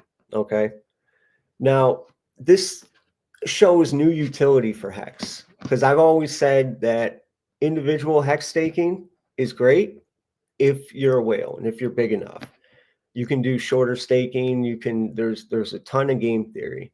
But what this does is this says, hey, maybe Hex could be a treasury. Maybe Hex staking could be used as a treasury.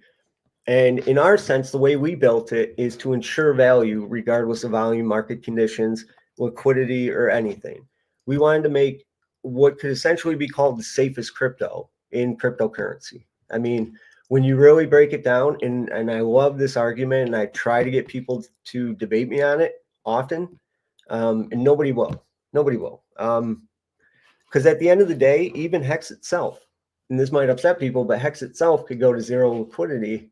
Well, actually, now that I think about it, that would hurt us as well, but we'd still be a meme coin at that point. But with us, we can go to zero liquidity. It doesn't matter. You're still getting a payout every 60 days. Like, you're still earning money every 60 days, or earning Hex every 60 days. Okay. So again, that's why I'm not trying to exactly sell Superstake itself, but the idea behind Superstake. You know, if more projects were to even just throw in a 1% tax, think of all the meme coins that will do $1 million daily in volume. 1%, a little 1% tax on it goes towards buying and staking Hex. The project rugs, those people are still earning Hex every 60 days. So it's marketing. It's a new idea, a new concept that you can put out to the broader audience that hopefully will generate hype and get interest. I personally don't see a meme coin driving any outside. I don't see that being the reason that we onboard the masses. Like I said, with BSC, it was the reflection token that really made it blow up at the end of the day, you know. And let me show you, and yeah, just for instance, I mean, this is after, yeah, like I'll put this up too for you guys to view, but just the growth is astronomical. Let me pull back. Let me go back to, where are we at here? Okay. So I'm going to go back. Where are we at here? Stop screen share. Then the last one, I want to go back to, oh, hey, Max, what's up, man? How are you? Hey. Am I over my time? We're about time. But if you got a couple minutes. Can I just show one more thing, and then sure. I'll call it a quits here. All right. So again, here's a chart just to kind of show the growth over time. The staking pool, it's just always growing, always paying out every 60 days. And lastly, we're slowly gaining support here from some of the top names in entertainment, politics, technology. You know, we got Michael Jackson. We got Michael Jackson up for a sponsorship recently. Yes. We were very, very excited about that. Elvis, he was a huge on board. Very thankful for him. Taylor Swift, George Washington, guys. George Washington himself. Okay. We got the Beatles. And again, none of these people are really supporting these. I just made this with AI. But Max, again, thank you, man, for letting me show this off. There's so much game theory and other stuff that I could talk about. Just for instance, everyone sells. All the whales dump on you, dump on your head. Well, guess what? Now you can get a ton of cheap super stake, and you can increase your share that you're going to earn every 60 days of that pool. That's it. And now you're earning that. The 60-day event, there's going to be whales that want to buy in because they can calculate exactly how many rewards they're earning before they even buy. They buy in, and then they dump right after. Generates rewards, fills that pool, and ensures that it's above the 1% payout. And then, yeah, so I'll leave it there. But guys, the contract address ends in 292E. Okay, this can all be found on our website. So make sure to visit our website before anything. Superstake.win. Okay, and again, my name's Kyle Cruz. you can find me at KCC Crypto 369. And here are our socials, which again, you can find on the website. So Max, again, thank you, man. Really appreciate you and what you're doing. I love Hex. So I love seeing that a conference is being put back on, and I love Hex too. Yeah, it's good. Everyone's doing their work, man. I love it. I appreciate you building on Hex, and there's so many great protocols and people building, and this is you know, a lot of the protocols and stuff haven't been around. How long has Superstake been around? How many? 2 years. 2 And years. actually, you know what's interesting? One thing I didn't share. So the Superstake staking contract, which stakes natively with the Hex, anyone can add to that. All you do is you can send Hex to that contract, and it will just wait to be added to the next stake. So, you know, we got people right now that have said that they're working on stuff and they're building. I don't know for sure. I haven't seen anything yet. We've been working on stuff. We actually have a couple projects that we haven't finished, but we're also reviewing to make sure that it's really what's best. But we don't put out a bunch of projects. This is the only one. And I've shilled it for 2 years straight. Well, 3 years. But yeah, anyone can send stake to this address. So if people build on Superstake, they can build in a little 1% that goes towards this, goes towards the pool to build up that pool even more. But sky's the limit. I want to see Superstake become the #1 staker outside of the OA, of course, because it wouldn't even be possible to stake more than the OA. But yeah, there's been so many great protocols coming out in the last couple of years, and so I'm looking forward to see what comes out when we start onboarding the masses over here as well. All the other devs and stuff coming in. So it's all with Hex. It's all a numbers game, and right now there's sell pressure obviously built into Hex, and people don't. When I say that, you got to understand, Hex is mintable. That is sell pressure. All you have to do is relieve that sell pressure, figure out the exact amount of sell pressure, and then figure out a way to find the buy pressure, whether you have to create it yourself or do it through a 1% tax on different protocols. All that stuff, it slowly builds that buy pressure, and then you now have automatic buy pressure that's more than the sell pressure, and we can only go up. So again, thank you, Max. Right. Yeah. I appreciate it. Hope to be on the channel again and see you. Thank you for Hex Week, and I'll talk to you soon. Yeah. Thanks, Kyle. Appreciate it. I'll see you All later. right, buddy. Bye. All right. Let's see. We got a video send in before we get to Hex panel. Got a couple videos. I don't forget which one Johnny sent in, but a couple videos sent in for Johnny Chaos to the Hex Week 2024. Let's play this one. All right. On a side note, just because I didn't want to get into it, because I didn't want to fight with the E-Hex, P-Hex people, you know, that 100 million Hex on the Ethereum side that I said, just ignore, let's just pretend it's not there to save the argument. That's 200,000 at today's prices, which means it's twice what Bitcoin is if you didn't get the fork. Welcome back to Chill and Grill. Why is a penny a significant level? For one, it's real money. A penny is the smallest denomination of a dollar. To normies, that is real money. If you go to the store, you would not care whether or not you paid $1 or $1.02, right? Because if the product's expected to be at $1, you don't think that much about it. So what? It's 2 cents more. Whatever, right? Oh, sorry. Got 10 to the steak here. So, how does this apply? Well, you're going to have to think farther in the future at this point. Because right now, buying something at a penny, every time it goes up a penny, you get a copy of your former investment. So what do I mean by that? If you put $1,000 in, it goes up a penny, you now have another $1,000. So you got $2,000. It goes up another penny, you get another $1,000. Goes up another penny, you get another $1,000. Goes up another penny, you get another $1,000. Now, you go and buy your Bitcoin, and you, in order to make your $1,000 into $2,000, if you buy it today, it has to go up to $240,000. So where are the gains? You figure it out.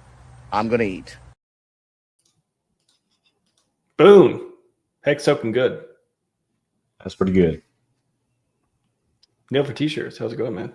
Been a while. Hey, Max. Been a while, man. Doing well. How you been? Doing good.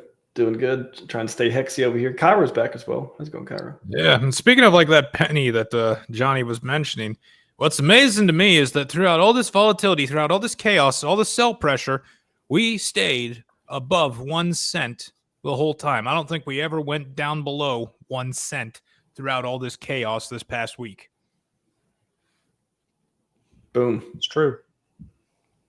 Yeah, the resilience of the whole ecosystem. I mean, we had nothing really went down. I mean, it went down a little bit as far as the core coins and stuff goes, but Ethereum went down a lot. I think Bitcoin went down a lot, and then ecosystem was like, nah, we're good.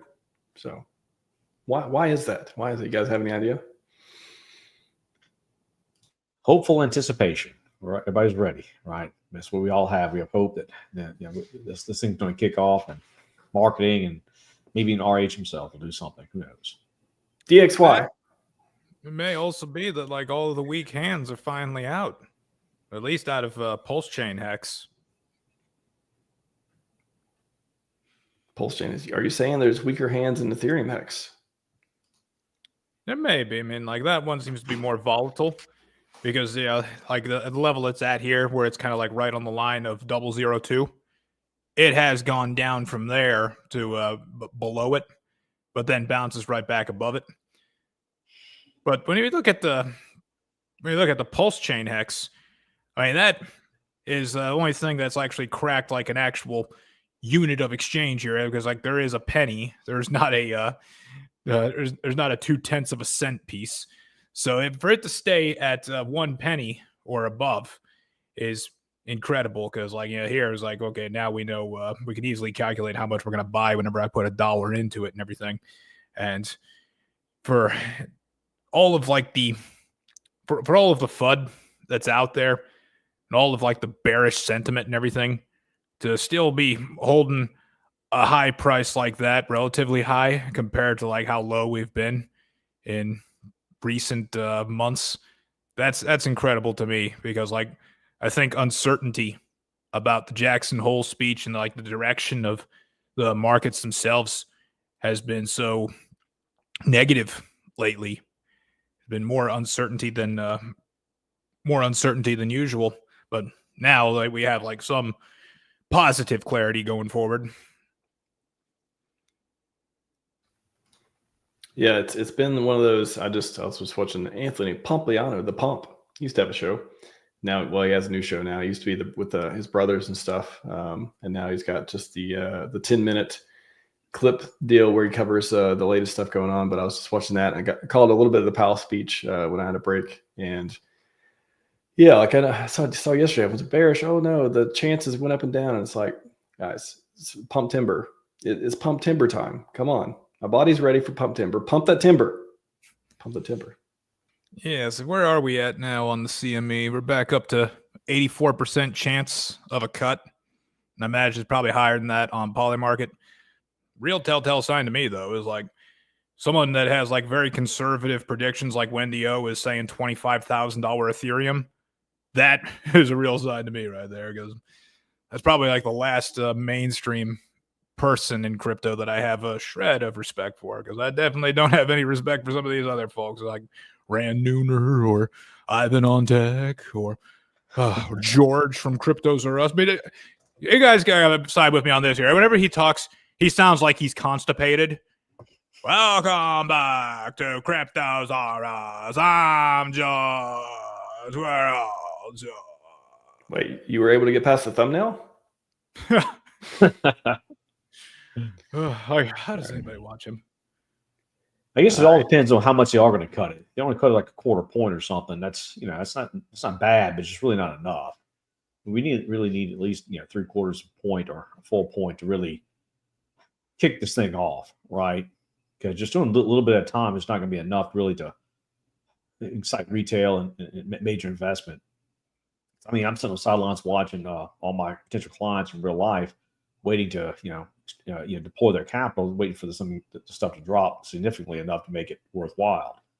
So that's kind of how I'm looking at. I'm watching the market, watching how my clients feel, what they tell me, all the potential investments that are sitting on the sidelines waiting to deploy. So there's a lot of money out there waiting. I know that. I can see it in my own little market I'm in. But if they don't do more than a quarter point, I don't know. I don't see it as being like some wonderful like windfall. I think it'd just be, we'll do a little better and we'll keep on moving up slowly. Could be half a point. What it depends on is the report coming out on September 9th. That's one day to mark down because it's when a jobs report revision is coming out. And we know there's going to be at least 500,000 jobs are going to be revised downward. Probably could be more than that, almost up to 1 million jobs that they reported they do have that turns out they probably don't have. So September 9th will tell us how deep of a cut are we going to get.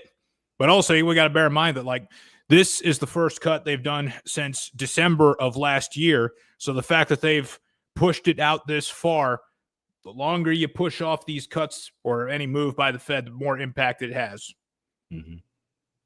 And hopefully the more it moves, proportionally, that'd be the ideal thing. If they go half or 3/4 point, that'd be really impactful for the economy.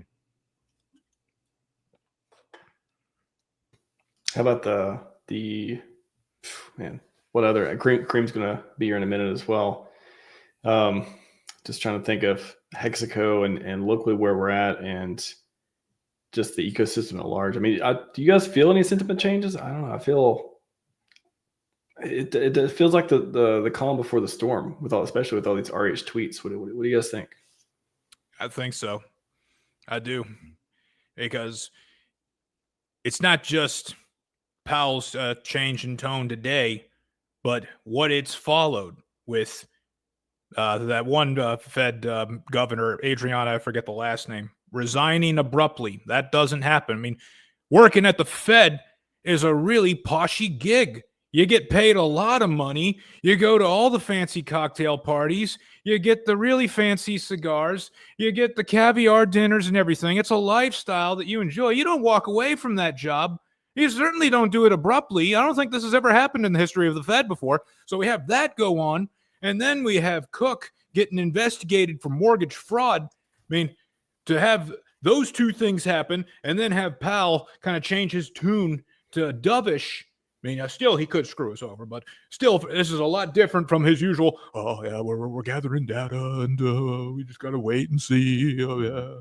Oh, we feel no need to rush. Rah, rah, rah. For him to be saying, oh, yeah, we think we might be able to reduce some rates here. And it sounds like he kind of got dragged to it, kicking and screaming. I do think this could be the pivot point. And then from here, we got 6 months of green candles. Let me get Cream in here real quick. Boom. Welcome to the program, Kareem. Welcome. Bang, bang. Yeah. What's up, everybody? Good to be here. Hey, Kareem. Woo, Cairo. First time meeting you, but I love what you've been talking about. So shout out to everybody. Shout out to the conference. Shout out to RH Max getting it done. I had to hop in here.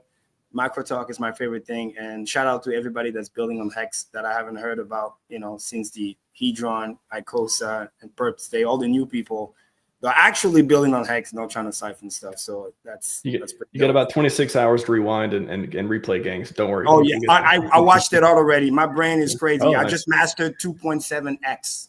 I used to be 2x. Now it's like, because I'm everywhere. Look, I have my headphones on literally right now. And actually, to be fair, I just finished some work and then I was watching the last 3 hours on basically 2.5x to make sure I'm caught up to now. This actually, I met some of the cool stuff Kyra was talking about, which is pretty cool. So, and some of the macro shit that I like to talk about. So, but yeah, I just want to pick up literally where he just left off. I mean, what Powell did today was actually pretty dope. Oh, by the way, Neil, first time meeting you, I think so as well. So shout out to you as well. The coolest thing Powell said today, which is what is so good, is the fact that he said variable rates. I mean, for those who understand the language, Kyra probably knows already, that's the most bullish thing ever. Because before it was all about, 2% inflation, dual mandate, this and that.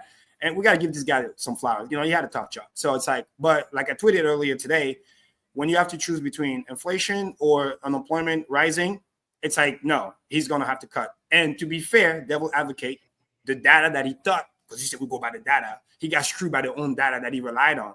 Because then when the revision came in, that we have to fire the people, it's like crap.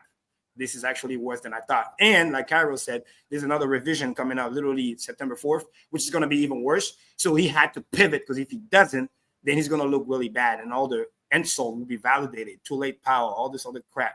And another shout out for him is that, he didn't let the ego get in the way. That's very important, because he could have literally just stick it to Trump and then that's that. But he's like, listen, I genuinely trying to do my job, and I thought I was relying on the data. Data turns out to be wrong.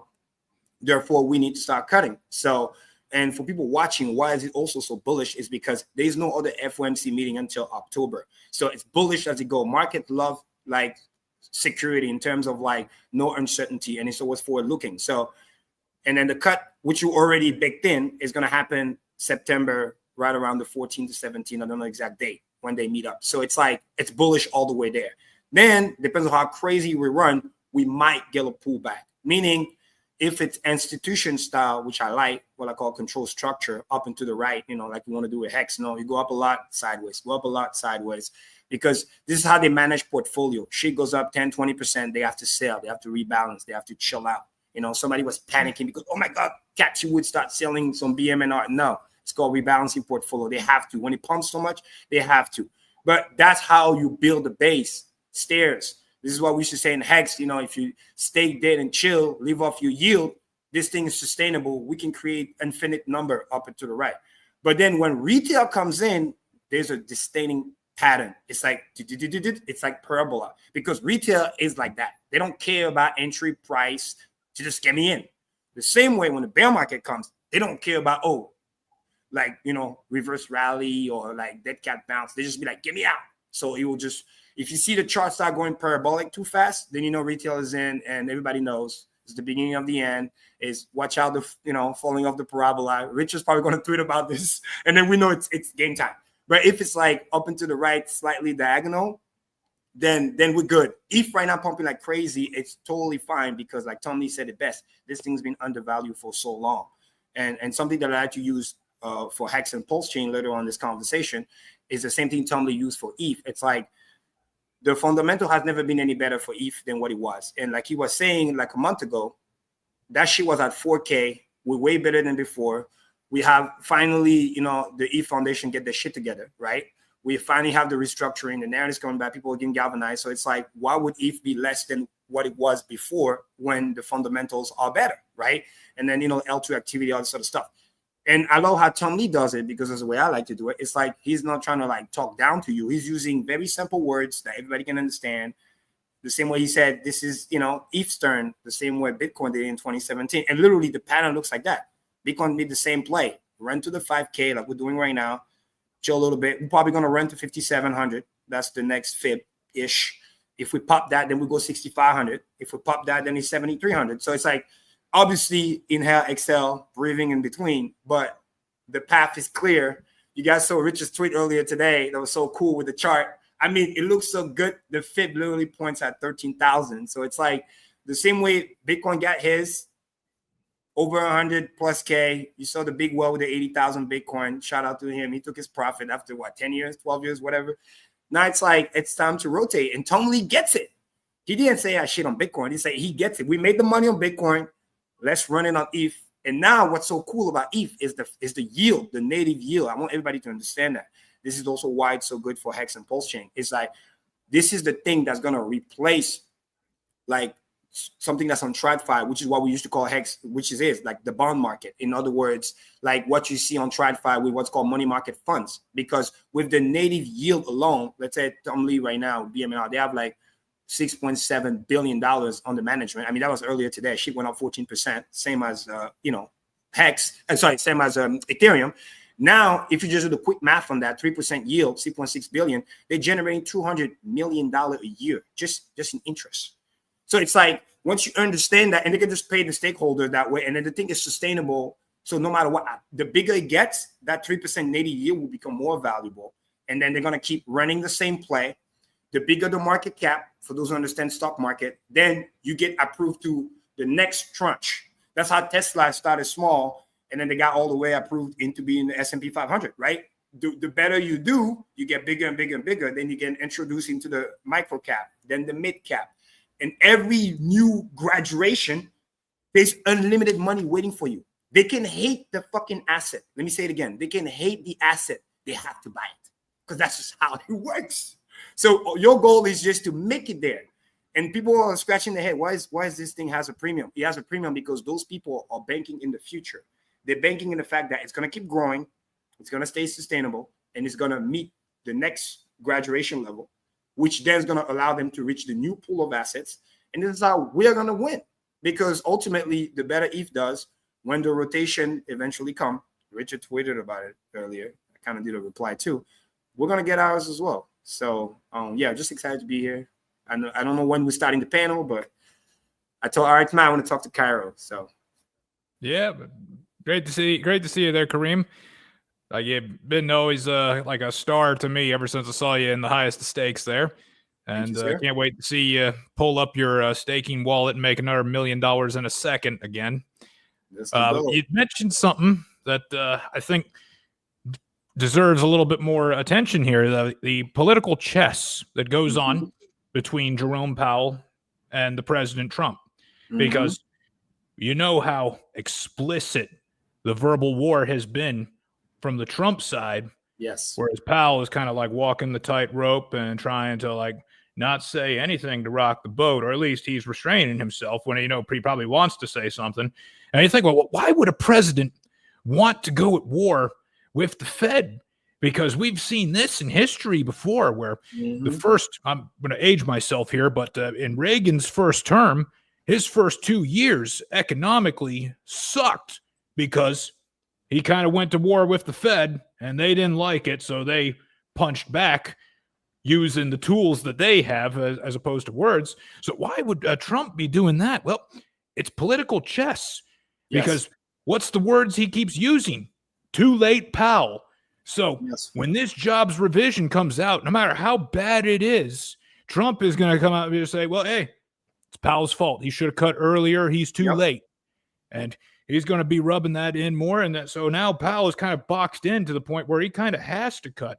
And not just from Trump, but also it's not just about bringing down the interest rate on treasuries. It's also going to be the interest rate on every other bond, because every other bond has to compete with a treasury.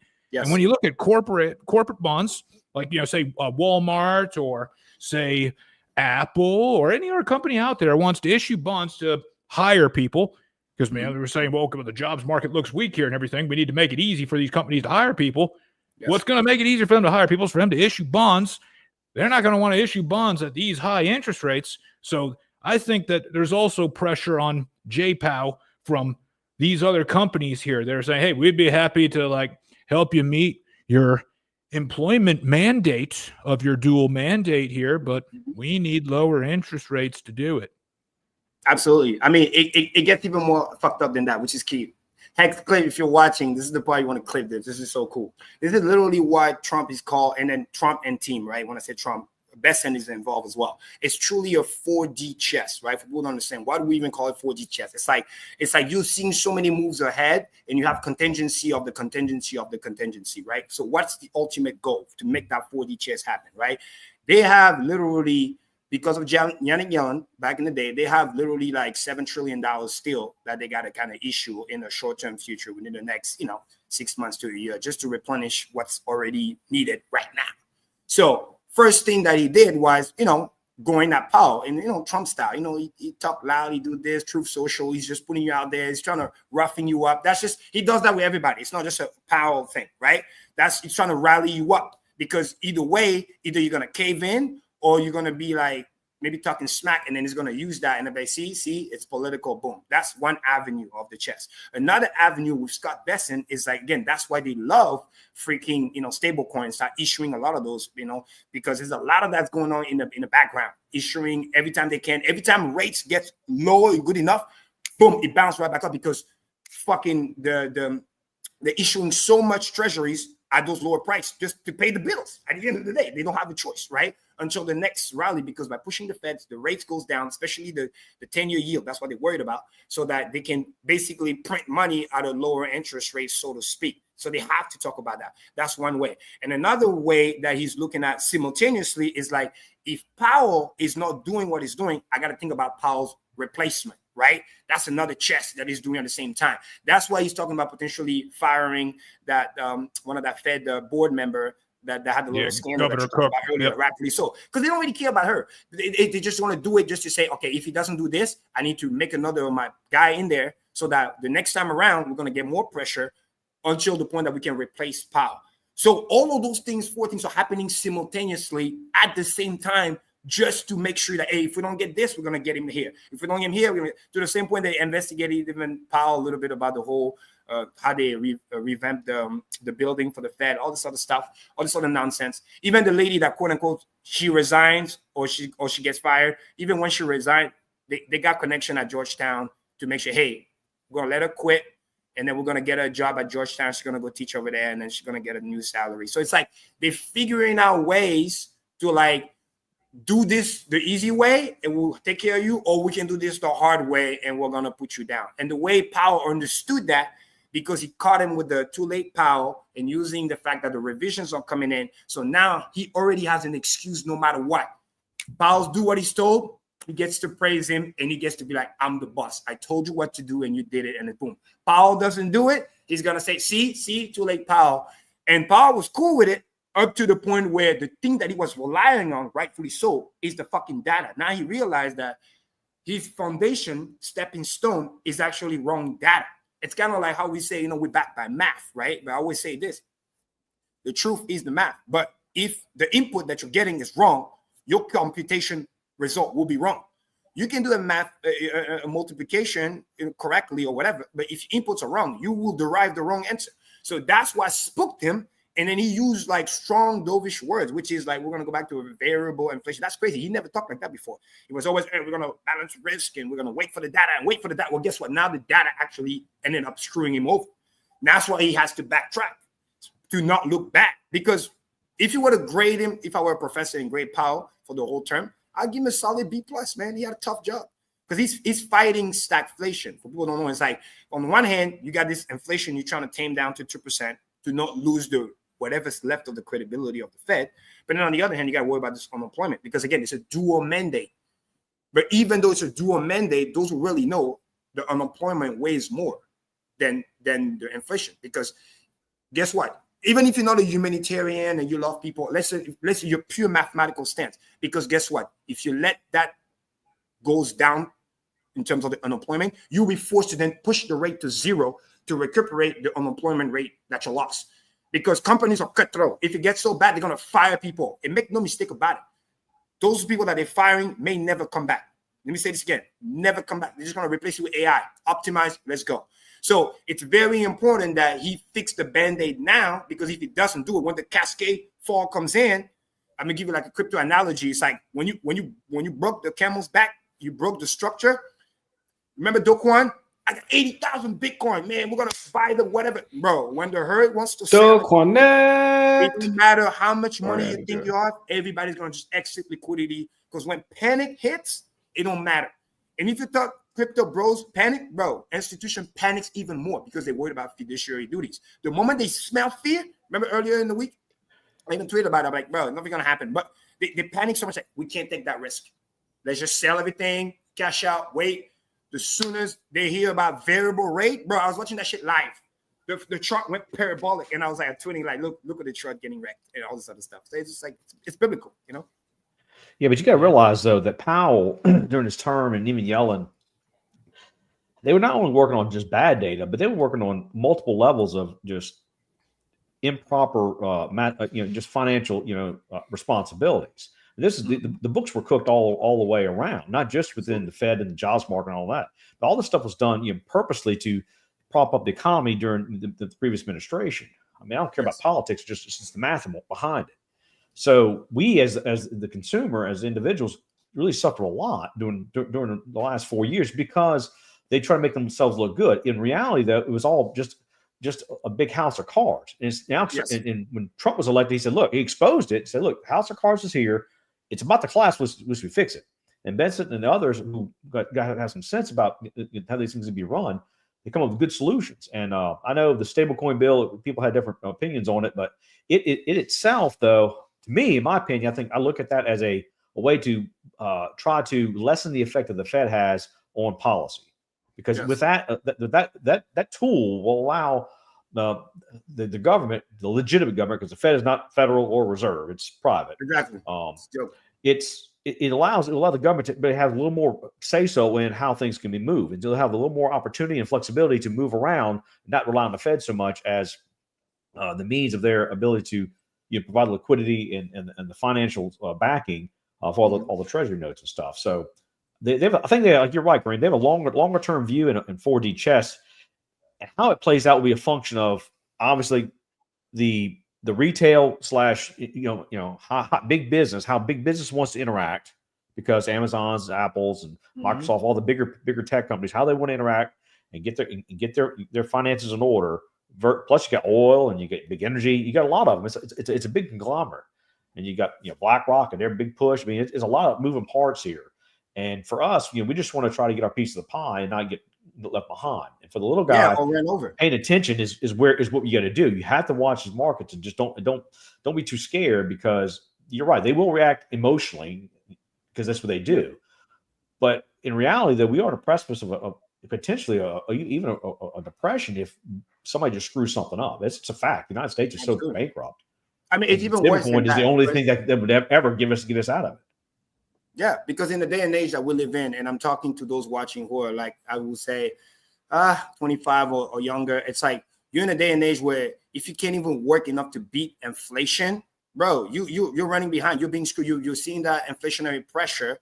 You don't really put your finger on it, but you can feel it in your bills and all this other stuff. So you're forced almost to be, quote unquote, an investor, to be whether it's stock market, crypto, this and that. Now, of course, you want to get good at it, but the thing is, like, the sooner you start, like, you know what I mean? If I have like, younger nephew, kids or whatever, I will try to get them in as soon as possible, at least teach them the mechanics, and then find something. Again, that's why we come in DeFi. We really, truly have an opportunity to change the world and help the people, because this inflation is not going to stop. It's going to get worse and worse and worse. And then people who thought they are high-paying jobs, that's going to get replaced by AI and some of this other stuff. So now it's like you're getting double squeeze, where it's like cost of living goes up, your income goes down, or you don't get that quote unquote, new pay raise. They're going to be like, be grateful you even employed, because we can just replace you with AI, you know what I mean? And then worse, we're going to ask more productivity out of you. You're going to get the same salary, no raise. And then, by the way, you better do this and some, because if not, AI is going to replace you. So the worst thing Yellen did was she just took the easy way out. And this is the part where, again,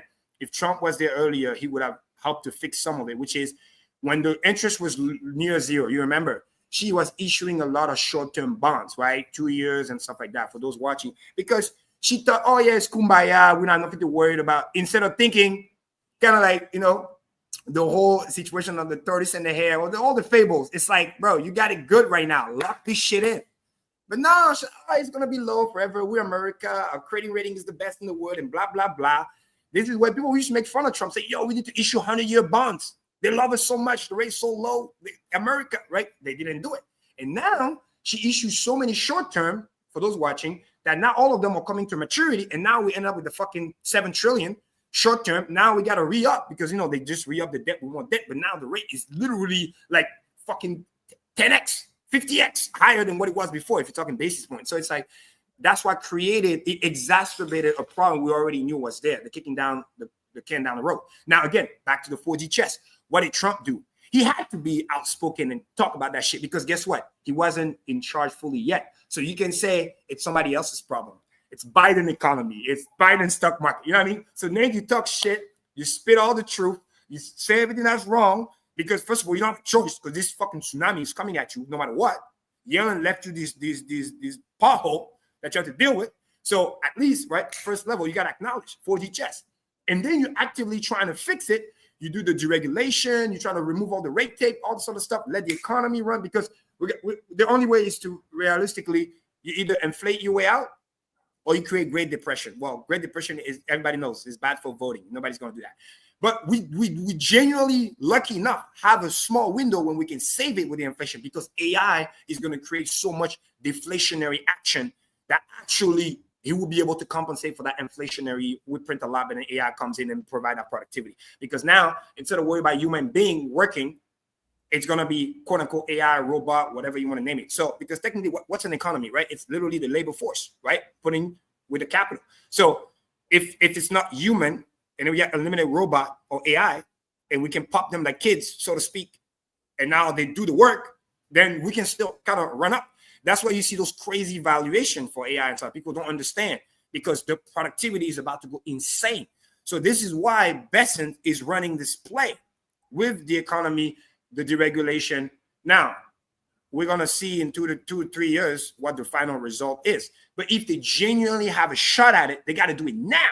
Run the plane down, lower the rate now, pump the fuck out of it now, run the inflation a little bit higher now, so that by the time it's about to get bad, the productivity of AI kicks in, which then help all the mid-cap company too. It's not just going to be the Magnificent Seven. Think about it. All the Magnificent Seven, they're going to run up no matter what.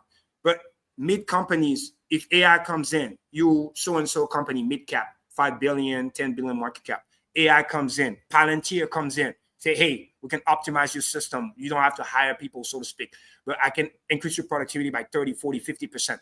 All of a sudden, you start showing crazy quarterly earnings that stock market is not even ready for. All of a sudden, the mid caps start to look like little darlings. All of a sudden, like we talked about all the time, and Somni too, shout out to Somni for that. The PMI, business manufacturing, all this sort of stuff, it started going above 50. Now the economy is booming. It's like, who provided that productivity? AI did that from optimization. So we need to think about it now and not worried about, cut, because then when you fire all the people, you do all this wrong thing, now you invite more chaos, and then more, let's say, we have to save people and economy and helicopter money, which then is going to invite more fraud, abuse, and waste. Because when everybody is desperate, we have to do helicopter money, nobody's checking where the money goes. Make sense? So you got to do it now. So we print money, but we optimize things. So it's like the money's no longer just getting wasted. You're just unlocking the capital for people to go to work, for entrepreneurs to take risk, do all this other stuff. And then we can be good to go. So that is literally what I hope. And that's what they're trying to do. And by lowering the rate, hopefully it unloads that. So shout out to Powell for not letting the ego get in the way. So they're going to cut for sure. Yeah. To hit on something that Neil brought up, he brought up something like very special, very important here, like the Genius Act and how they're using that. Because everybody was thinking like, well, why are you focusing on stable coins like this early here? We want our Bitcoin strategic reserve. We want our Ethereum reserve. We want our Solana reserve. Blah, blah, blah, blah. Why are you focusing on stable coins? Very good reason. And I'll tell you what it is here. Because like, I think the Genius Act, like it or not, it's going to be going down in history as something that is as pivotal as Bretton Woods or as pivotal as the year 1971. Absolutely. I'll show you why here is because of what it allows. I'm going to try to present this here. Let's see. Does this work? I think it works. There we go. So we take a look here at the curve, so to speak, the yield curve of the treasuries. We can't seem to really get much to bring these rates down here on the far end of the curve, while the front end, the near end of the curve here, is so high. Because it's really pushing up to 4% at the 1 year. They did get it down below that today, which is great. The lower we can get this, well, then it's going to be easier to get this here lower, because it's just practically a risk judgment here of logic. Like, if I can make 4% in a year, well, then I want a lot more than 4% for 10 years. But that Genius Act is what's going to do it here. Because, like, when you look at the Treasury debt, or the federal government's debt and everything. I'm going to explain this in my stream coming up on Monday. When you look at the Treasury debt, it kind of is like a snake eating its own tail, because like we can't cut the debt. Like all the Doge stuff that Elon did, they did not enact any of it. They did not codify any of it. They threw it all out like, hey, thanks, Elon, for finding all this waste. We're going to keep doing it. They didn't stop.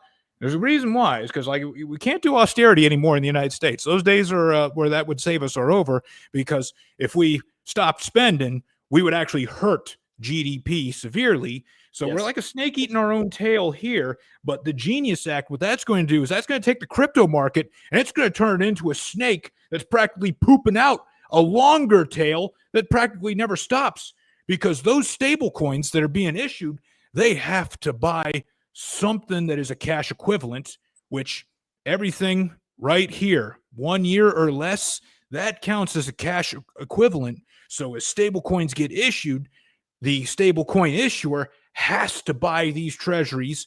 Every order that they purchase for a treasury pushes the price up. And then because of the inverse relationship, that pushes the yields down. So as they issue stable coins and bring these yields down, that also has a domino effect that brings the yields on the far end of the curve down as well, the 10-year. And as the 10-year comes down, what the market learns is that there is no place in the bond market that's going to give you a great return like you've been able to get for the past 4 years or so. You investors, you people now have to go start taking some risk. You're going to have to go invest in stocks. You're going to have to go invest in crypto. And really, those things are starting to become one and the same. Like there's talk now of tokenizing all of NASDAQ. I mean, just imagine when you got the $6 to $12 trillion in NASDAQ trading on a chain and then starting to get paired, liquidity paired with some of our assets. Like, man, if they paired it with Ethereum, oh my gosh, like we're never working. Not only are we never working again here, but like our children's children never working again because you couldn't spend all that much money. So absolutely, this is going to be like a snake that just keeps growing and growing and growing. It's going to go from like a tiny little coral snake to an anaconda. Yep. And for people watching in simpleton, what Kyra just said, which is very important, is what we usually talk, Hex term, what we call bond math, right? The more people enter the pool, the yield goes down because people are actually going there, buying the bonds, sharing the yield with everybody else, right? In case people get confused with those terms. I'm using Hex term. So that's how you get the yield to go down, by more people entering the pool. And the best buyer are going to be those stablecoin people, because chances are, let's say things like Tether or whatever, most of the time those stablecoin people, the people buying it, the investors, they give their money, they get the stablecoin, and then they go play in quote unquote DeFi or crypto world. Imagine, like, let's say you from Europe or somewhere, and then you got your euro, you travel halfway across the world, you enter the new country, you change your euro for the local currency, and then you're out there spending and doing whatever. In other words, once you change it, you don't even care about the euro no more. You're in that new country, that new universe, you're in Mexico, you're doing your transaction. So you ain't worried about those euros, which is why people like Tether, instead of having all that money just sitting around, they just go buy treasury and earn billions of dollars every year, literally like that. Because a lot of the people, once they enter the crypto world for real, they almost never going to go back. So this is the perfect type of customer the treasury needs, not somebody that can be political or, certain countries that be like, oh, screw this country, we're just going to dump the treasury and then make them look back. Like, this is something where it's like, no, they really, really need it. It's just going to sit there and they're getting paid for it, which is why it's really, really good. That's how the yield gets down slowly. And also, there's something called nominal yield. It's very important, because right now, you also got to factor in inflation. That's why the yield's going to go down, but it's going to go down slow because we still got inflation to worry about. So when you have, let's say, close to, I'm going to round it up, close to 3% inflation, we're around 2.6, 2.7, whatever. And then you got 4.2, your nominal yield, right? The true yield that you're making readjusted to inflation is that 1%, 1.1%. This is why it's so critical, because the moment yields start going down, let's say they keep cutting and cutting, and now all of a sudden 2-year yield, 10-year yield start going 3.5, or let's say magically we get near 3%. That's going to unleash the money market fund, which are like $7 trillion. They're going to run away to DeFi, because now they genuinely not making true yield. Because if you're getting 3% or 3.5% from the Fed, and then let's say Powell said it best, we're going to run variable interest rate. Now inflation run hot to 3%, and you're getting paid 3%. You're going to be like, bro, I'm not making any money. And that's an exaggerated term, but anything less than 1% true yield, they start to move the money around, because it's literally fiduciary duty. They'll be like, bro, you're not making enough money. 1%? You're going to take my money for the whole year for 1%? That's crazy. They're going to go play into the stock market. So right now, they're already thinking about it. But the lower the yield goes, fast, let's say we get that 50 basis point, one September, one in either October or November, what's going to happen is that money's going to start moving into the stock market, or, which we are looking for, is going to go into DeFi. Because fixed markets, they don't care too much about stock market per se, but they need to go somewhere to get yield. They're slave about yield. That's why they're going to love ETH. The same way they're going to love Hex. But again, they got to go to ETH first, because ETH is 10 years old now, never been hacked, blah, blah, blah. But think about it. That's what we talk about Quattro Cinco. 15 years from now, 10 years from now, we're going to talk about Hex like we're talking about ETH. Hey, this thing has been here for 15 years. Look how many people we paid, right? Max, we got 10 million stakers. This has been running DeFi, no problem. 10 million stakers. Don't worry about no. Next thing you know, they're gonna be like, hey, why go over there when you can go over here? Maybe we don't get 35% API. Okay, my bad. But we're still gonna beat everything else that's out there. And then you're gonna play that same game. It's just a matter of education. That's why I give Tom Lee a lot of shout out, because at the end of the day, he's explaining Hex without knowing that Hex exists. But he's explaining in simple terms what the TradFi guy, 60, 70 or plus, can understand it and not be fearful of putting, billions of dollars in because it's other people's money. But then sooner or later, directly or indirectly, those same company, when they start competing to yield, they have to go down the rabbit hole. Like Kevin said, they're going to go longer down the snake to figure out, because now it's like, oh, this guy got 3%. Oh, over there it's 7%. They're going to start to figure out plays. That's why you're going to see the Aave compound, all those DeFi shit, curve, fly. You know what I mean? And obviously, Rich going to be playing those stablecoin game too. Anyway, because you literally just sit around, get yield, right? Let's talk about Sacrifice Wallet for a second, right? People don't understand. The moment it crossed, quick math, the moment it crossed $1 billion, we're very close to that. For those who don't know, you see the 166,000 ETH. It's more like 170. The 5,000 ETH is that got moved. It's still there somewhere, probably on Pulse Chain, ready to be unleashed. Could have got bridged back. We never know. But it's definitely not lost. People forget that. It's still 170 in my head, because I do the quick math. Every $100 Ethereum move, it's $17 million added to the treasury. Let me repeat that. Click this. Every $100 move is $17 million added to the treasury. Why is that important? When Hex went from where we were to 50 cents, Hex Clip, if you're watching this for you, the total amount, somebody calculated it, roughly was about anywhere from 100 to $120 million buy volume, more or less. That's how we went from, we did the 10,000X with just that money. Just to put it in perspective, in the last 10 days, the treasury went up more than that. As of right now, if somebody can put it on screen, it's somewhere around 175, 180 million dollars, just sitting chilling. Doesn't have to sell nothing. You can literally just play the little die game, put collateral, print against, boom, easy. The moment he crossed $1 billion asset under management value, again, another important thing that he can do, he, she, whoever. That's what all the big players do. You don't sell. You literally can just go stake that shit, get the 3% native yield, super safe. Quick math, $1 billion asset under management, you generating $30 million a year. Passive, keyword, without doing nothing.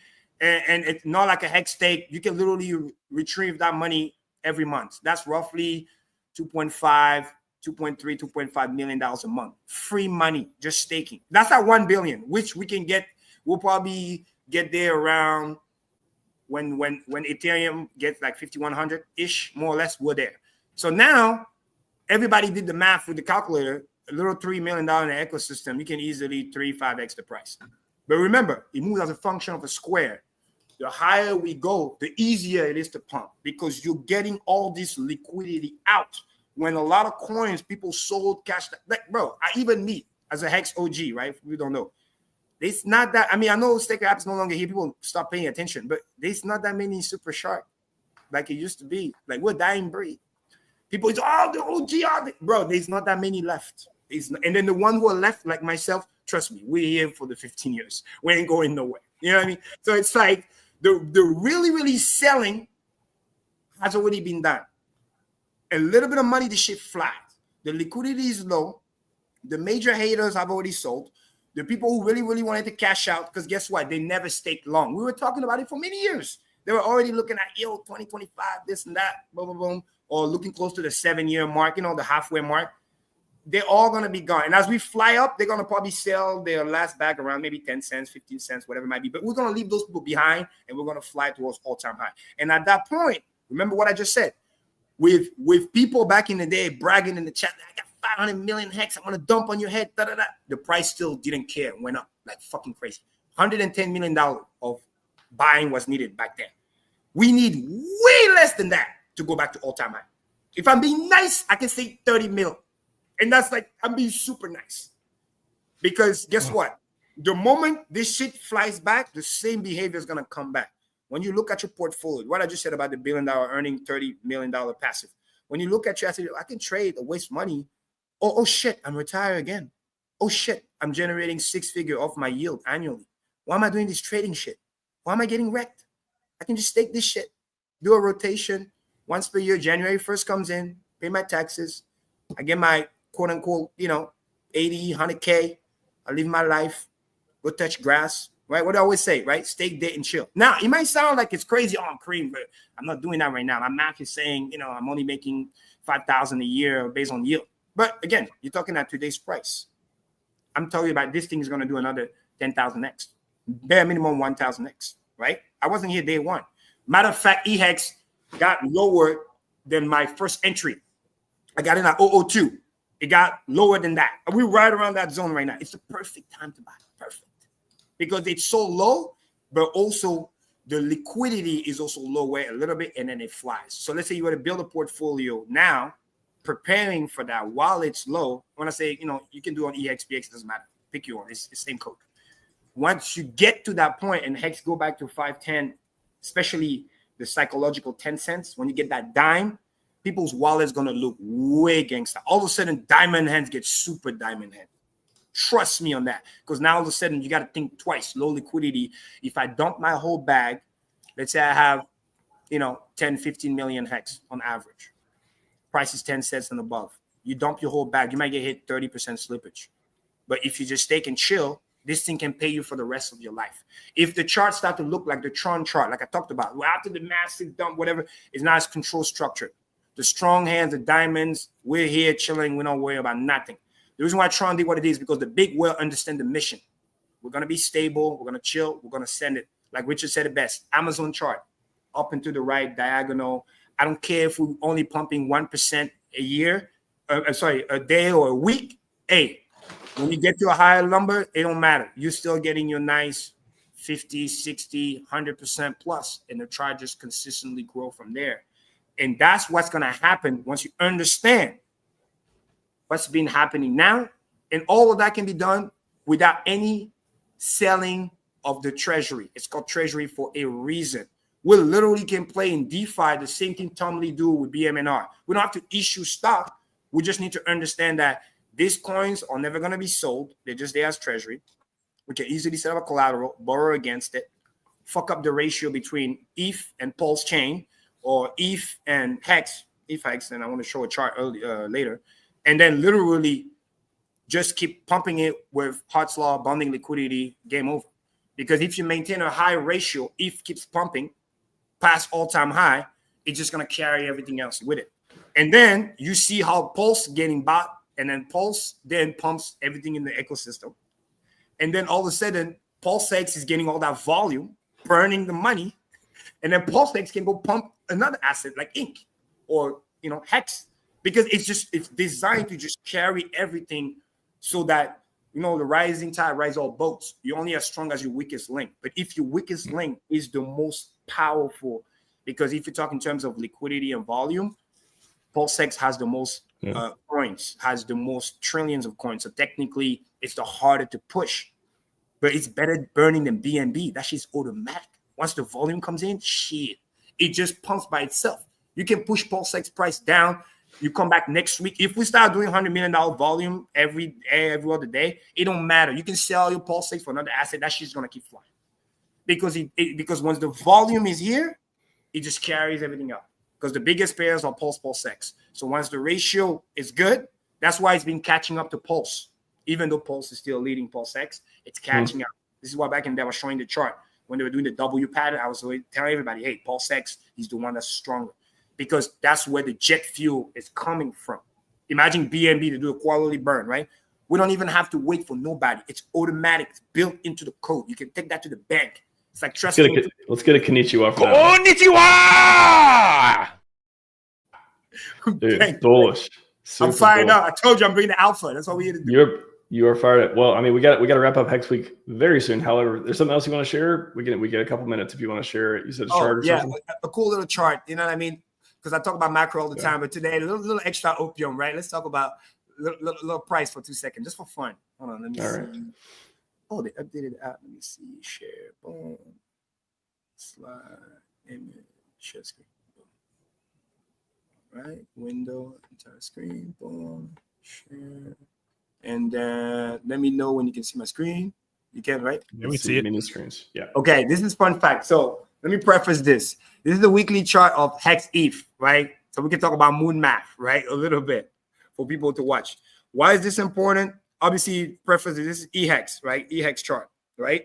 So this is the entire chart on the weekly. Why I saw about people like how we're about to moon like crazy. So right now, let me zoom in. This is log. We're somewhere around here, okay? If I put it on the daily, I'm tracking this. This is where a lot of bid support has been happening. It's like an easy, there's a 20% pump. Like this thing can pump so fast, it's not even funny. It's going down as Ethereum is going up because what people don't understand is everybody's chasing the dollar value. So I need to explain for the new people how the whales are actually thinking, right? First, you let Ethereum pump like crazy, right? And you don't want to pump the chart because you know that what is the noobs going to do? They're going to sell the ETH to go chase the ETH pump. So even if you were to pump it, so to speak, you're just going to be like exit liquidity. This is why I use the Do Kwon analogy. Like, don't try to fight the trend. If people want to sell, let them sell, especially when they're selling so low. Just to put it in perspective, now I'm zooming out back to the weekly. For people who are new, this right here, this is crazy. That's why I circle it. This is actually when Godwell got in. The famous 10,000 ETH buy purchase, right, was right around here. Okay. This right here is near the famous all-time low, Dave, 43 OG talks about. Just to put it in perspective, in terms of Hex to ETH trend, you're getting it price right now. If you talk about value, again, everybody knows the price of everything, but the value of nothing. You're getting value right now if you were to buy Hex as if it was when freaking, Dave 43 OG near that bottom. Because this is where roughly we're at. Now, one line that I really, really like, besides the Godwell chart right here, right around here, this is kind of when I got in first time and like that. So what I'm saying is we're not even where Godwell got in.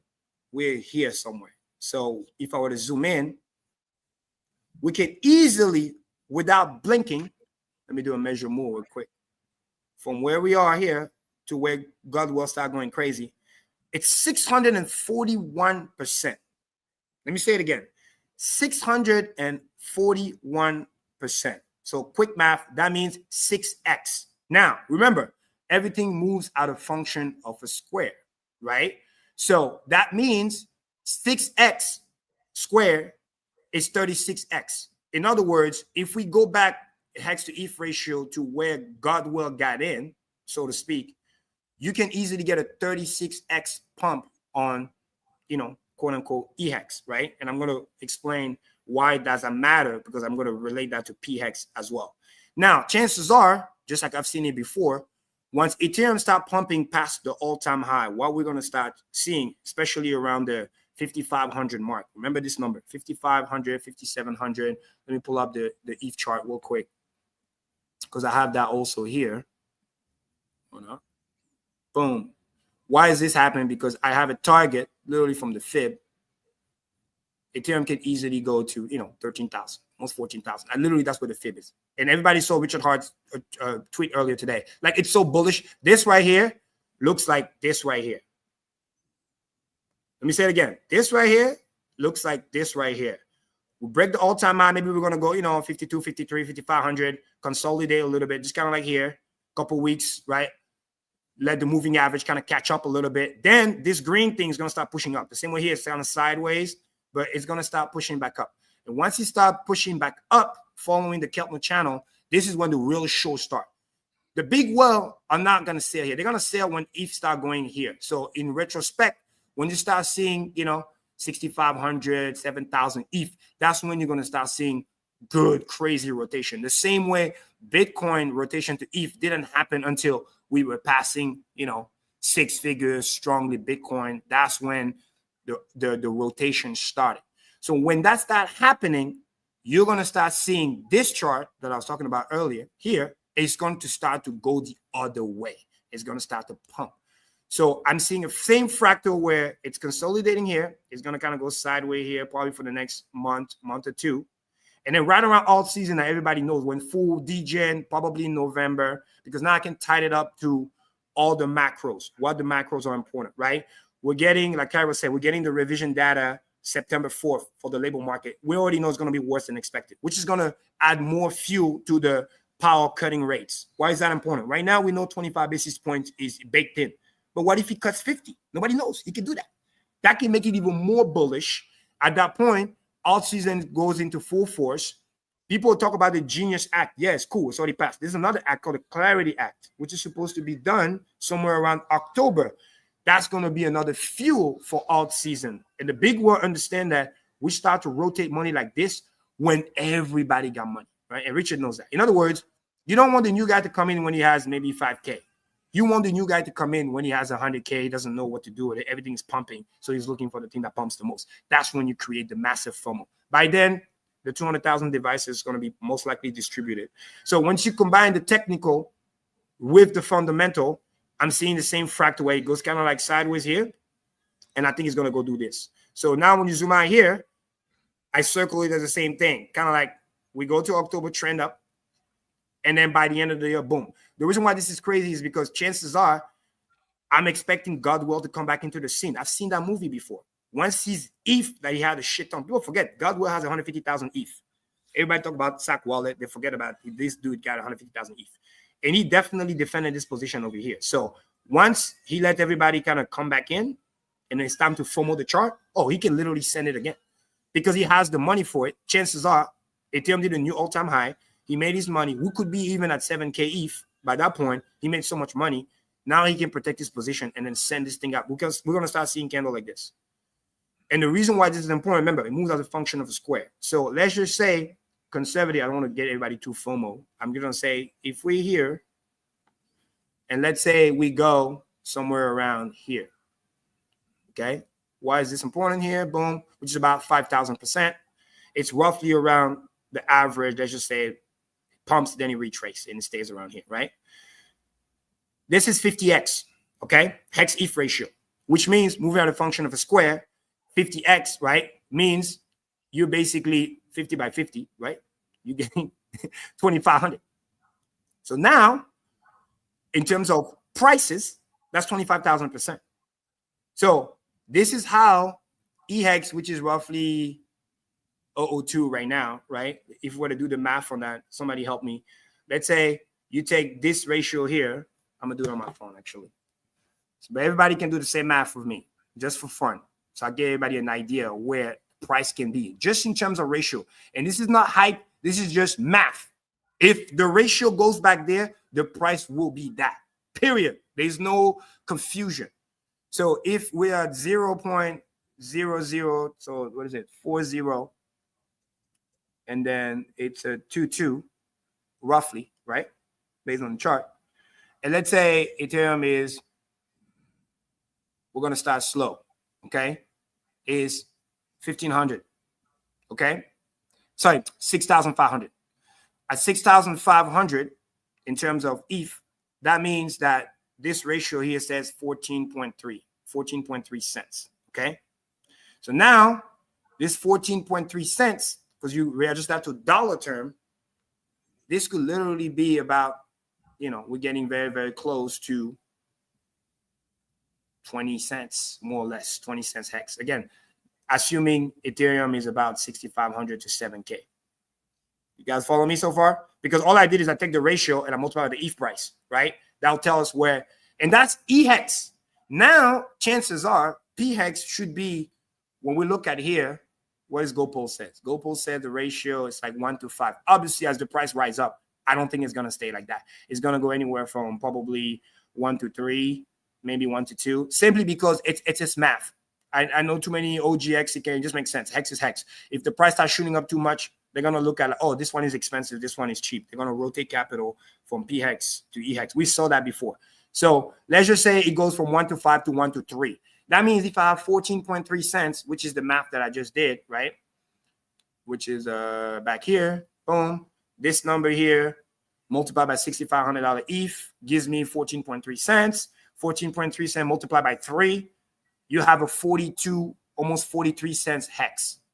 And this is where it gets crazy because now you have basically PHEX at 43 cents and you have EHEX at 14 cents. So when you combine the two, you're at 55 cents. Basically, we're back to all-time high in terms of new all-time high when you combine Hex. And that's we just retake where we were where kind of pulse chain kind of launch. We're not even talking about where he goes, let's say here, if he gets there or whatever. So this is the level of insanity where we are right now, which is like, this thing is just loading. The more something goes sideways, once he eventually pops, and the big money waits for a certain level to be recovered. This is why I'm watching this level here, which is where Godwell got in, because he's definitely going to look to probably defend that level. Because for those who forgot, this candle right here and this candle right here was created by Godwell. Why? Because he was defending the same position. Because if you want a dollar cost average, when you're right next to your first entry, this is the perfect time to buy more Hex and put it away for 10, 15 years. So this is kind of the last cool little opium I wanted to share with you guys for today. Again, this is moon math, but based on actual math, literally. And I use EHEX chart because that's the one that has the longest longevity. But like I just explained, if you take the ratio between EHEX and PHEX, it's at 1 to 5 right now. Chances are as the price rise up, it's going to start to close a little bit. I don't think it's going to get to 1 to 1 just yet, but it's definitely going to close it. So when you just play ratio and you see where ETH can go, and if some of the ETH bros start to learn about Hex as well, and they'll be like, maybe they're hardcore. Oh, I don't want to go to Pulse Chain. That's Richard Hart. But I love this Hex thing. They might just buy it on the ETH chain. And if they buy it on the ETH chain, because if people are paying attention, the Guays has been going down, the fees has been going down. It's not going to be as good as Pulse Chain, but that's what I'm saying. It's the ratio might not be 1 to 5, 1 to 2, 1 to 3, because double the other one, you can pay for the gas fee. Triple, quadruple, quintuple, they're going to be like, well, this is cheaper. I'm going to buy it over there. Yeah, there's a bunch of it bridged over Pulse Chain too. Exactly. Yeah. So this is where, like, and by the way, you can do the same math. If you take Pulse Chain and let's say Pulse Chain to 100x and you look at the pulse to ETH ratio, you can kind of see where Pulse Chain can go. You can do the same math. It's so easy. That's how you really use ratio trading. Not to trade, but just to see what's possible. Because if you know where ETH can go, and by the way, I only said $6,500 ETH. When you do 7,000 ETH, that's crazy. 10,000 ETH, that's crazier. 50,000 Ethereum, forget about it. Forget about it. We're at $10 Cairo's been reminding us, Windio has been saying 25,000 ETH. So that's right. Like, it can get there real fast because, like, a lot of people are probably watching at home thinking, well, a year ago, Ethereum was just $2,200. Exactly. So it took a whole year to go from 2,200 to its previous all-time high. How is it going to go from 4,800 to 25,000 in just a matter of a few months? It is very possible because once we get past the previous all-time high, once we get past $5,000, the shorts are going to get liquidated. Institutional FOMO is going to be happening. And when institutions FOMO, they put in leveraged longs. That's going to push it up higher. There's also probably some naked short call options that got to get covered as well. So even though this past year it's been underperforming, I know that Max Kaiser has been locking himself down in Stacy's basement, jerking off to the underperformance of Ethereum. But once these shorts get liquidated and once the leveraged longs come in, that thing is going to pop off faster than a virgin boner at a bachelor party at a strip club. Amen. And again, everybody watching, quick math. This is exactly what exponential means. In other words, just died. The time that it took us to get here will be less than the next time around. So in other words, if it took a year to double, when you follow exponential, then it could take 6 months or 4 months to get the next double. Then it takes 2 months to get the next double. And then it takes 1 month to get the double. And then literally it gets to like 1 week to get the next. And that's why I said, because the hardest thing is the beginning. It's like the whole analogy of like the first time you see compounding, it's almost like there's nothing to see here. Same thing with share rate. I remember the day where share rate was moving 2 points every other day. Sometimes you wait 3 days for a 2-point move. Now it's averaging 20, 30, 50 points every day, moving up. Nobody even talk about it, but it's still happening. We're going to get to a point where 5, 10 years from now, it's going to move hundreds, thousands of points every day. Just like moving. Because that's what exponential goes. It's a slow start, tortoise in the hair. Everybody make fun of you, ha. But once it goes, it goes. When all the liquidity gets taken out, when BMNR gets the 5% ETH supply that they're trying to get, because they want to create a what they call a southern put. Again, Tommy talks about this, because when big money comes in, really big money, sovereign fund, they're going to be forced to buy that. This is where BMNI gets approved. Again, remember the level I said graduation? That shit gets approved into the S&P 500. Oh, forget about it. For guys, we made it. Like we super made it. It doesn't even matter. This is the reason why it's like, let's say pulse chain. Let's say we never get a what's the word? We never get a reserve treasury, whatever. We never get listed in the stock market. They hate us, whatever. We never get listed on the exchange. It doesn't fucking matter. Richard already know. As long as he keeps those fucking ETH, we're gonna get there. Bonding liquidity is gonna get us there. That's the real meaning behind the whole monkey in the back. It's like we're gonna get there. If we can't do it ourselves because we are, gate kept, we're gonna hop on the back of somebody that's getting there, and we're gonna get there. All we gotta do is just stack in that ETH. Borrow against it. We king of DeFi. We know all the plays. Aave, Curve, Compound. Bro, no risk. DeFi your own wallet. $1 billion, $30 million profit. Pure profit a year. Redeemable every fucking week if you want to click the button. You do the math on that $30 million. It's roughly $2.5 million a month. You're talking about $600,000 to $800,000 a week. That's stupid. You put that in pulse chain. Let's go. It covers everything. It covers all the expense. Everybody wants to sell. Eventually, you run out of sell. That's the beauty of true DeFi. There's no naked short. You can't sell Hex if you don't have Hex. You can't sell Pulse Hex if you don't have. Sooner or later, you will run out of coin. We will buy you out, and then we're just going to be bye-bye, and then we're going to troll you from the all-time high, and then you're going to FOMO back in. And once you come back in, like Cairo said it, there's nothing left. So you will be recreating the new highs, and then, waiting for the next one. Neil, I think what he's saying is we're taking over. We are. Oh, exactly. There's no doubt about it. It's not just the things like Curve and Aave. I mean, we have the same things over here in Pulse Chain, same tools, and better, even beyond that. Our stuff, in fact, as far as yield generation goes, Pulse Chain outperforms every other chain in yield generation, period. I know we do because I'm working on some stuff right now that's going to outperform it as well. So, with the cores. And that's just me. You get Kyle Superstate. I mean, that one thing alone, we'll tell what it's going to do when we hit these type of numbers. And the green candles bringing devs back. I mean, we're going to have explosion. All of it. People are going to come back and want to start building on Pulse Chain. I mean, who wants to settle for 3%? I can get 100% APR easily on DeFi protocol. I mean, why would I want to settle for 3%? Only fool will do. It's the same thing when the Bitcoin Maxi trying to troll the Ethereum community or us DeFi. Like, oh, the 3%. Why do I want your 3% when I can just Bitcoin can just pump? I'm like, bro, you don't get it. It's native fucking yield. Every time Ethereum doubles, that 3% is worth 6%. Then it's worth 12% because in dollar-nominated term, that 3% native yield goes up with the price going up. So if it goes to 25,000, get a 5x move, 3% is worth 15%. And in stock market talk, none of them niggas got 15% yield with that. None. Zero. And you come with extreme security. You don't have to do nothing. There's no like, oh, gotta worry about all my keys over there. You can do this literally pure DeFi, and Tom Lee already figured it out. That's why he doesn't really need to shit on Bitcoin. He just get it. Like, bro, I know how Wall Street works. He's been there for 30 years. That's why he had the audacity, rightfully so, to say, bro, Ethereum's gonna pass Bitcoin market cap. Tom Lee could be a Hexcon. He could be what Tom Lee is watching right now. Imagine he found out about Hexcon. Some team win. This is where we gotta let that shit run, and then we should reach out to him because he's gonna, once ETH pumps like crazy, they're gonna have so much money, right? They gotta try to find new plays, right? That's why he's doing the Project Pension, whatever, the little meme coin thing, whatever, because he's smart. His wife is Korean. I've been to Korea, right? For people who don't know, Asia love memes, stuff like that, and then little cute things. And they will FOMO their money for something else. The same in America. Oh my God, the dog, the Dogecoin thing over there, it's those little pictures, bro. They've been in crypto and digital for years. So he already get it how he's going to get the people onboarded. See that. And now he loads it up, right? Now imagine he find out about Hex. And by the way, it doesn't even have to be him per se. Anybody that's on his staff. Anybody, when something gets big, they hire new people. Be like, yo, okay, we're worth X amount of billions of dollars. We're going to give you $10 million. Go degen. Go find some strategy. Report back to us. It's like the general sending the lieutenant. Go into the trenches. We're going to start with, 6 figures. See how it goes. The intern's going to come back and be like, I found the Hex token. I found the Hex token. We got to buy it. $1 billion now. Then you see the community, how gangster we are. You see how safe we are. Never been hacked. All the same, 100% uptime. Beat the SEC. Boom, boom, boom, boom, boom. Next thing you know, oh, guys, we got to put money here.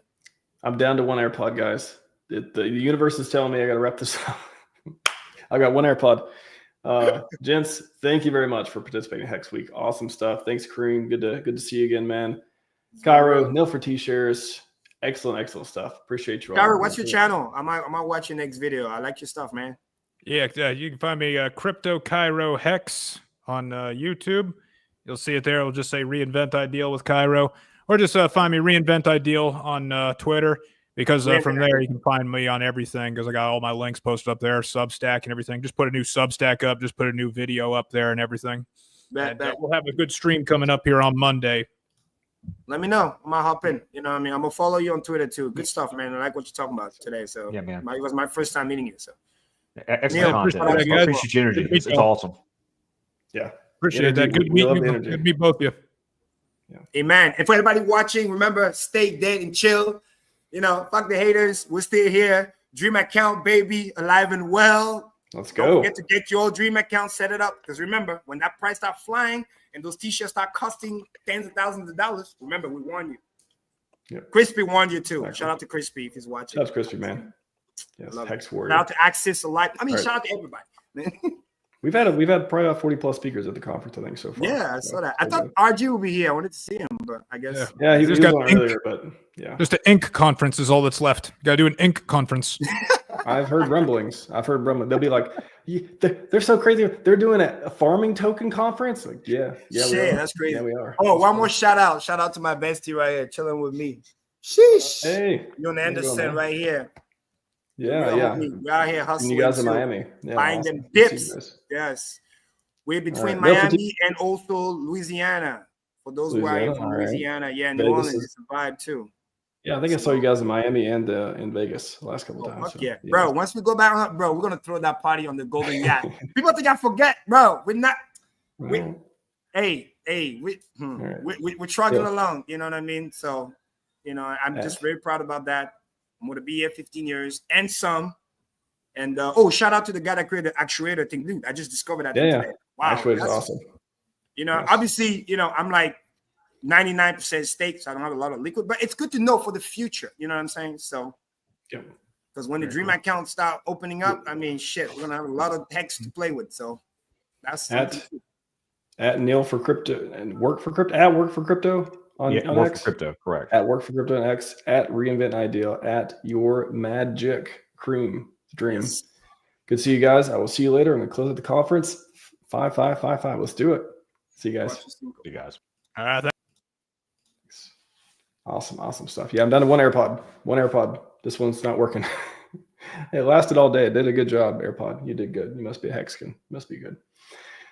All right. Oh, closing remarks. I don't have much for you. I'm very tired, and I'm gonna go get some rest now. But I appreciate everybody who participated, came the last 5 days, put in the work of talking. I'm mostly coordinating things. I'm speaking a little bit too, but really, I mean, it's been a beautiful thing. I don't know how else to describe it, to see the community. It just again, in these times where we're not up only, just come on, talk about all the bullish stuff, talk about what you believe in, and just show the strength of what we have here and the ideals. And it's amazing. It's amazing. So, that's the best I got for you now. I'm gonna get some rest. No streaming this weekend. I'm definitely taking it off. But I'll leave you with this video, which seems very popular, and you guys got a lot. So keep it amped up. If you're going to bed right now, sweet dreams. If you're going out to party, be safe. If you're hanging out with friends and family, be well. That's all I got for you. Sci-Fi 5555. See you later.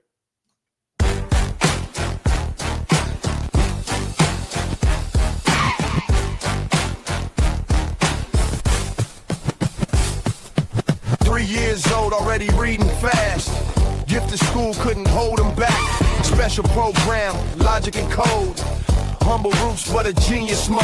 Dad fixed AC, delivered the news. Taught him to hustle, never to lose. Car stereo business, teenage dreams. Online platforms, building schemes. AC company, adult store too. Browser optimization, revenue flew. 60 million yearly, success so sweet. Semi-retired, but never complete. Reddit showed them Bitcoins like blockchain future burning bright. Who is Richard Hart? He's taking control. Hex and post-chain, that's how he rolls. I'm not fucking around, I'm here to take over. Crypto revolution, he's the composer. Who is Richard Hart? The king of the scene. Building tomorrow and blockchain dream. I'm not fucking around, I'm here to take over. Digital freedom, he's the bulldozer. First blockchain CD, Hex was born. High returns while others were torn. Post-chain launch, eco-friendly way. Post-X exchange, a brand new day.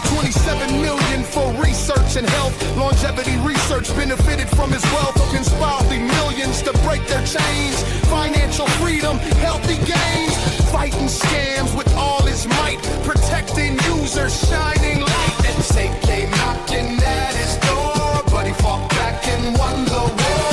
Who is Richard Hart? He's taking control. Hey, Hex and Pulse, Crypto Revolution, he's the composer. Who is Richard Hart? The king of the scene, building tomorrow with blockchain dreams. I'm not fucking around, I'm here to take over. Digital freedom, he's the bulldozer. Red notice came from Interpol's call. Finished claims, trying to make them fall. Tax fraud allegations, assault they say, but the system's broken. Games they play, business rivals using legal schemes, crushing innovators, killing dreams. If haters wanted to get me down, they'd raise more than my 27 million crowns. Diamonds worth millions, watches and cars. DC allegations reach for the stars, but he denied it all. Stood his ground, blockchain freedom, that's what he found. Won in court, they didn't appeal. Justice served, victory real. Ecosystem vision, wallet and all. Independent blockchain standing tall. Bitcoin and Ethereum left behind. Community value, peace of mind. Richard Hart, he's taking control. Revolutionary leader, that's his role. I'm not fucking around, I'm here to take over. Second crypto wave, he's the composer. Hex.com.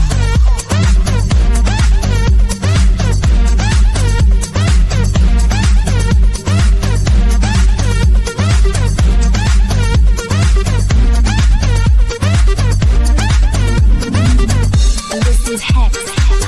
This is Hex. Yeah. This is Hex. This is Hex. Yeah. This is Hex. This is Hex. Yeah. This is Hex.com.